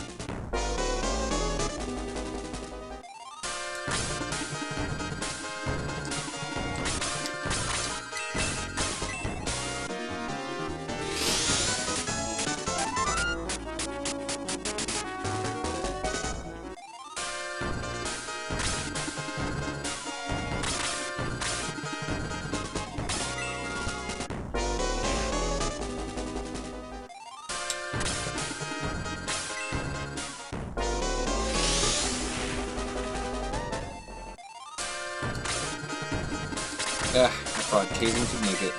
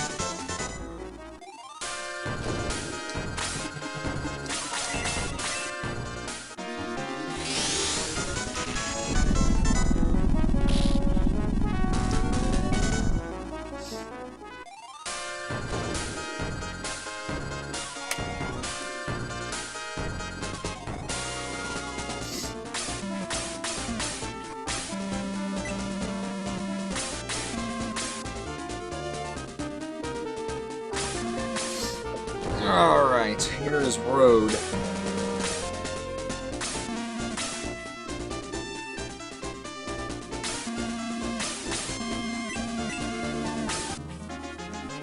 You know what? I bet the reason Road is so terrible is because he's got his hat covering up his vision. He can only see like 25% of what he's supposed to see. Look at his face. Look at that. Like one of his eyes is completely blocked, and the other eye is like half covered. Maybe if you would take off the damn hat, he'd be able to see a little bit better.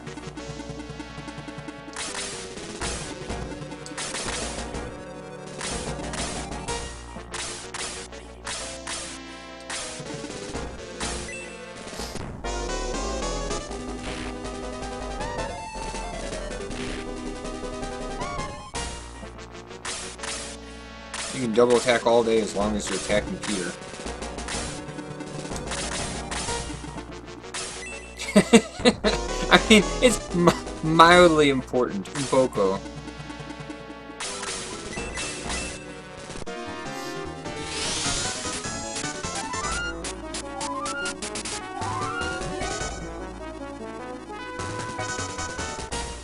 Alright, Karna. Turn it up, turn it up. The Sig rounds out his bullet stick. Yeah.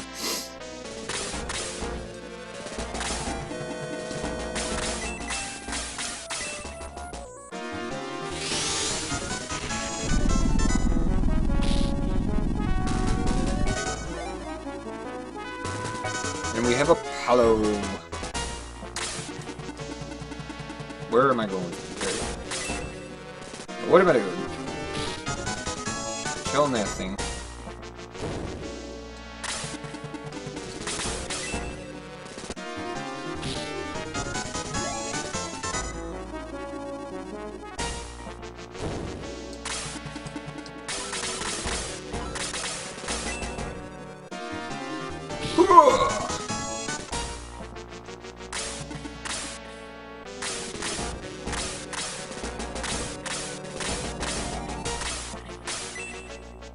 He ought to be okay. Yep.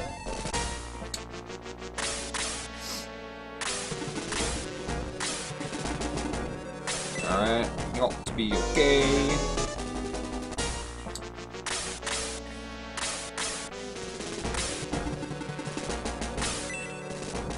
Well, he's going to be okay. And just, I hope my party remains to be okay back there.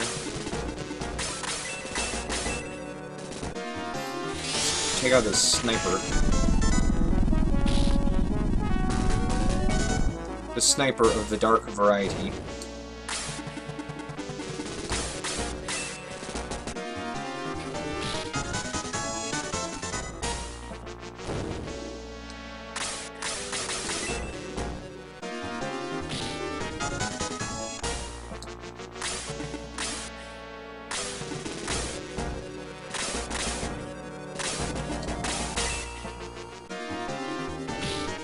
Bam!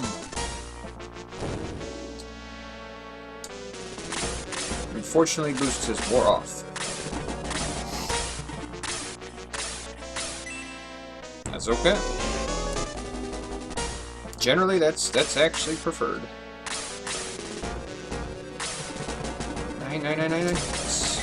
That dark sniper moved down just far enough for me.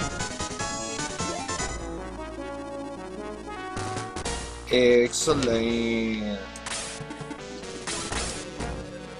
So, yeah. We only have 3 more casts left. You could have cast 3 Deos or 3 Apollos, so might as well go with the Apollo. Like the Apollo Ono.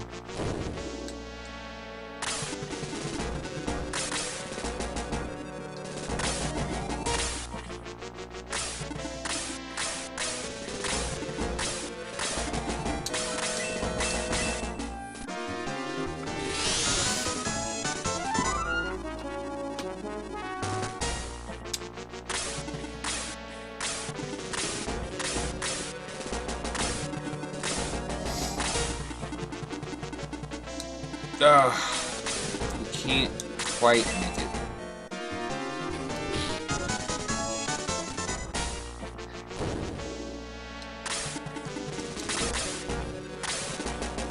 There's just that one Dark Sniper left. I want Peter to kill it just because it's extra experience.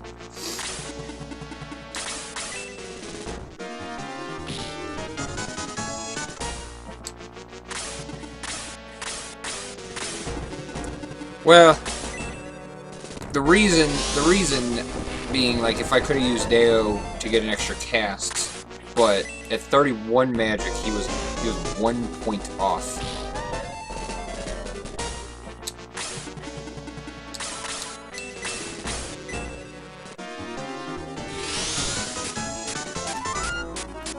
So that was my reasoning. And like, if I had used, like, I could use Deo to not kill it, because like Apollo probably kills it. That's why. Just thinking through my options. With Kaizen, it's really important to kind of know your times tables. That way you can try to more accurately figure out what spells to use so that you can maximize your efficiency. Oh, okay. Up to miss number 14.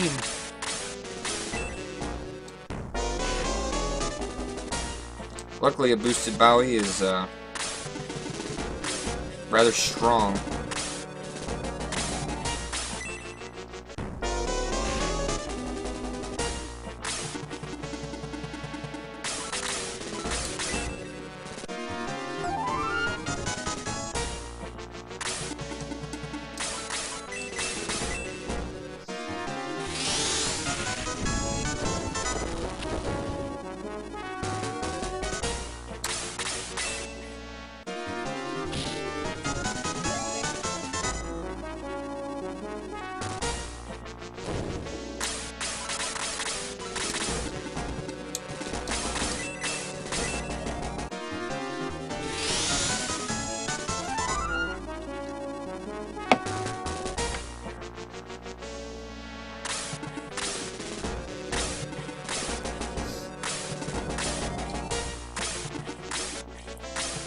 They are, but it still does more damage. Apollo does over Deo. Deo does like 18, 19, 20 damage on that list on the lesser demons.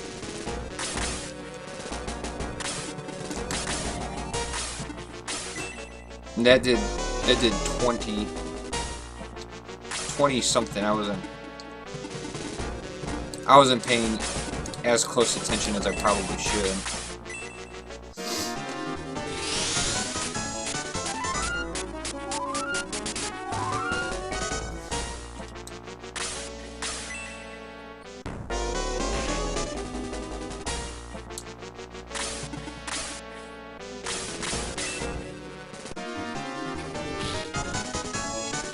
Yeah, 22, so. Even though resistance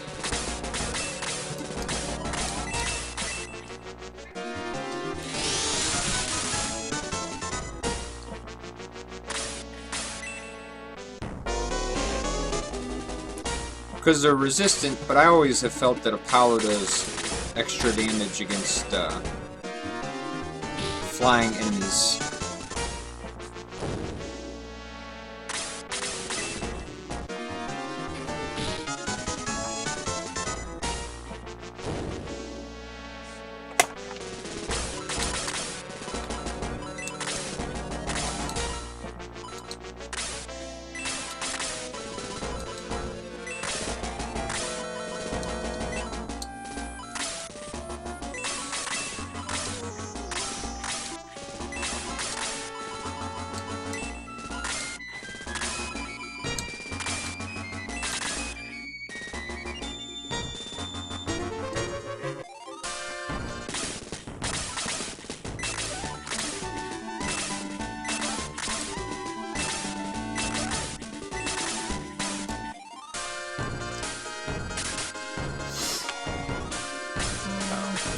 Peter is currently sitting on 98 attack, which is a hefty number, to say the least.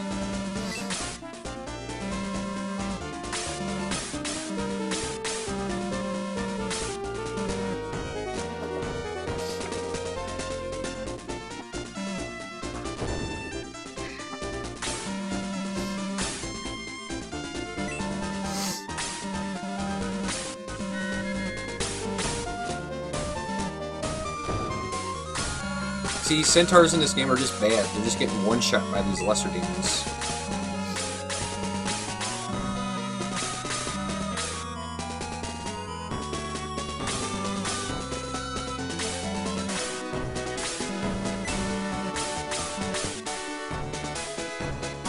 Also, Sir Astral's kind of a dick. He waits for Higgins to fall captive to Gesha before stepping in and stopping him.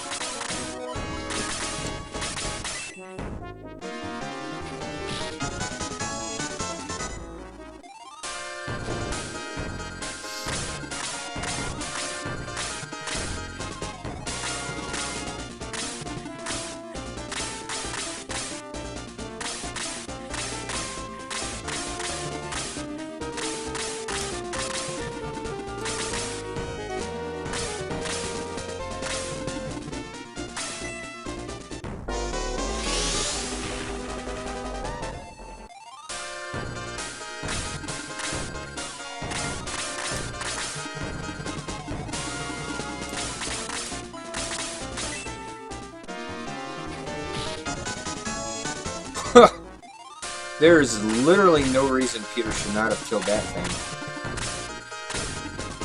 But at the same time, if that was going to be his bad damage roll against the Lizard Man, I'd much rather it happen against this pointless Dark Sniper.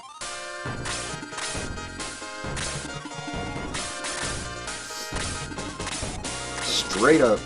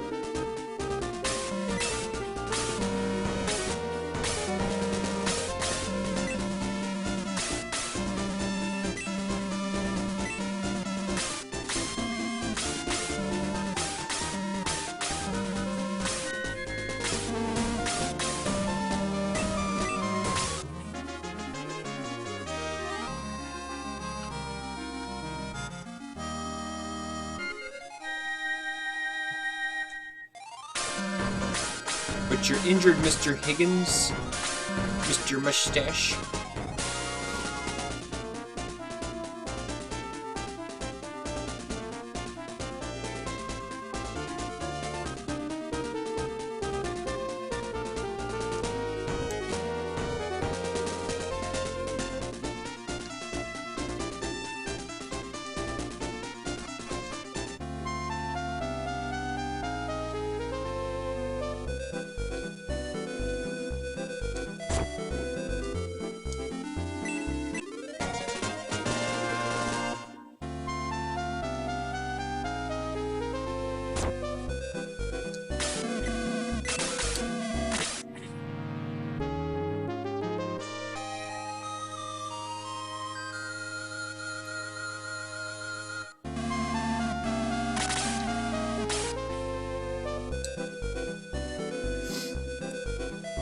Alright, so, on with the game. Gotta remember to kick Higgins this time.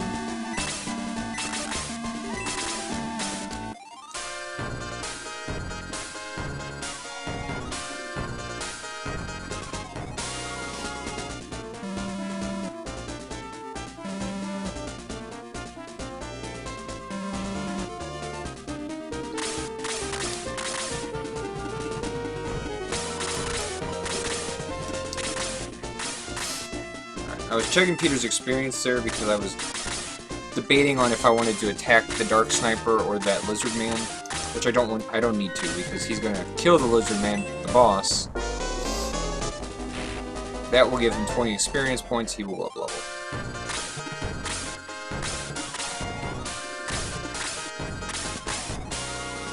Pending the Wyvern dodging his attack,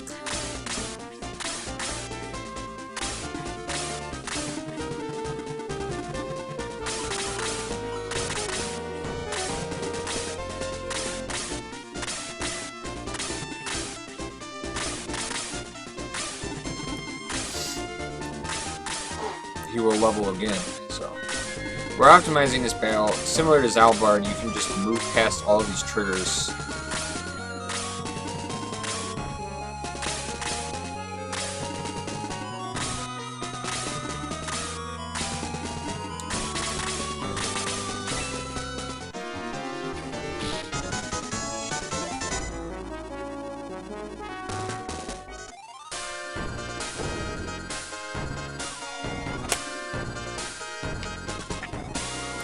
Peter has hit 3 digits.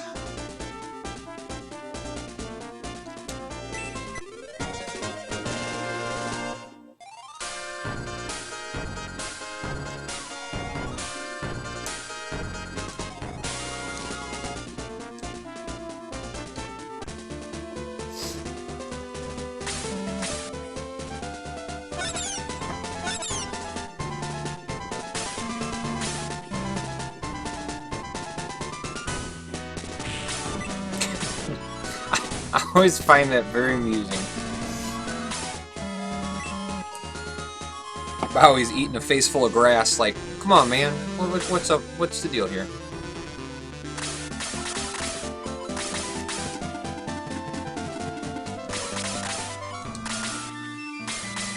Alright, hopefully he does not miss. Good deal. He's had a tradition of missing that Wyvern, and that's... It's experience, you know, and like he missed the rat earlier, that's experience, so... Very important not to miss.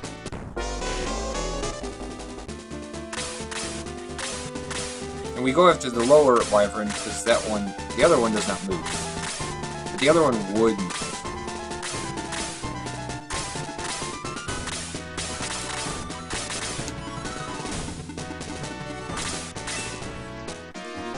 The sound when the Atari... Oh, you missed the yes. I thought you were saying Atari. Astral. Just like plows through him. So because we're doing a Zalbard snipe, we actually don't need to bring Kazin or Karna back into our party yet. Like normally we have to bring them back in because of the, you know, with fighting. But we're not going to be doing any fighting. Typing is hard. Game is hard. Life is hard. Ugh. So, we're gonna save a ridiculous amount of time coming up here. Because this split is really bad, and we're gonna do the Zalbard thing. This whole Zalbard shindig.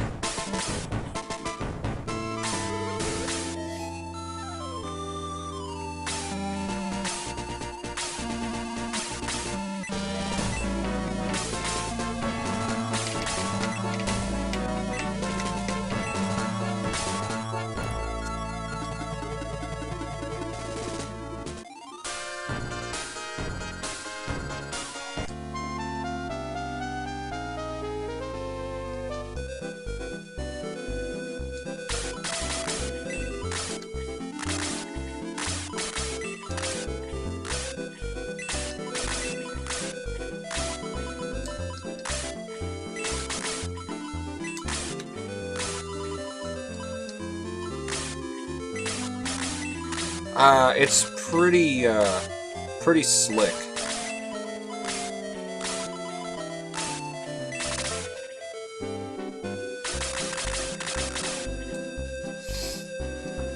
It's something that I always was curious about trying, but not only did I not think Peter was strong enough, but I did not realize that nothing, even the Master Monk, would not move.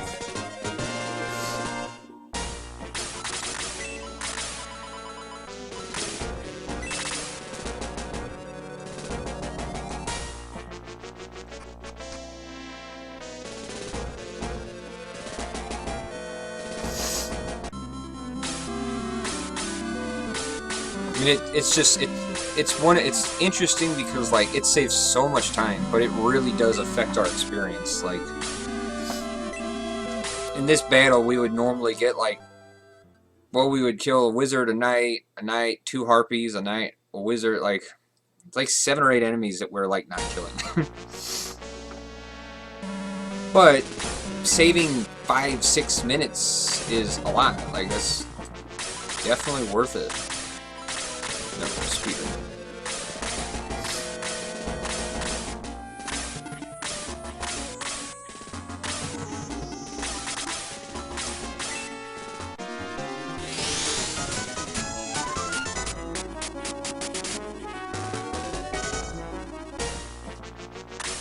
Did I happen to check out Crunch's new Camilla strats? No, I have not. I went, like, after I got done streaming last night, I went to bed. I didn't look at anything, do anything.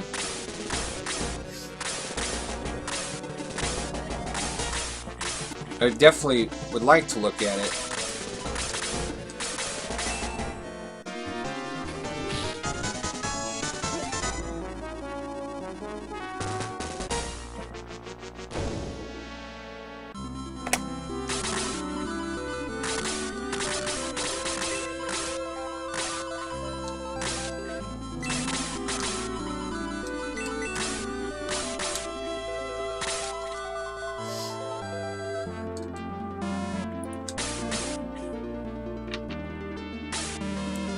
I mean, I'm curious, but I would need to look at it and see what's so special about it, because like my Camilla fight is technically perfect. The only difference being that, you know, the enemies move, but like I don't know what he does, so like I can't really compare.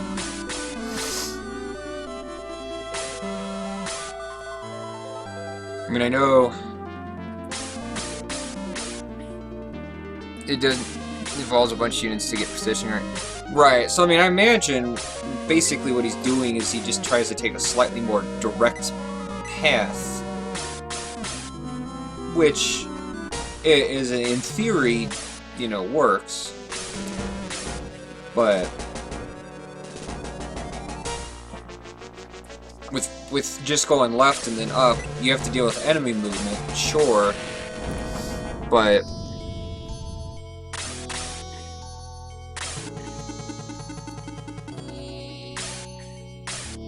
you know, I don't actually know if Peter can make it to Zalbard from right there.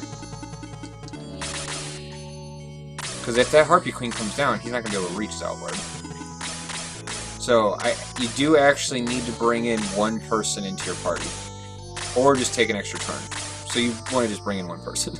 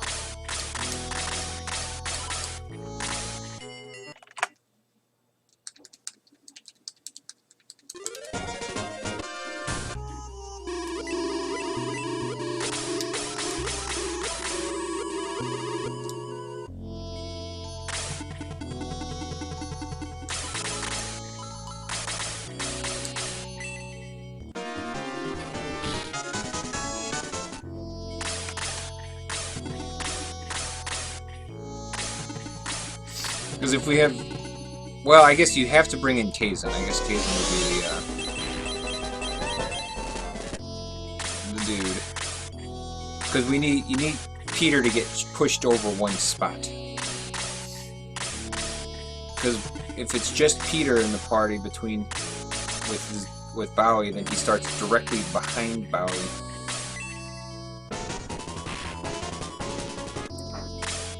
How about that? A boosted Peter got outturned by Zalbard. Amazing.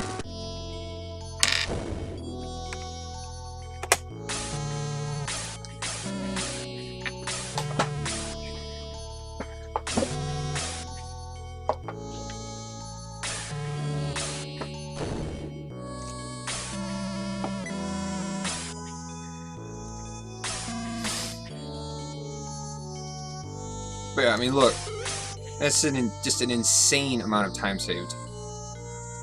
6.5 minutes. It's just a silly amount of time.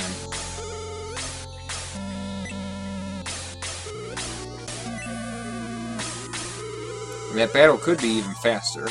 That's what's even sillier. Bring in Kazin.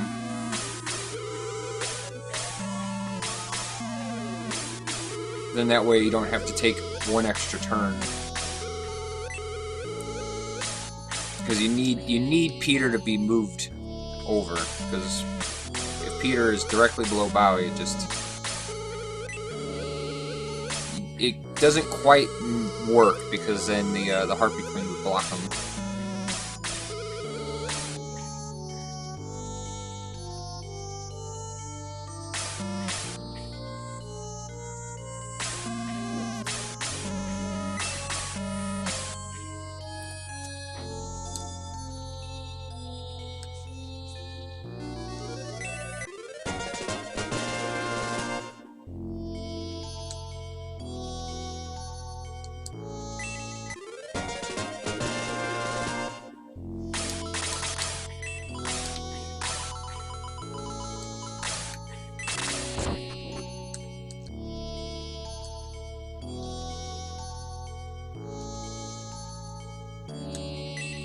Alright, I'm also going to try something totally crazy that I may come back to later regret. I'm going to try not saving for this Power Water.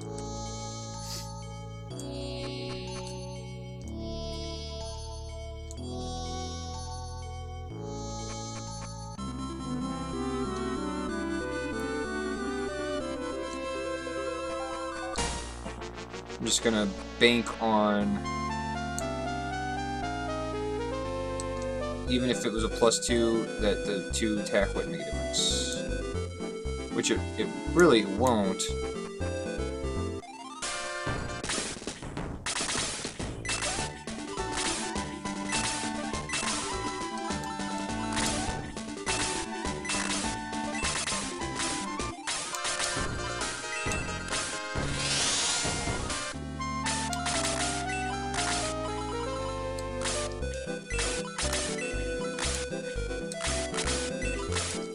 Peter got +4 anyway, so makes that look easy.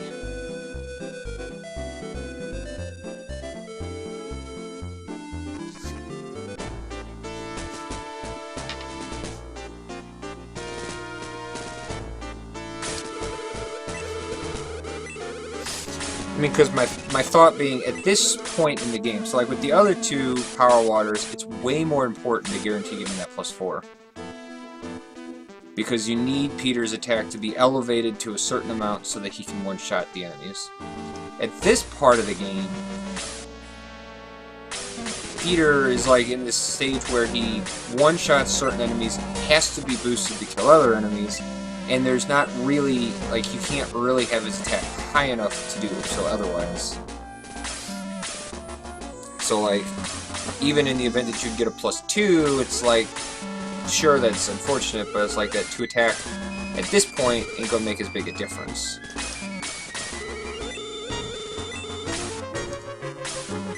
Camila should be like, smell you later.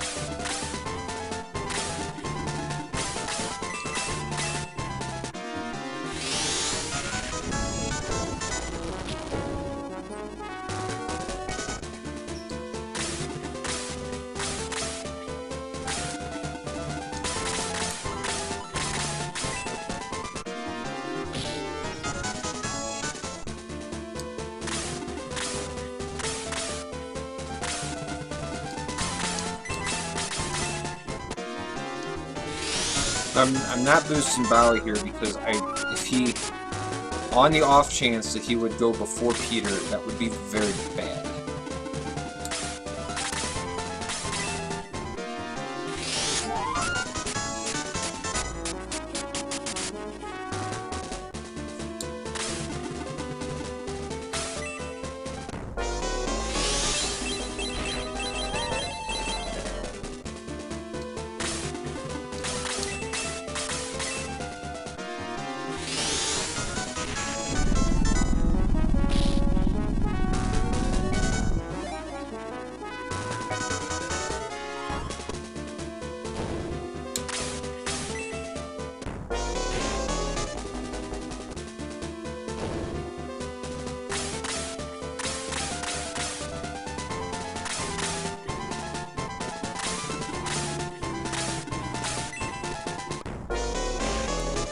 That's interesting. That Orc Lord went for that Dark Knight. I wonder how that affects things. And that's not good.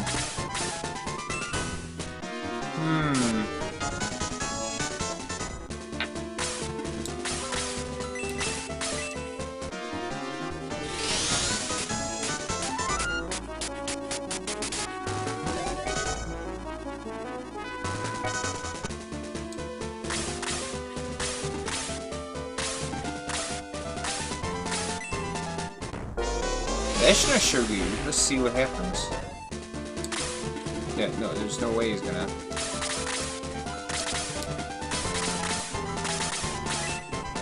Well, we can kill this thing over a couple turns. Yeah, he's not boosted.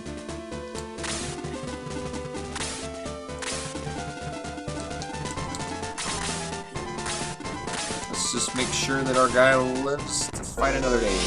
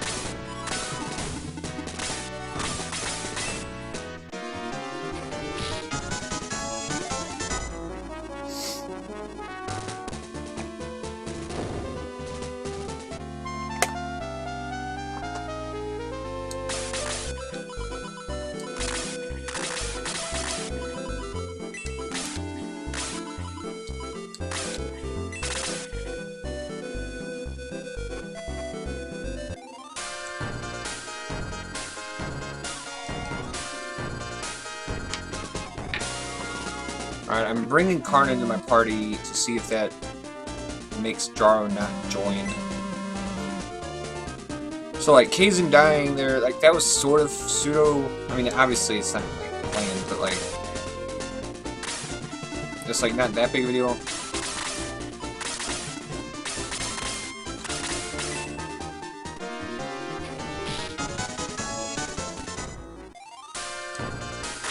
I mean, it could be that just moving Peter up to that spot is, in fact, too far. And that's what triggers Jaro.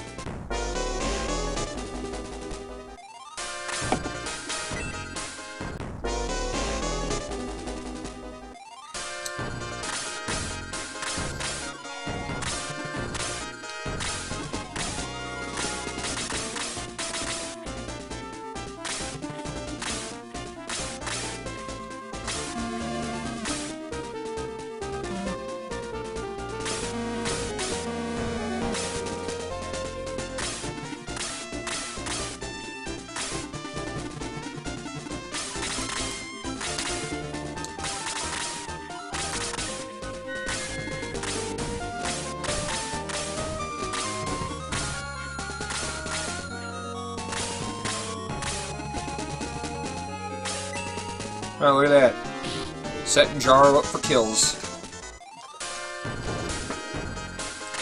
Fancy that.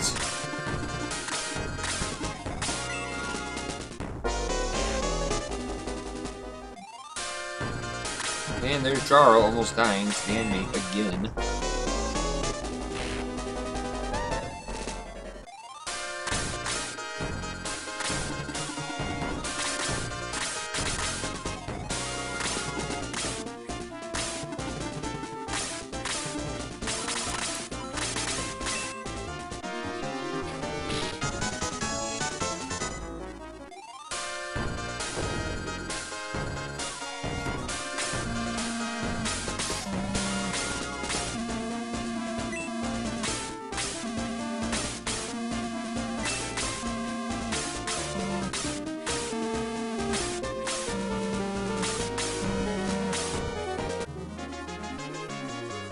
Jaro. Certainly not Jaro the powerful. Jaro the helpful, maybe.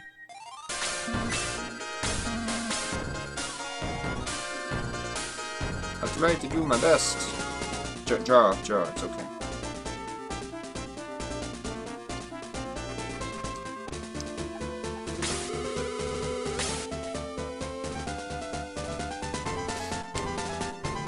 That's amazing. Freyja, sorry, not she, he.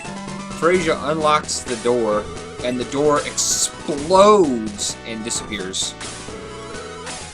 That key must have been like some kind of something.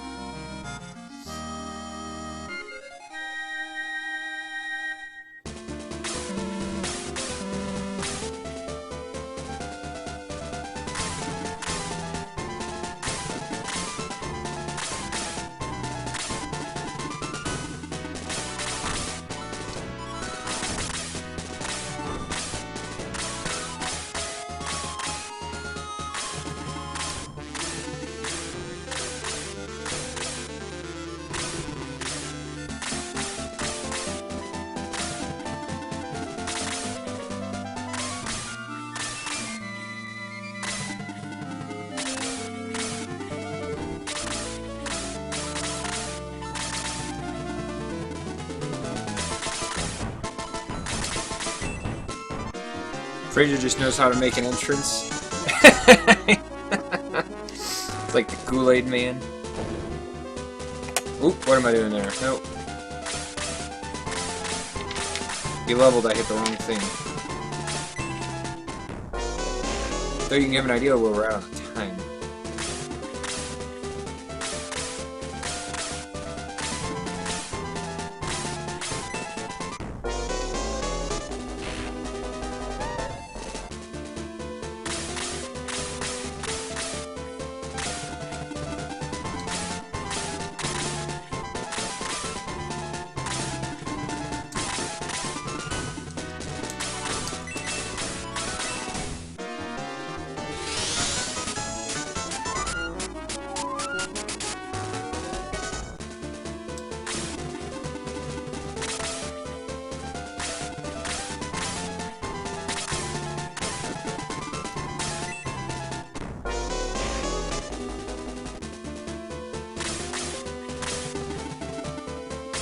Oh no, Freyja.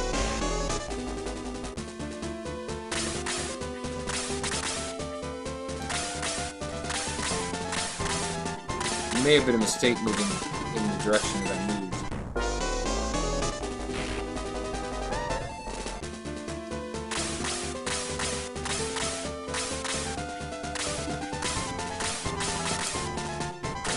And the time loss was mostly just because of Karna being in the party. Oh. That's not so good.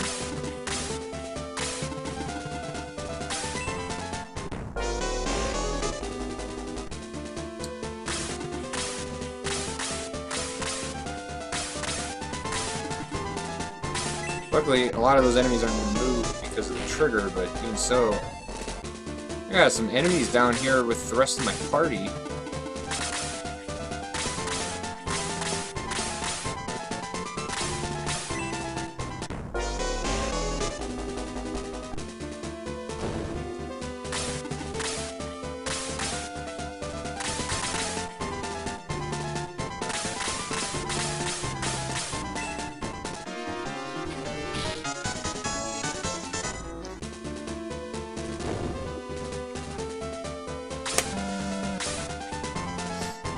So like there, that Peter missed was about 1 minute and 5 seconds.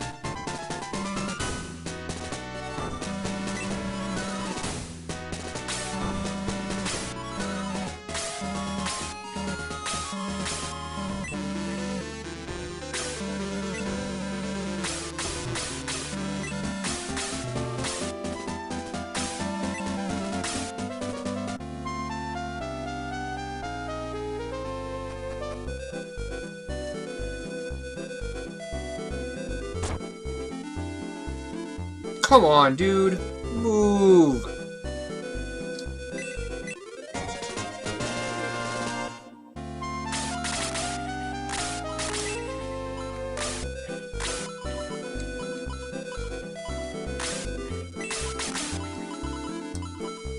That's my blizzard.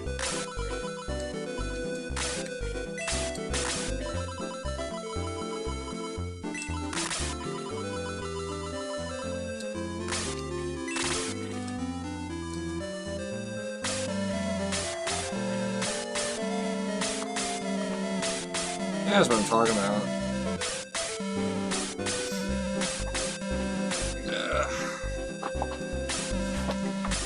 These people are terrified for their lives, barely hanging on, and yet it's gonna just walk around. It's like all these boxes right here in the middle. Why do they? Why? Why can't those just be gone? Like greatly simplify everything.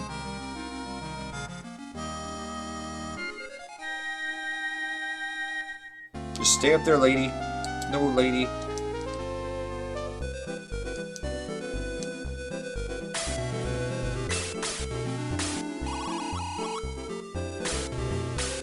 There's no time to waste.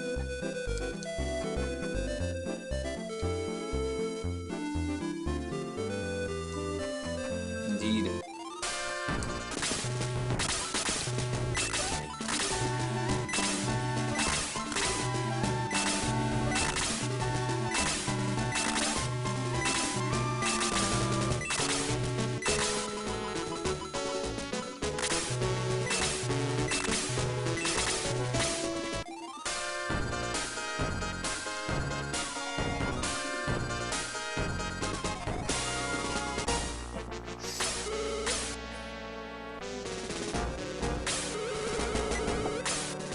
And you're late. Man, you missed a half the run. Codis, you gotta get on that. I hope you have a very good excuse. I'm missing my advisor.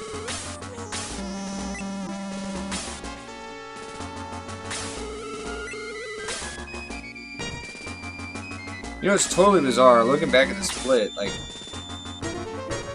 Peter had attacked the Devil Soldier twice, and yet I still only lost 7 seconds, but you know why? It's because I just used the Power Water. YOLO. Swag. Advisor status revoked. Indeed. I think right now, Rumpelstiltskin's got it.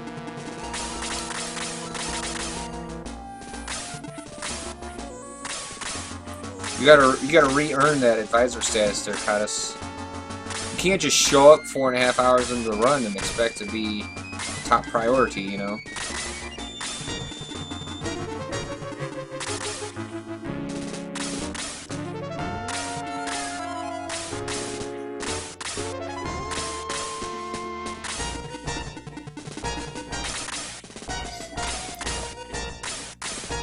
But all you do is make stupid jokes.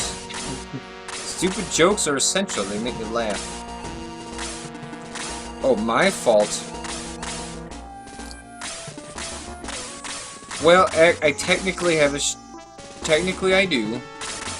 I stream on Fridays, sometimes on Saturdays. It's posted below, you know, in the information section.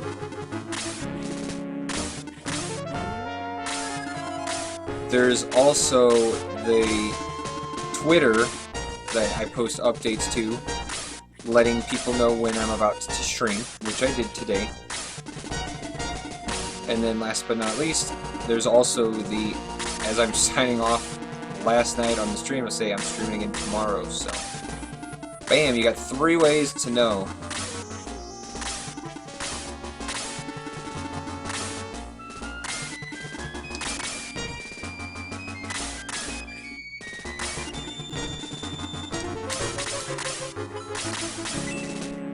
Not a Twitter person. And you don't have to be a Twitter person. I don't know why Peter didn't just kill that thing. Seems a little on the bizarre side, to be honest. I'm not a Twitter person either. I just happen to have a Twitter that I use for this purpose. Yesterday was about a 622. I killed Xeon and then just quit. I didn't bother going through the formalities of kissing the princess. But we lost a lot of time at Geshup, which then caused me to work out a slightly better option for doing Geshup. Also tried out a different thing with Adai, which proved to be more effective. I mean, it is, and it isn't.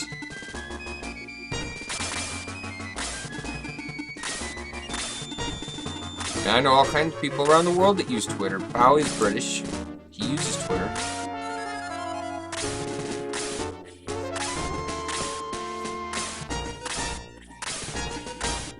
I use it to post updates. Yeah, the Zalbard, that was a 6.5 minute time save.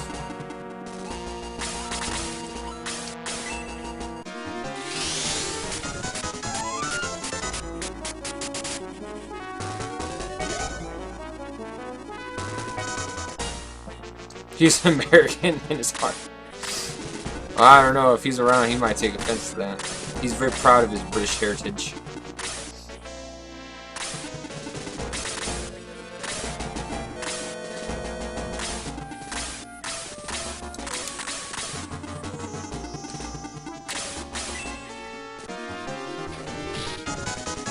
Ooh. That was a hefty attack there, Peter. Hefty attack.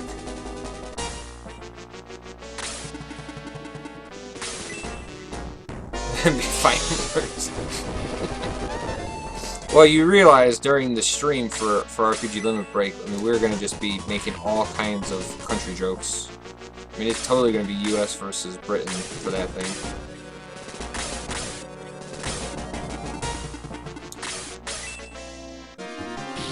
I've already told him if he messes up the sub 6 that I'm handing off to him, that he's going to be in a lot of trouble.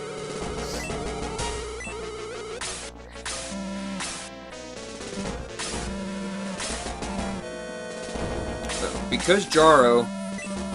Oh, not racist. We're both white. Can't be racist. Be a xenophobe. But it's neither of those either. As long as you say it with a smile on your face, see, then people know you're joking. Then you're just having fun. Now, it'll all be in good fun. The pressure is going to be on him to not make any mistakes during the sniping stages.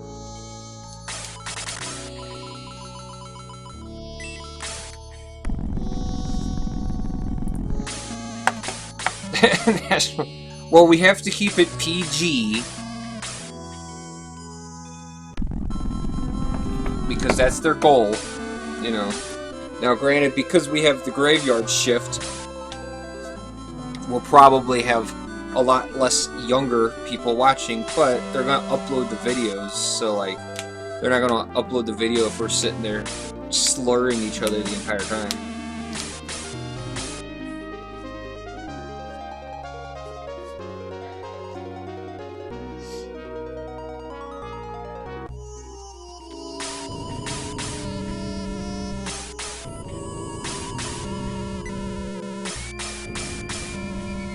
Mention the French. I don't think we're gonna have any Frenchies there, though.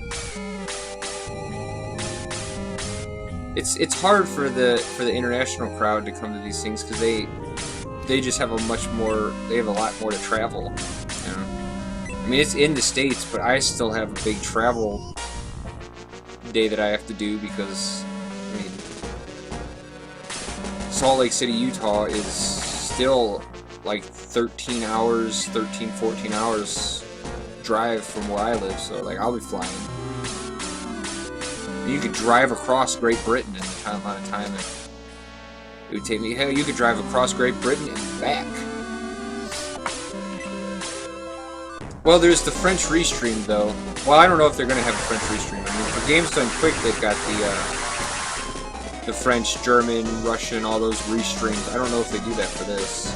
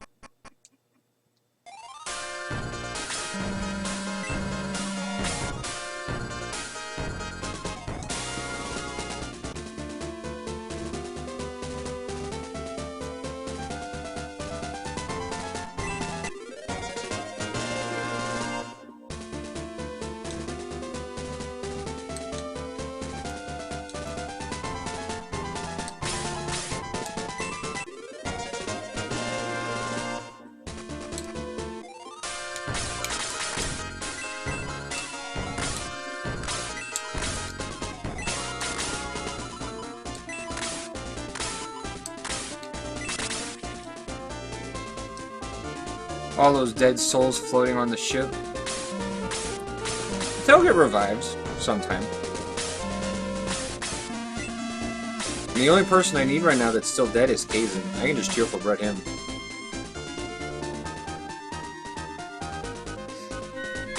I mean, do you really want me to revive Freyja? Like, really? It's Freyja. You don't need no Freyja.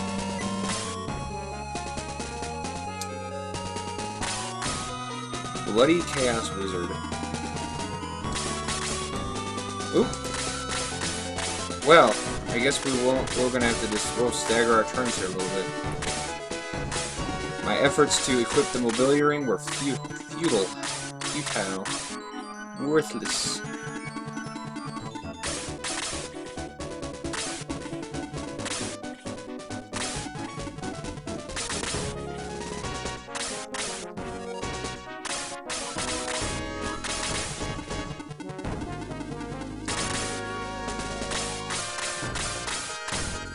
As long as you don't revive Chester. Well, of all the people to revive, he's the easiest.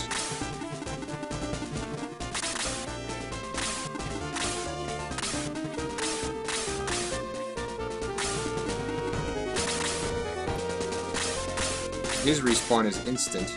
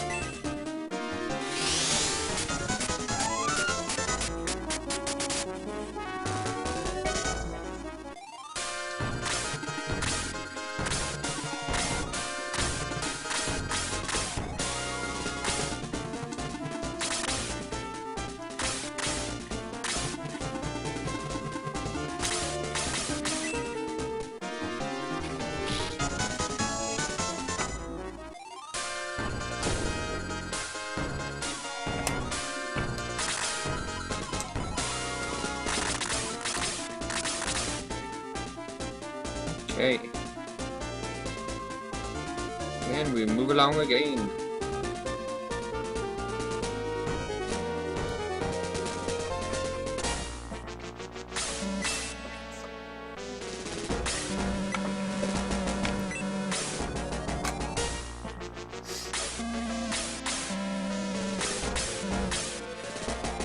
Peter has 115 attack right now, so we need him to get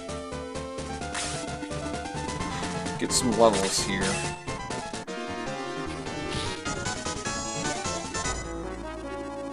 good. Get some levels, specifically get some +3s.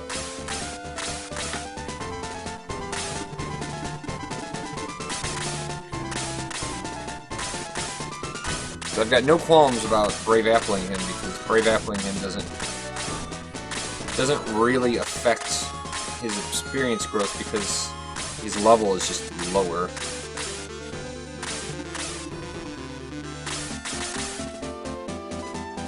Gotta check how much experience he's at. Where are you at, Peter? Okay.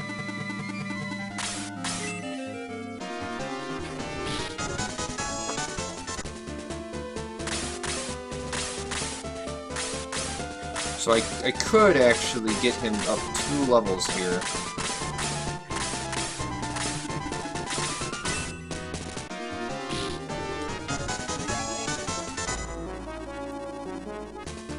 Because he's at like 80 experience, so if he kills this prism, well, I guess I'd have to take an extra turn though, wouldn't I? There's no way he's gonna be like at 60 experience.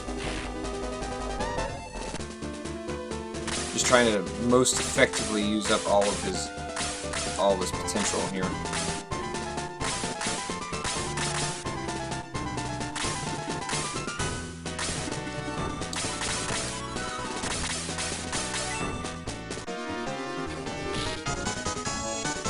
Because this is a level here.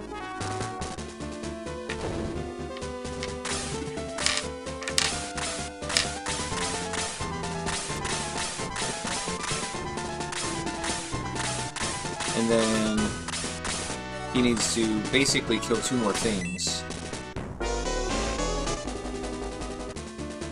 And that'll put him up a level.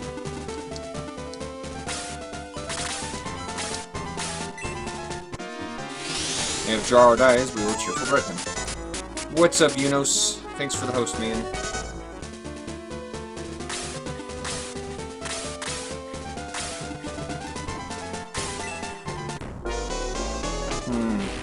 That Bow Rider moving down is actually not so good.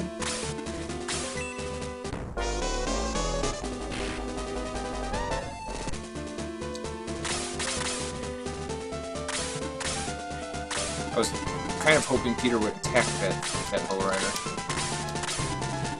How far can he move? He can make it to this.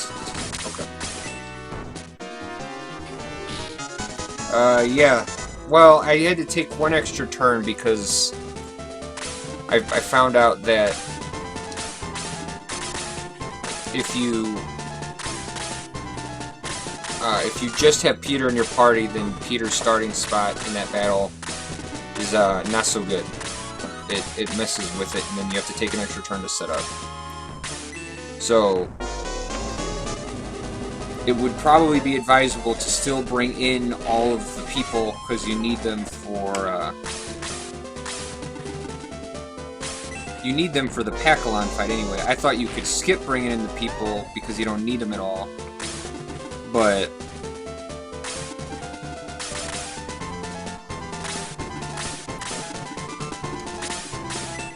as it turns out, you do need them. All right. So there we go. So Peter is as zeroed out on experience as possible. So this is the best possible time to Brave Apple him here. That's why I took that little bit of extra time.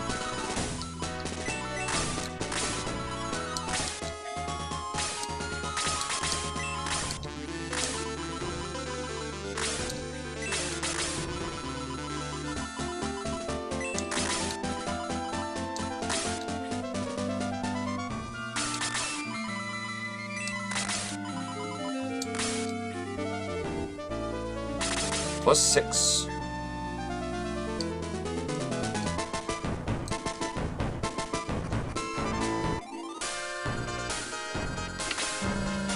Here's up to 129. Yeah, it's the 4 extra stays exactly. Because I did not realize, because I've not done that battle with just 2 people, so I completely overlooked the fact that Peter would start in a much worse spot. But it's six. It's actually 6 because you would need to bring all those people in at before the night battles, so they would all get a turn there. So it would be 6 Stakemans. But that would still be faster than an extra round, because an extra round is like a minute. Depending on how many enemies are alive, can be between a minute and 75 seconds.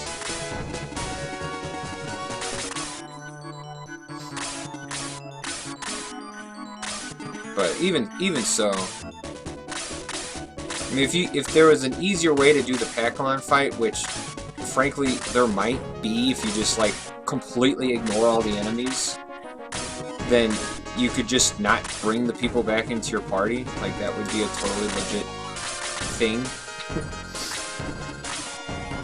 Because the reason that I have it set up the way that I do is because we can kill out the enemies and then boost Peter, but like,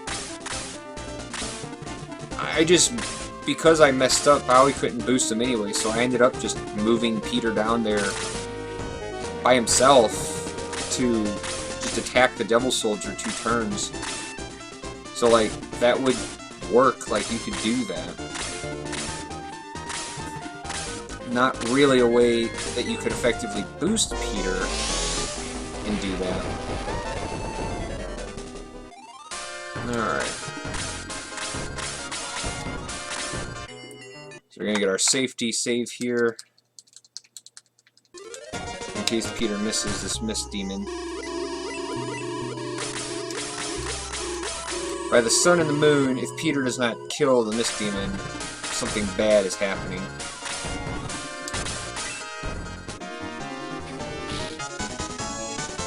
See, and he still gets experience. See, that's what's so nice about this extra leveling, is that you get this extra attack on Peter, and sure, his level is a little lower, but like, he still gets experience. And even Brave Appling him there, he's still getting experience from all these things. Whatever, man. Whatever, Mintar. Do your thing.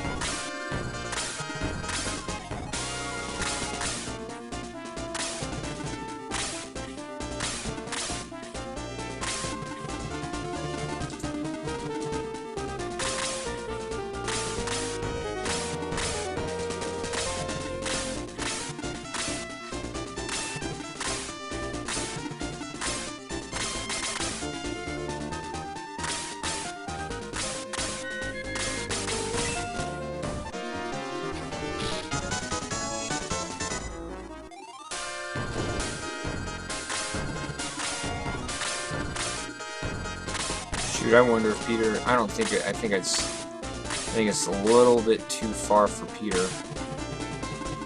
That was a little too far for Jaro.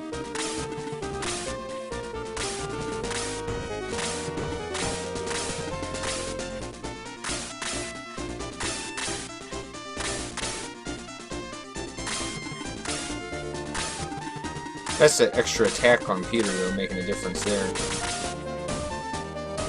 Alright.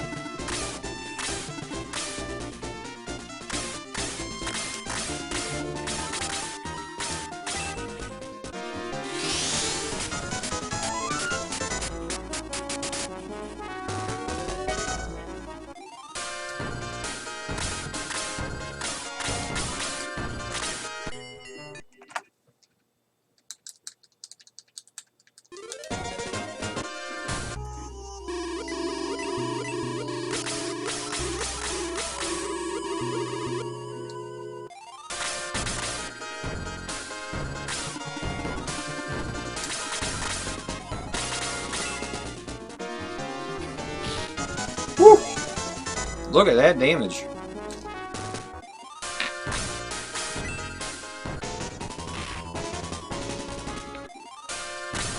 So strong.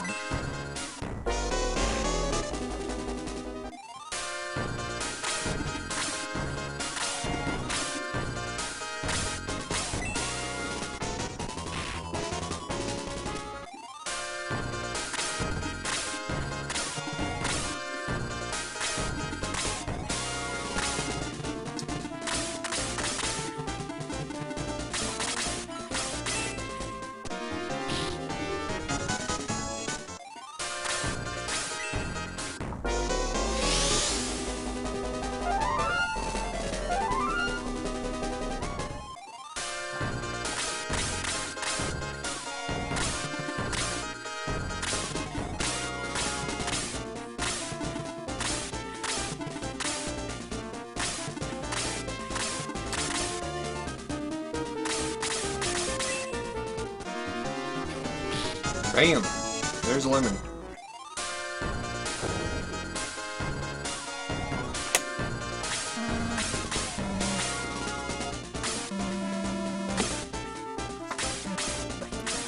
Astral's like, I think I've seen his style of fighting before. What, where he stands there and slashes at a bird for 1 damage? You've seen that style of fighting before? Man, we've been looking at that style of fighting all game, Astral. Peter is punched, kicked, stabbed, bit, breathed at, all 1 damage.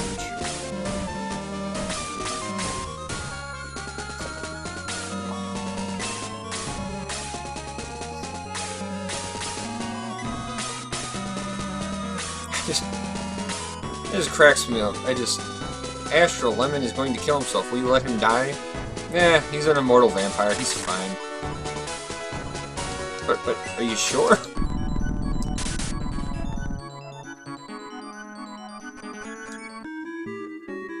I don't really know what a dry stone is, but it's amazing that it can just, you know...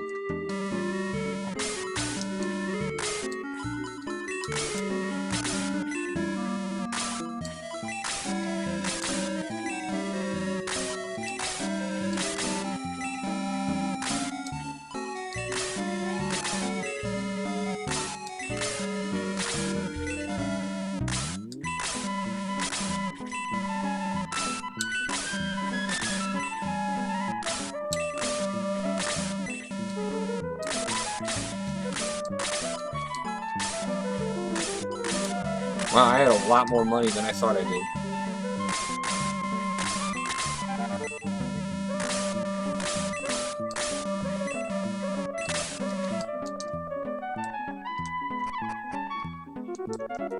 I had like 60,000 gold. How did I have so much money? That's insane. I didn't need to sell... I mean, I needed to sell a little bit, but jeez. Am I rolling it down?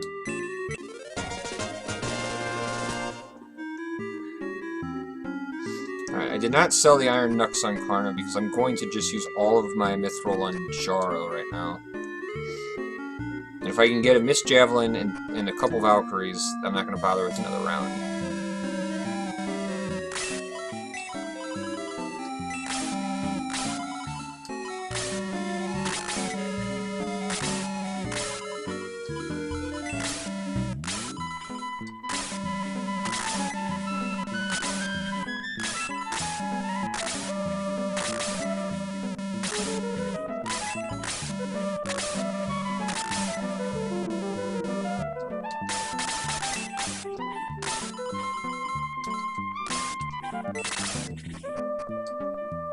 You like how Astral's as powerful as Gandalf the White and everyone's so casual about it? Well, yeah, no. Astral is a modest man. He does not brag about his powers.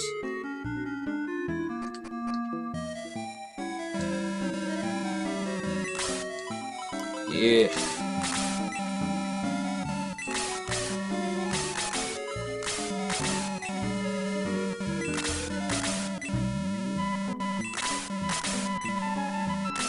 Alright, so we got 3 Valkyries.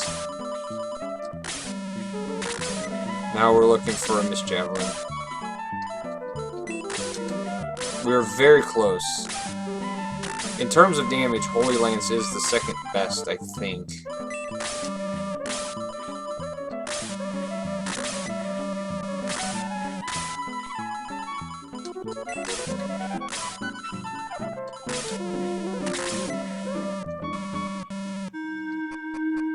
So we'll go ahead and use it on Karna. I'd use it on Gaian, but not only is the chance for for a better axe very low, but Lemon is strong enough anyway. I'm guaranteed a damage increase on Karna. Alright. There we go, Miss Javelin. Miss Javelin.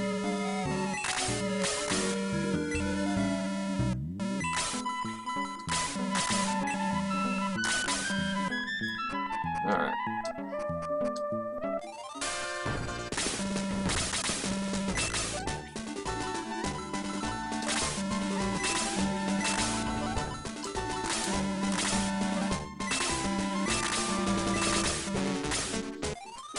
Oop. Nope, nope. Get out.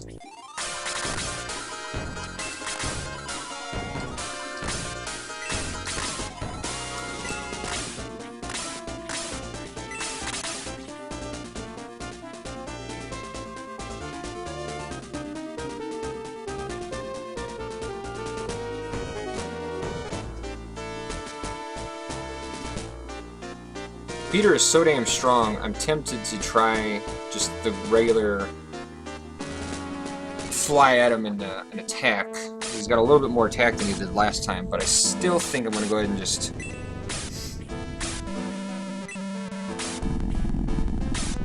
do the other approach, because it's like taking one more turn, but like it's so much better.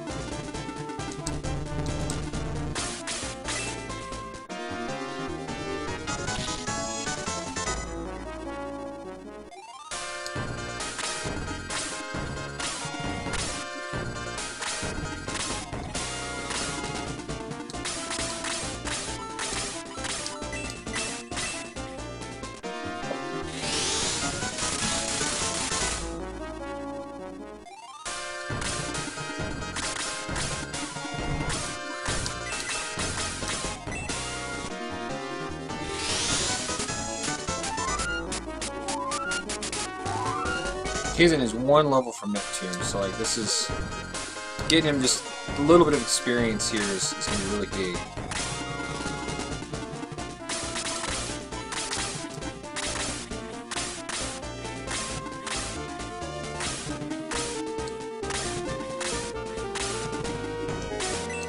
But he's gonna die. If that thing had, you know, done like its frost attack, that would have been preferred, but you know, can't always have it. Can't always win.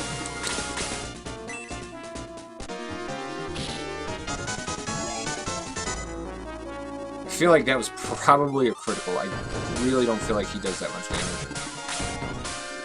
He does have the critical sword.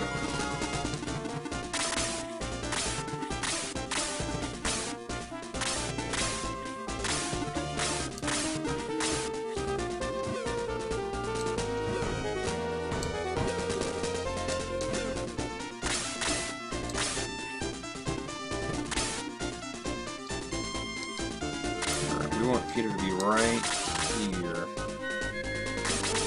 Right? Right. Yeah, right there.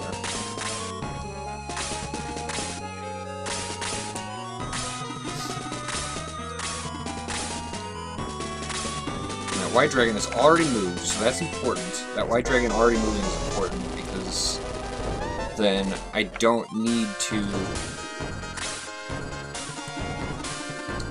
Because Jaro's just going to go right here.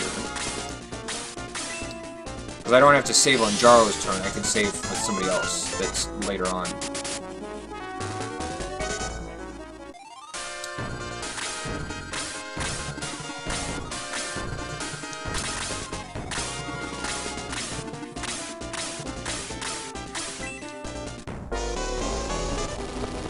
Because the later we can delay the save, the better, because look at all these animations that are happening. So, like, if we save with Jaro and have to manipulate from there, it takes so much more time.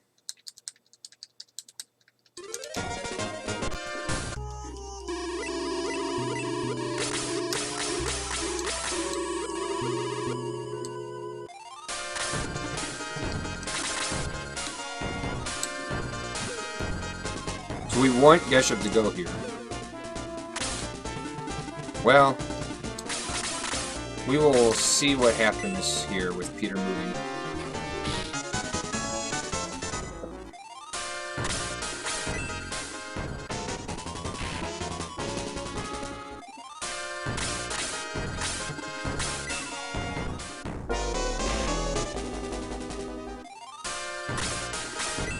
Okay, this isn't what I was going for, but this could still, well, that double attack hurts. That double attack hurts a lot. Yeah.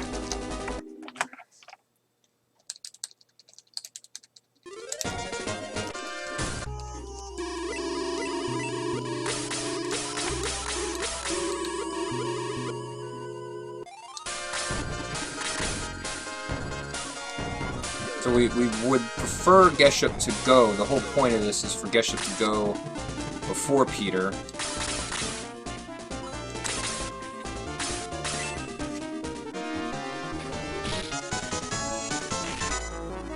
Well, that's not so good.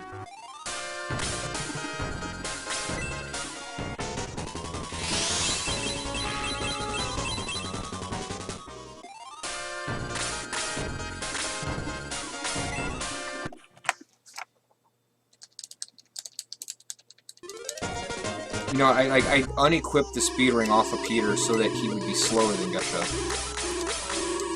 Right now the game is just trolling me with Peter.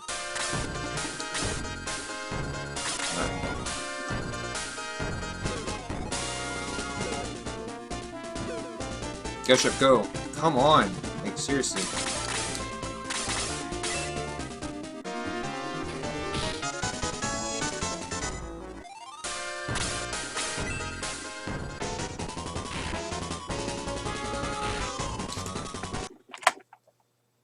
I mean, either Geshup needs to go first. Geshup either needs to not double attack Peter, or, you know, Peter can just double attack. I mean, there's a lot of options that are available here. Yeah, I'm not getting any of them. Not getting any of them.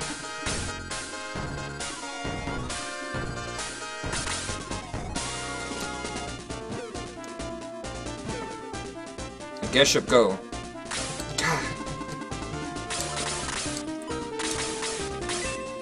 The turn order is determined at the end of the round, so that's why I'm waiting with Karna.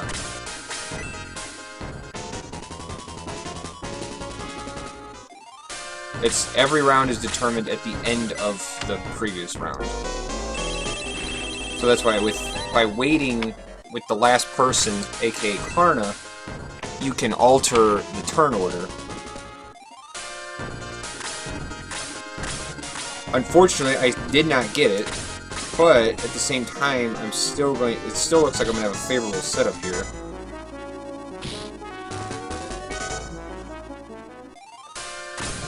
Because I basically needed Geshup to not double attack Peter. I mean, Peter has the speed ring equipped right now, so like he is good and fast. So like, if he doesn't go before Geshup here, I'm not gonna do another save, is what I'm saying. I've already lost enough time here because of this troll.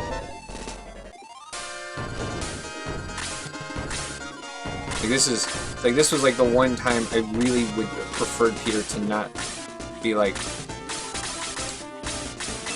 all gung-ho about going. Oh my god, you have got to be joking me. I even equipped the speed ring. Peter, for heaven's sake, man. 5 speed slower, you go before Geshup. 5 speed faster, he still goes before you. Can we get this, like, seriously? I need you to not get hit by Geshup 3 times. Like, that's the whole goal here. Okay.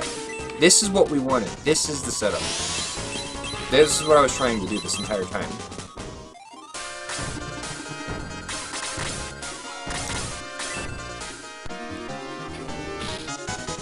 Because it gets Geshup on a 0% square. It's so much better.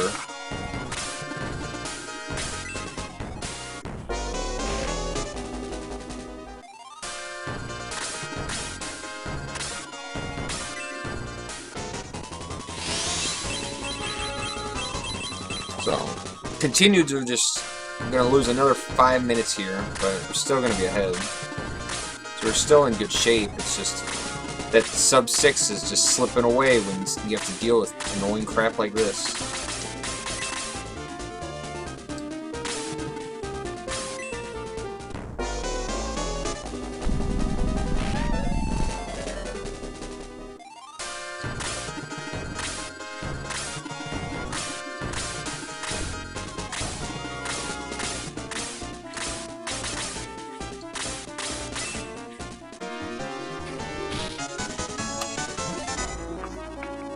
Like, this is such an easy battle, but it's made so much harder because Peter and Geshup just... It's like they made an agreement that they're just going to troll that battle just as hard as they possibly can.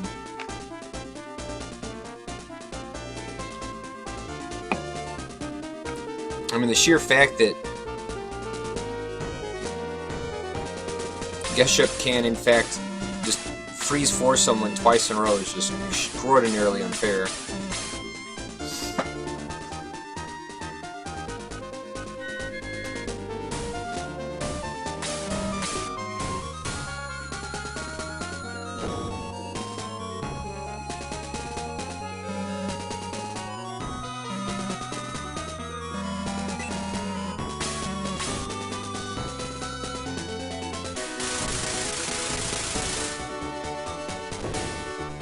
How are we looking so far? Right now, we're about 8 minutes ahead.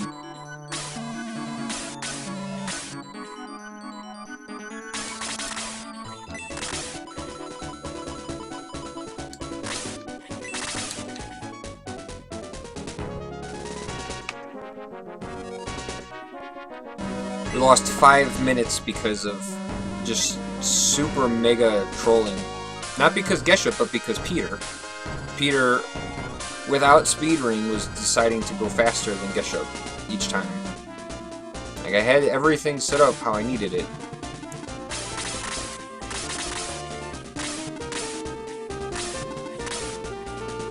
But it's alright.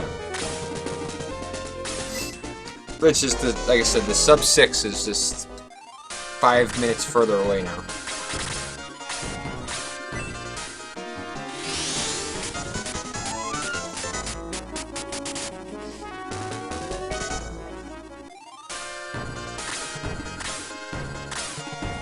Yeah, wait, 5 minutes, one battle, yeah, I mean, because you gotta restart and restart and restart and restart. We're trying to get, there's multiple situations or outcomes that would be acceptable. We're trying to get one of them. Most of them involve Peter not going before Geshup, and that was the problem.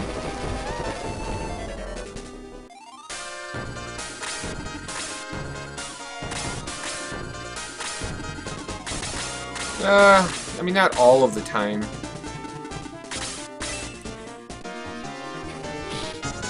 We saved 6.5 minutes in Zalbard.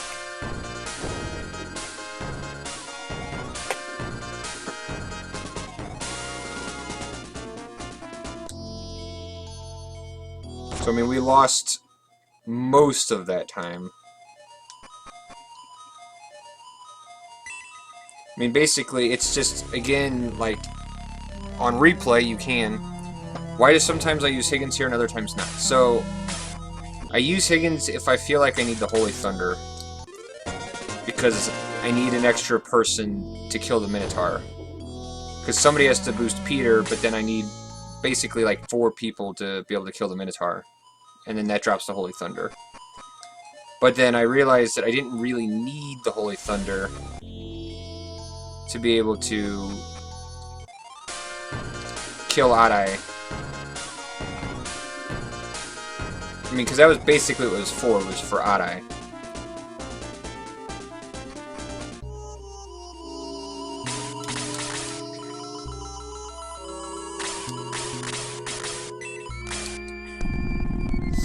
So that's why. I've stopped picking up the Holy Thunder. Because, like, I picked it up because the idea was I was going to bring Luke along as the extra damage using Holy Thunder. But 2 times in a row, I never even used Luke. He died once, and the other time, I never even needed it. So it's like, I've just decided that I don't need the Holy Thunder, so... Yeah, no, Adai is the next battle. We're about to head into it.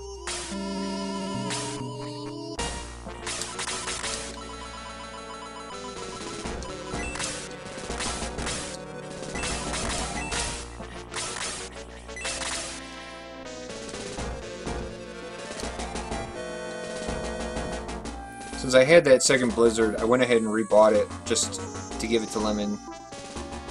Even though Lemon will almost always do more damage than Blizzard, if I need him to not miss, that's what the Blizzard will be for. I mean, I could, and what I have done in the past, I could give the Blizzard to Kaizen.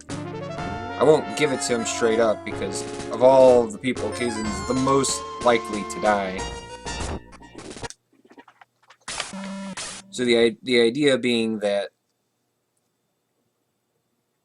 Kaizen will run out of magic, then he can just use the Blizzard, but Kaizen tends to die. Right now, Kaizen is dead. I don't have him alive for this battle, but I don't really need him for this battle. So since he was dead, and since I don't have any more Cheer for Breads,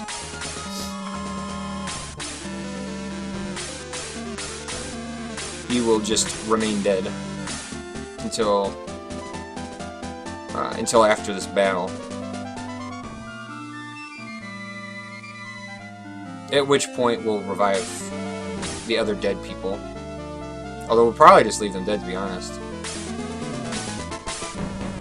Well, we'll see if anybody else dies in this battle.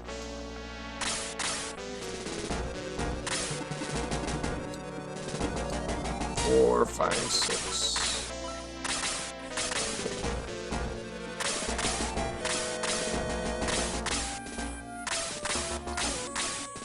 Yeah, I mean, it is supposed to be a sad, tragic situation going on here.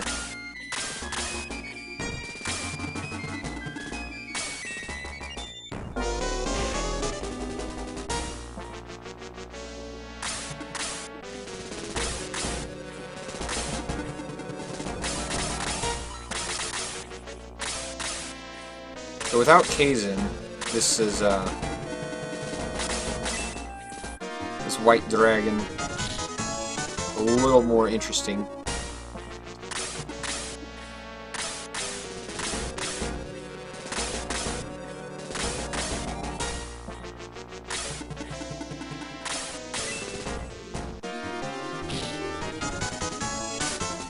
He should have kissed Sarah. I agree. Sarah was true waifu.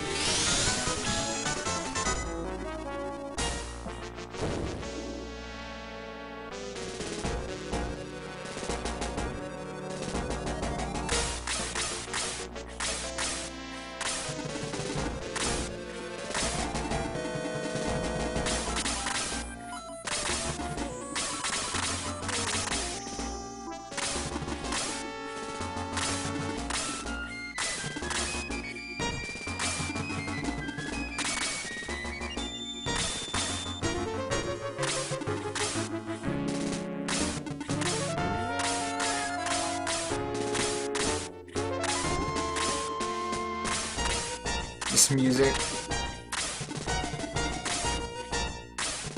I've always thought that this music should be a little bit more dark.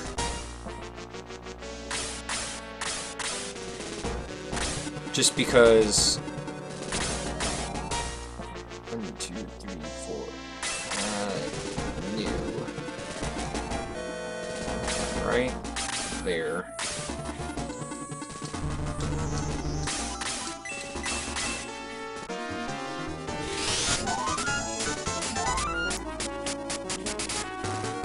I mean, I always, just because it, like, especially if you're considering that this is supposed to be, like, mega reveal, it just feels like it could have been a little bit darker. Alright, here we go. Nope.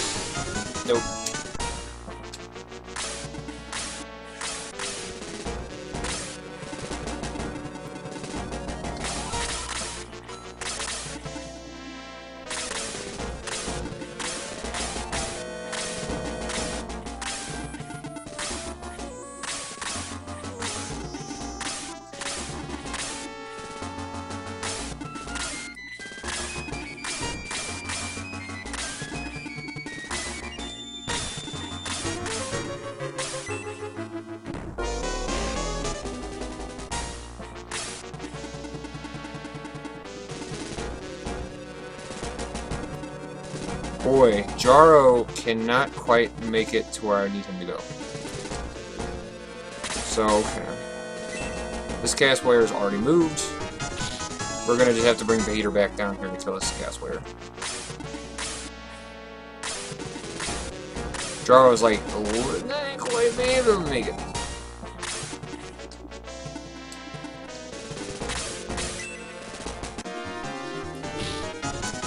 Giggly Bumble Farts, what's up, man?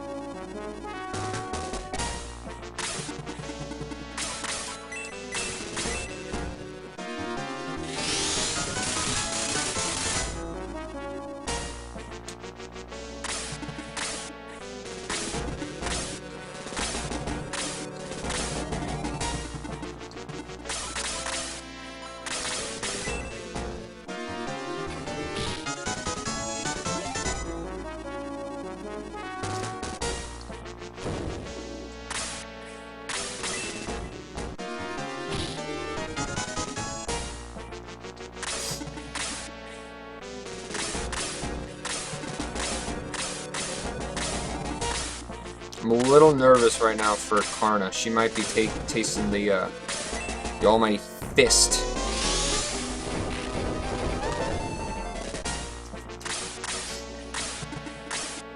The fist of Cyclops.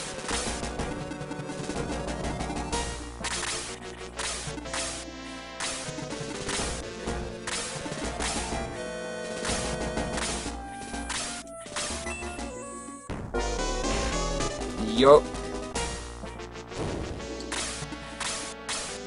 That she did.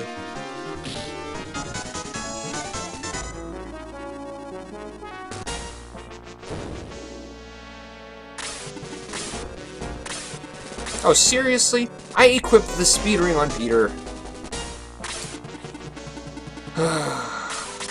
Always, always, always gotta be just outsmarting my team. Yeah, that one-shot wonder.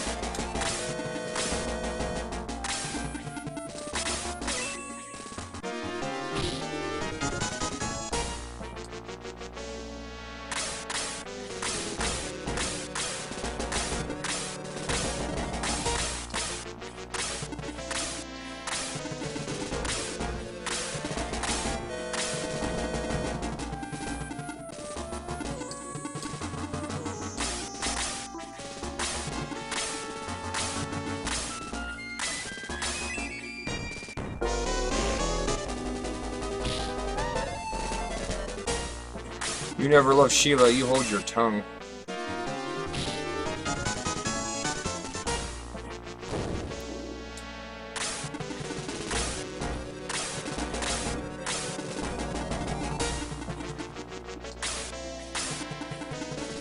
God. Every time I move, I'm just like a little bit off where I want to be.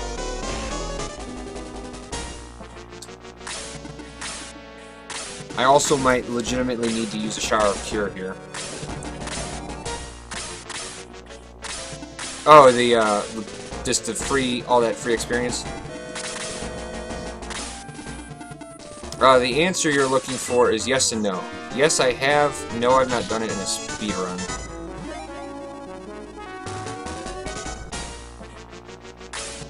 Therein lies the problem. Yes, I've done it, but no, I've not done it in a speedrun.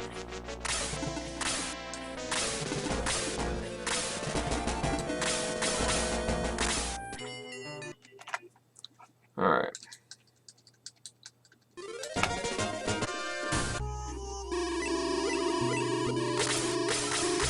There's a really good chance that I may have to Shower of Cure.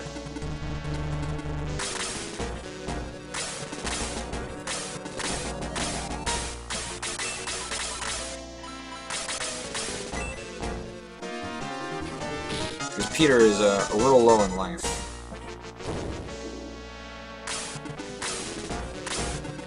As is Lemon.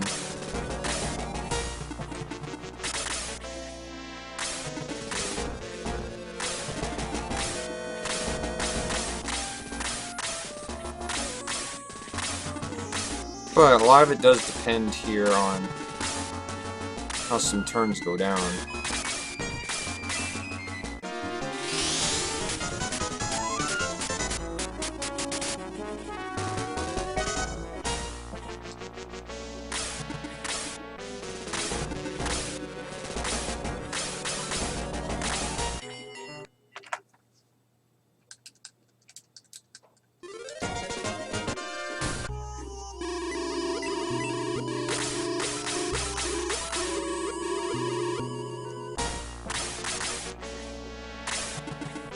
Okay. Well. So let's see what happens here. If the Demon Master comes over and doesn't cast, and if Adai doesn't put him to sleep, so that's why I equipped the Speed Ring, because where Adai, okay, that's good. But this White Dragon could very well kill him. I need the White Dragon to not use Frost. Just attack, just attack, just attack. Okay.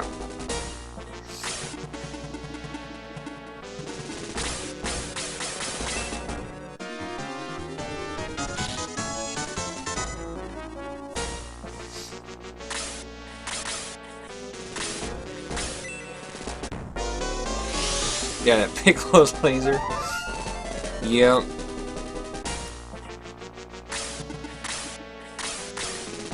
Alright, so we're going to save here with Bowie. Because again, we may have to, may need to shower. But Peter has the Speed Ring, so he likely will outturn everybody.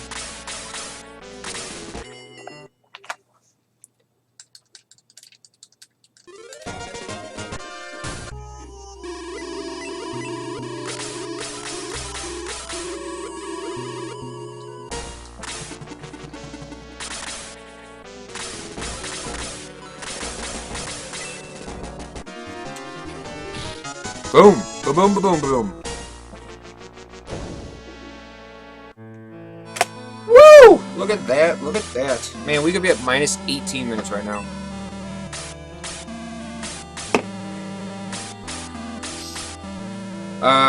Saving to ensure that Peter doesn't get outturned. Like, I could use the Healing Rain, but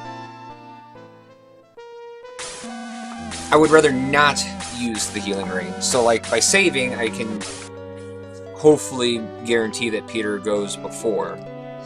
So, by taking that more direct route, which is definitely scary as all reason,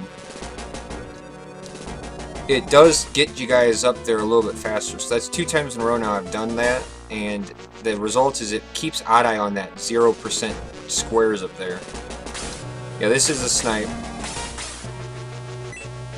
we're gonna not revive the people that are dead right now. We're just gonna save just on the off chance that something bad happens.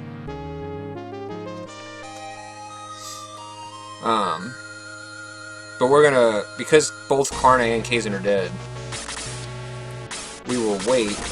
Oh wait, Peter is aptly equipped, so we'll wait, we'll do this battle, then we'll go back in and revive.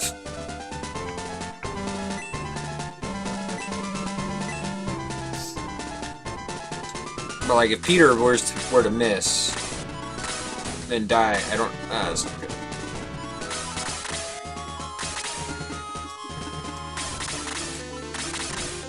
So like, Peter managed to outturn the Demon Master, which is not good. So like, basically, if that Demon Master goes again before Peter, Peter will die. So that's why. Equip Peter with the Speed Ring and we pray to the high heavens.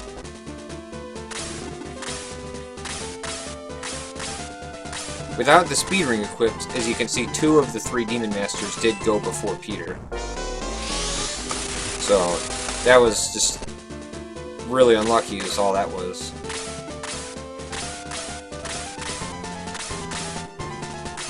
Oh yeah, this battle is insanely difficult if you have to fight all these enemies. These enemies do an incredible amount of damage.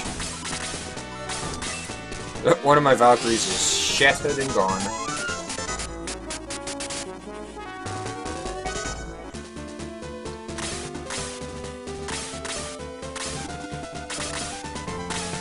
Alright, there we go.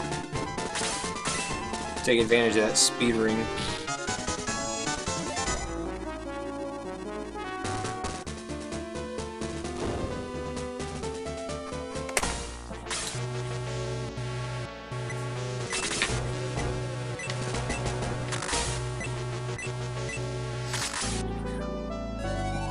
So Peter's up to 141 attack.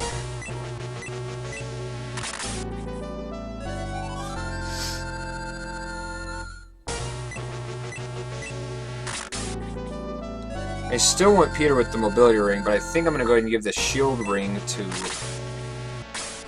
Lemon. Or the protect ring, rather.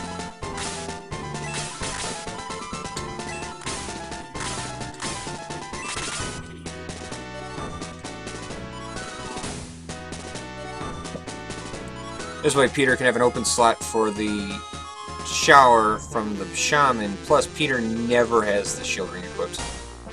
How do I know his attack's 141? That's because I've been keeping track of it this entire time, 25 lives.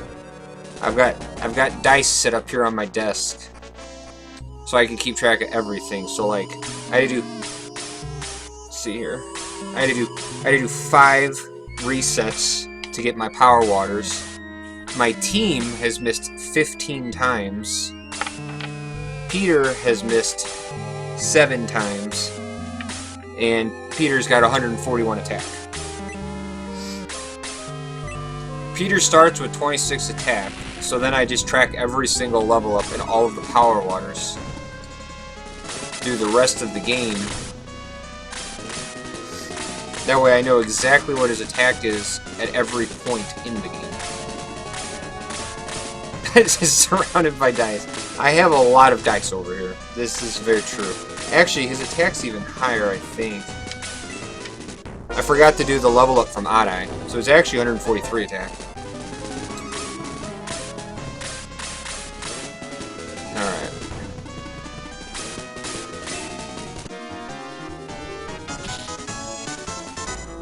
Oh, Gallum, this is the hardest battle in the game. Yeah, right here. Against Gallum, he got 2.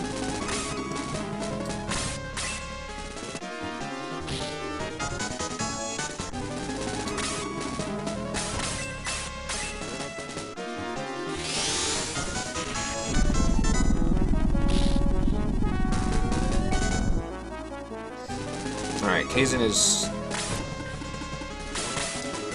getting closer to my... Oh, Geshup just trolls the hardest. This is the hardest fight, though.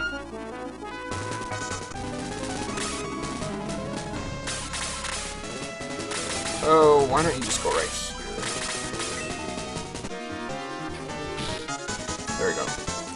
Yeah, Peter's definitely got 143 attack. That's how he's able to kill that, Alright.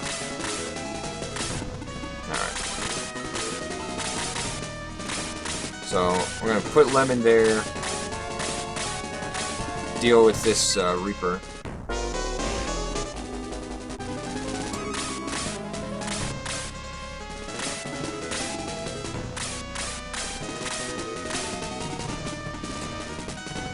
Can that thing move here? 1, 2, 3, 4, 5, 6. So that could reach here, so we're not gonna put this over there.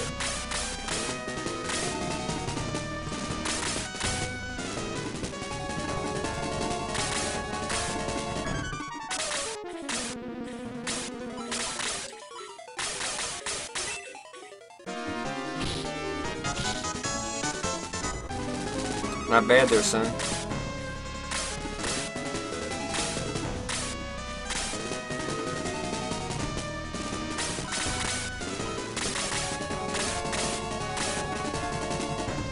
Yeah, the music here is pretty amazing.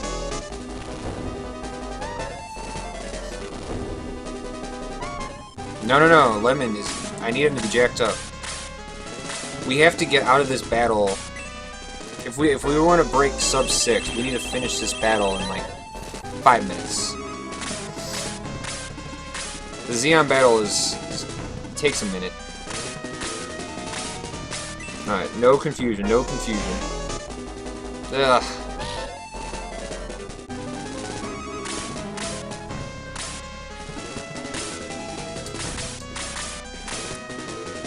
That's not... Bolt's not gonna do enough there.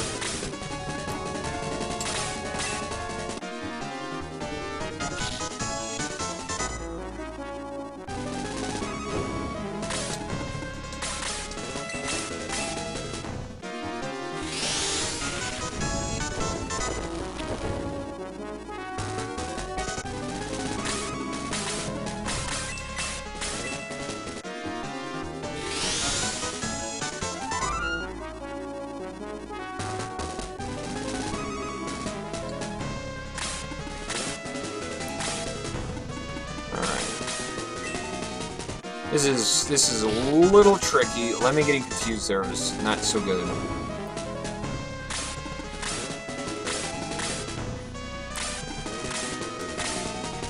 Okay.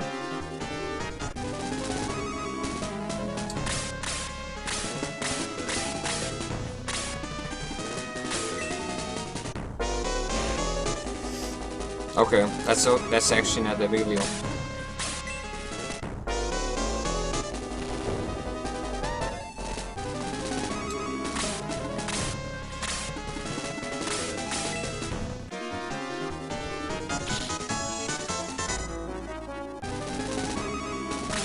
Jaro's not boosted, so we probably will boost him here.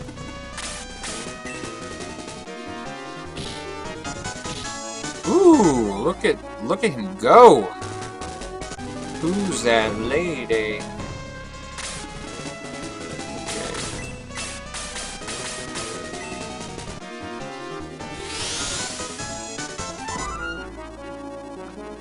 Lil Z's like, guys, we gotta break this record and do some damage. Oh, Peter. Uh-oh. Oh, boy. Peter left the Bow Rider at 1 life. That's not so good. Not so good, not so good, not so good. Yeah, Karna could be dead. Yeah. That's what happens when enemies survive at 1 life. Lemon just attacks himself. The bigger problem is that it's going to move this evil beast.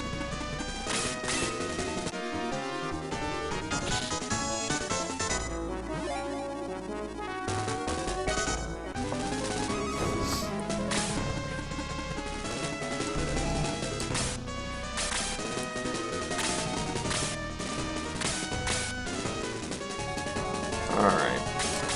Well, we have to save here.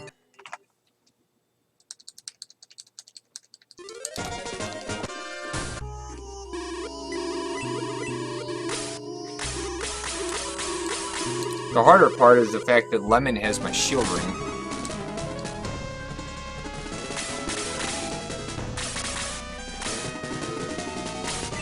Okay, so I need to move Peter one more spot.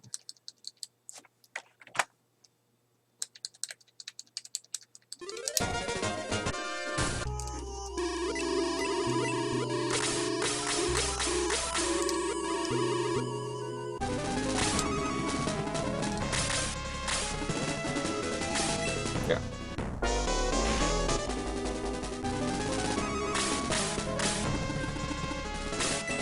I mean, it's possible that I need to just not move at all. We'll see what this dude decides to do here.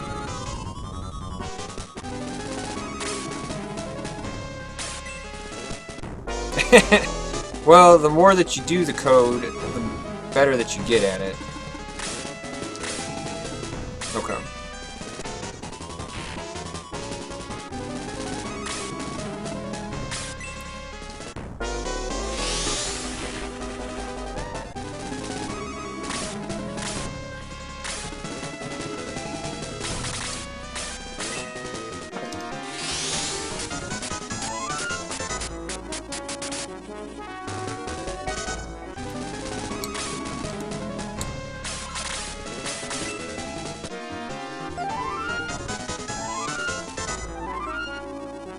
Oh, why would you want to control opponent?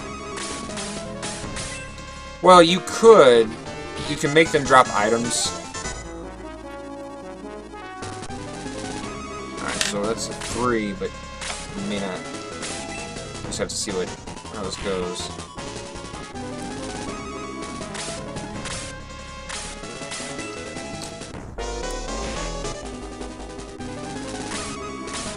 You were scared. I was scared. We are far from out of the woods. Alright, Jaro's down.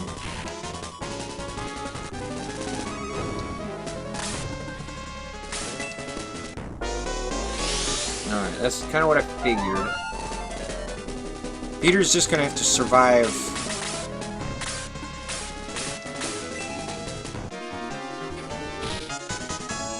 Another turn. One more turn, Peter. It's all I ask. That's not good. We need to dodge these demon breaths. Or these freeze fours. Okay. That's good. No demon breath. No demon breath. No demon breath.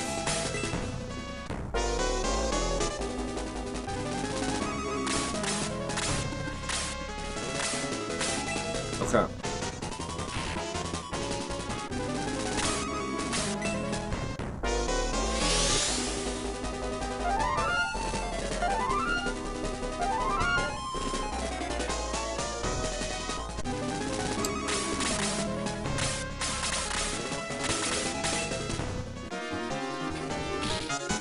Got him.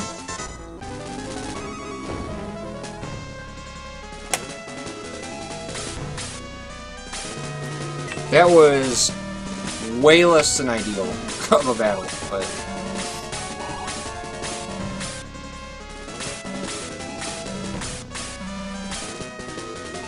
that's all about abusing the spellcasters. Yeah, it's very good that the AI is dumb. I mean, to be completely honest, Gollum should only ever cast Demon Breath. For Demon Master should only cast Freeze 4. Xeon should only do Demon Breath.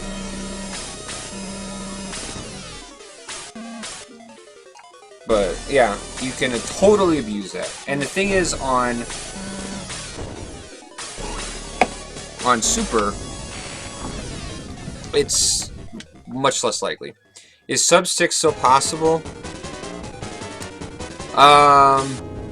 Not really. To get a sub 6, I need to beat Xeon in about 12 minutes. But I have to regress and refresh my team. I mean, I won't rule it out. If I can do the Princess and Xeon in 20 minutes.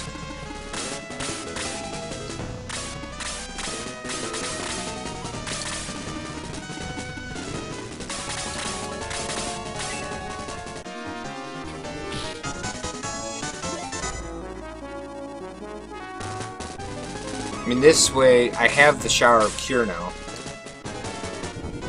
So, like, that'll help.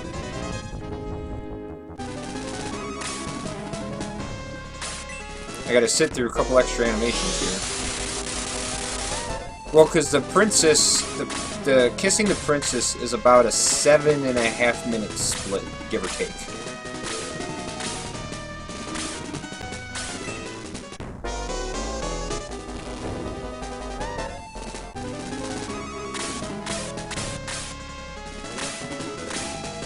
I mean, if I hadn't lost so much time at Geshup, I would say, yeah, it's still definitely in the realm. As of right now, though, we're, like, very... Oh, sorry. You know, I always talk about boosting Peter. It's the same thing.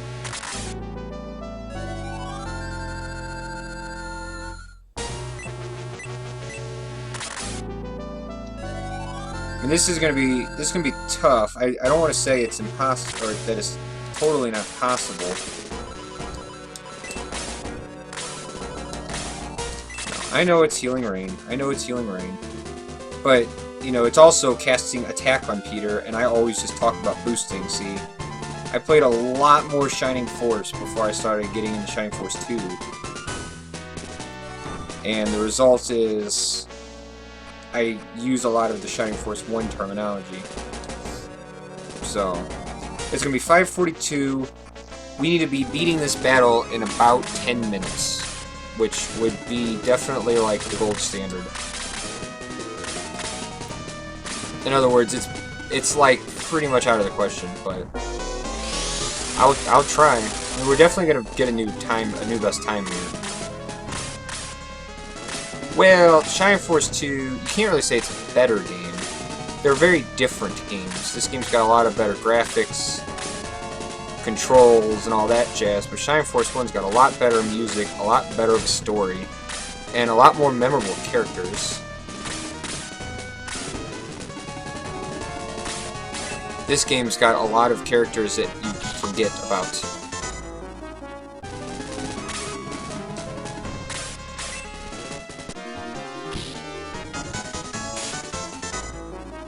Clutch lemon dodge there.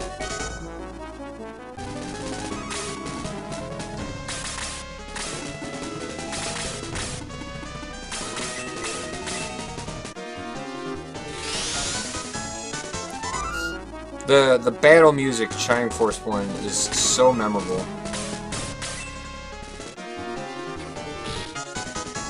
This does have some good music, don't get me wrong, but some of the battle themes in Shining Force 1 are just so spot on. Alright. I really want to try to not lose people here. Like, if I really...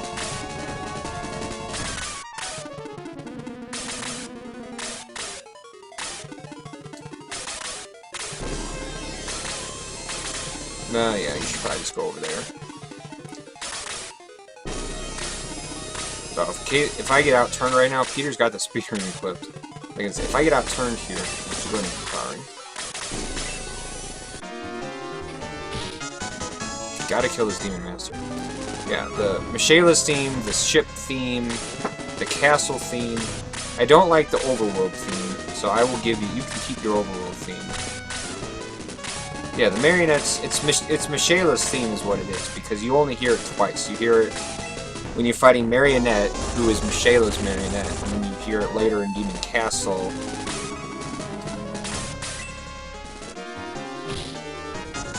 Okay. Believe it or not, that little whack was an important one.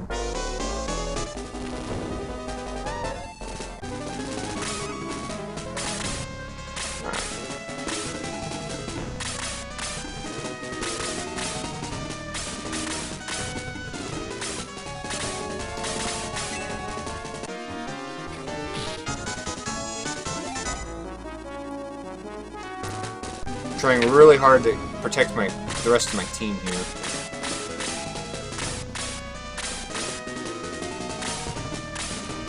Nine more minutes. We got 7 minutes.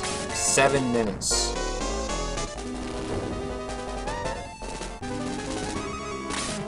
No, I need to be done by 5:52.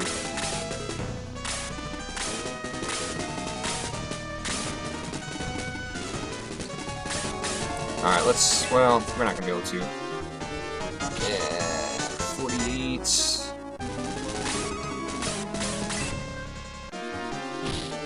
Oh, we might be able to kill this thing. We can kill this thing without Peter, that's gonna be really helpful.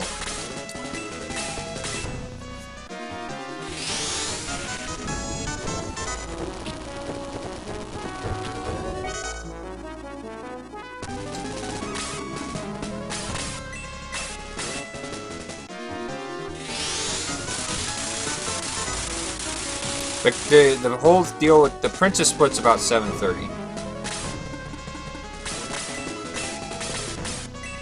So that's why I'm saying I need to... 5:52 is really what we're aiming for if we want to get it right in at 6. We're cutting it really close.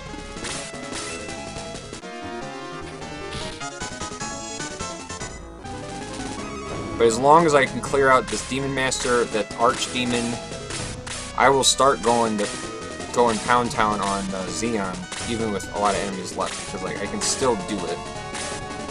I already have the other Shower of Cure.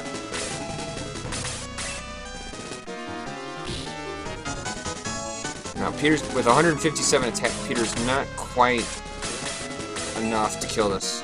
Don't rush. I'm not gonna rush. I'm not gonna put myself in harm's way of ripping. Because I'm more concerned at this point about still getting the time. But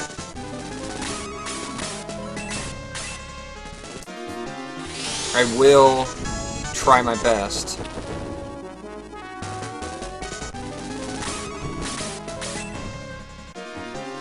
Woo! Look at Karna go. The crit. 3 life on that thing. Alright.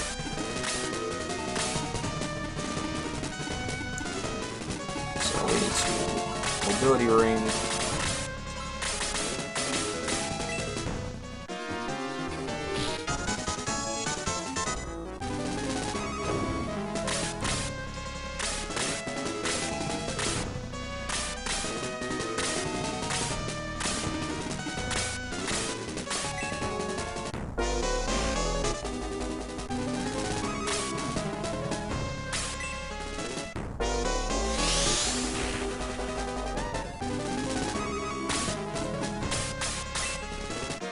Yeah, that Archdemon. Yeah, Archdemon is fat.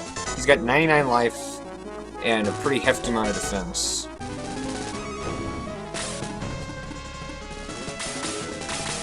Strong Demon is strong.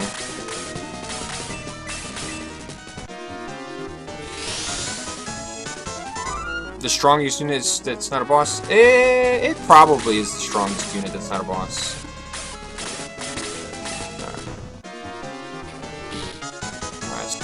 Shaman's down. Where does this Power Hydra go? Where does this Power Hydra go? Where does it go?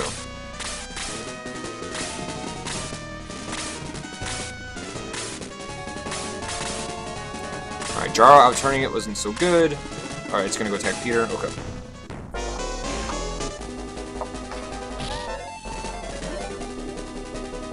Oh, we didn't get the +4. So Peter's at 155 attack right now.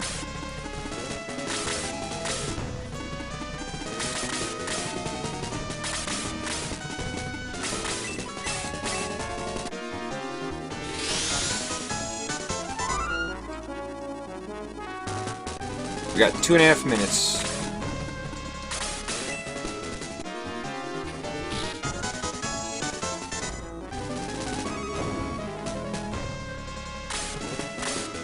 We need to start attacking Xeon. You can get +4 on Peter at level 30.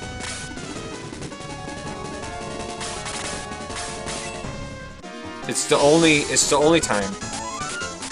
Yeah, we got 2 minutes. We are rapidly running out of time. But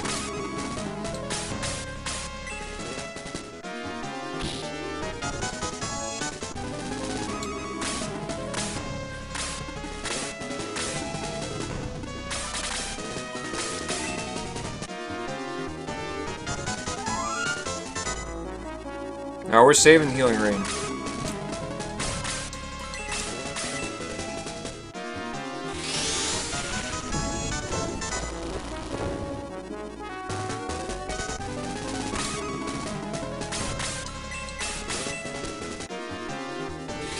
Yeah, we're gonna use the healing water later. I don't know. We're like it's so close. Like I said, we lost a little too much time at Gesho.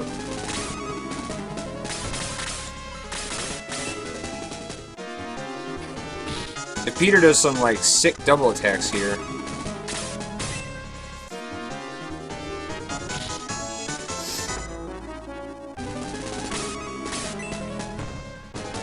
Alright, if he goes after Peter and I can get more attacks off here with my other guys.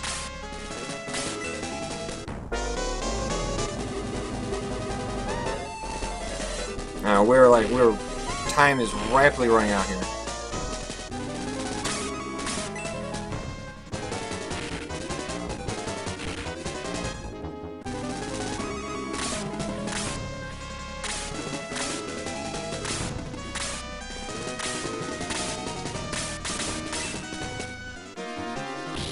Diesel Xeon, right.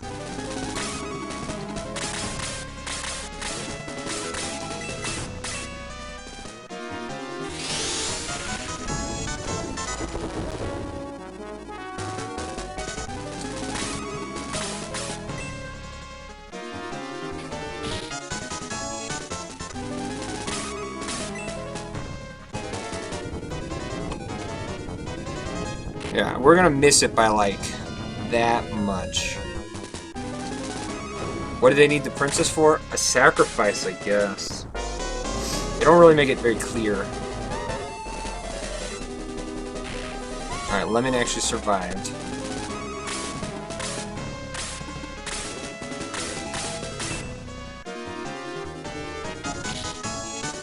Yeah, you need a princess to rescue. That's why. Oh, Lemon's down. Okay.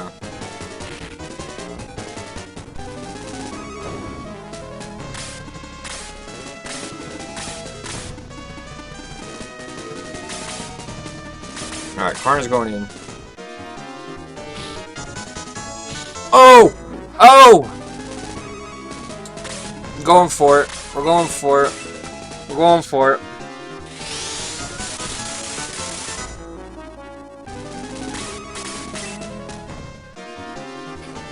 Got him! I think we're still gonna just miss it. Because I only have 6:45. I think we're gonna like miss it by like 10-15 seconds.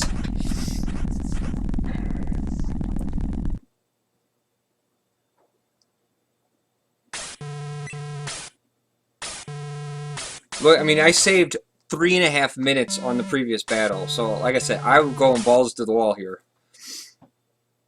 But minus 1422 off of 615, we're gonna miss it by like 45 seconds.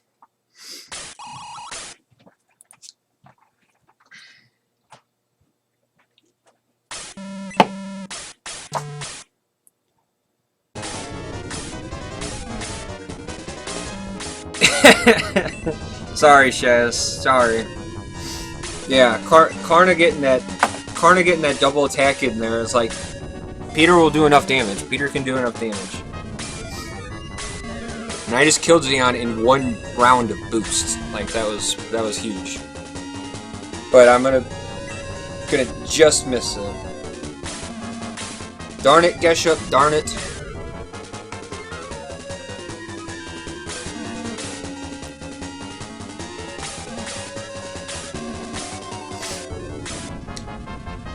Ugh.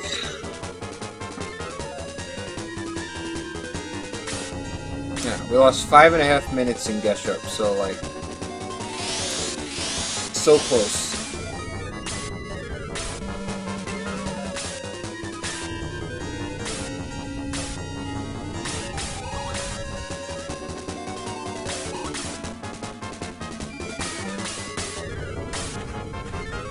Oh, even lower than that.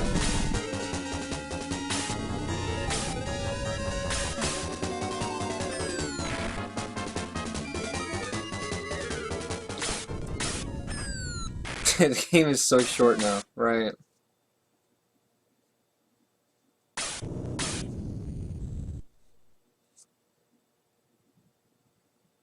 Remember when sub 7 was the thing?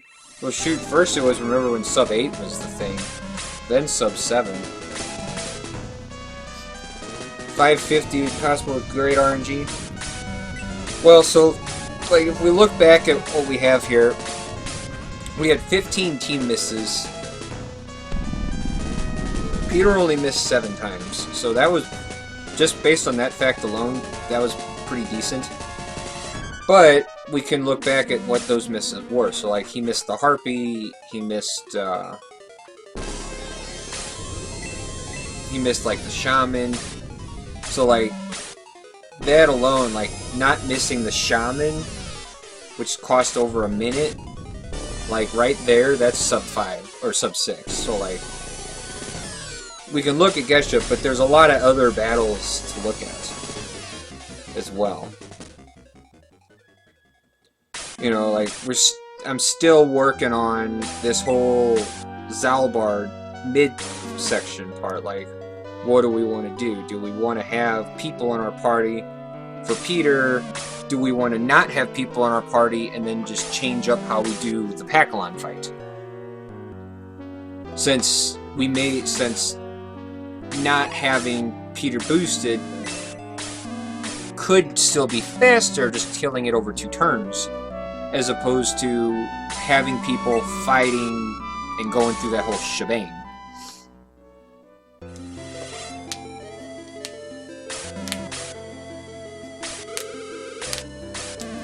But yeah, I mean, you can see minus 1422 from 1650 or 161520. You can see we're gonna just be off.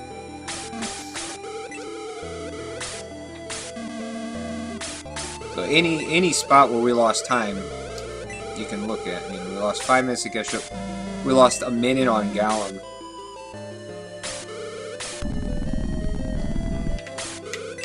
But that's all. See, that's just all more stuff that we can come back and fix in a future run. I mean, in the future run, we've got 5.5 minutes to save at Geshup if the battle goes halfway decently. I mean, I'm about to pass up my Shining Force 1 time with Shining Force 2. And I honestly think I'm going to be able to get it lower at a more reliable rate than Shining Force 1. Shining Force 1 is just a very difficult game because there's so much RNG involved. How much of this was Peter's fault?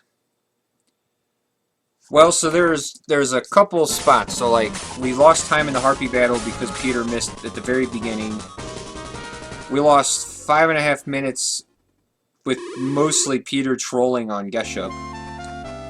Peter missed the snipe on Mound. So we had to redo that one. He missed a rat in Willard's battle, which cost him 40-something experience, which would have had his level slightly elevated. I don't think that made that much of a difference, but it, you know, just a tiny difference. I mean, all in all, if you look at directly what Peter missed as far as time loss, we're probably looking at close to 10 minutes. But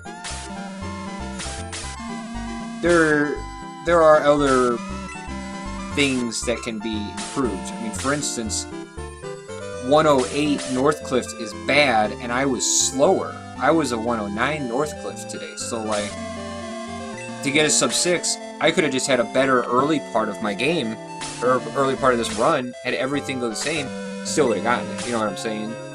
So, like, it's easy to point to Geshup because we lost 5 minutes there, but yesterday I was at a 106, 105, 106 at Northcliff. Today I was 109.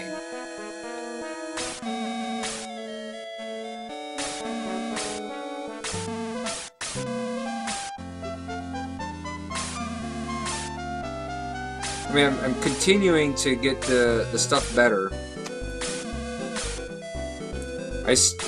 Based on this results, though, I'm really inclined to think that Klarna is probably still going to be the faster choice, even outside of the marathon.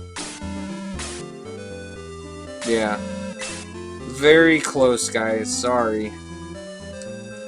Sorry.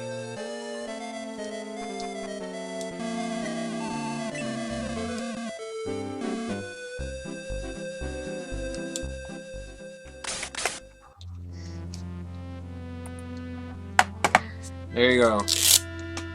Missed it by 57 seconds.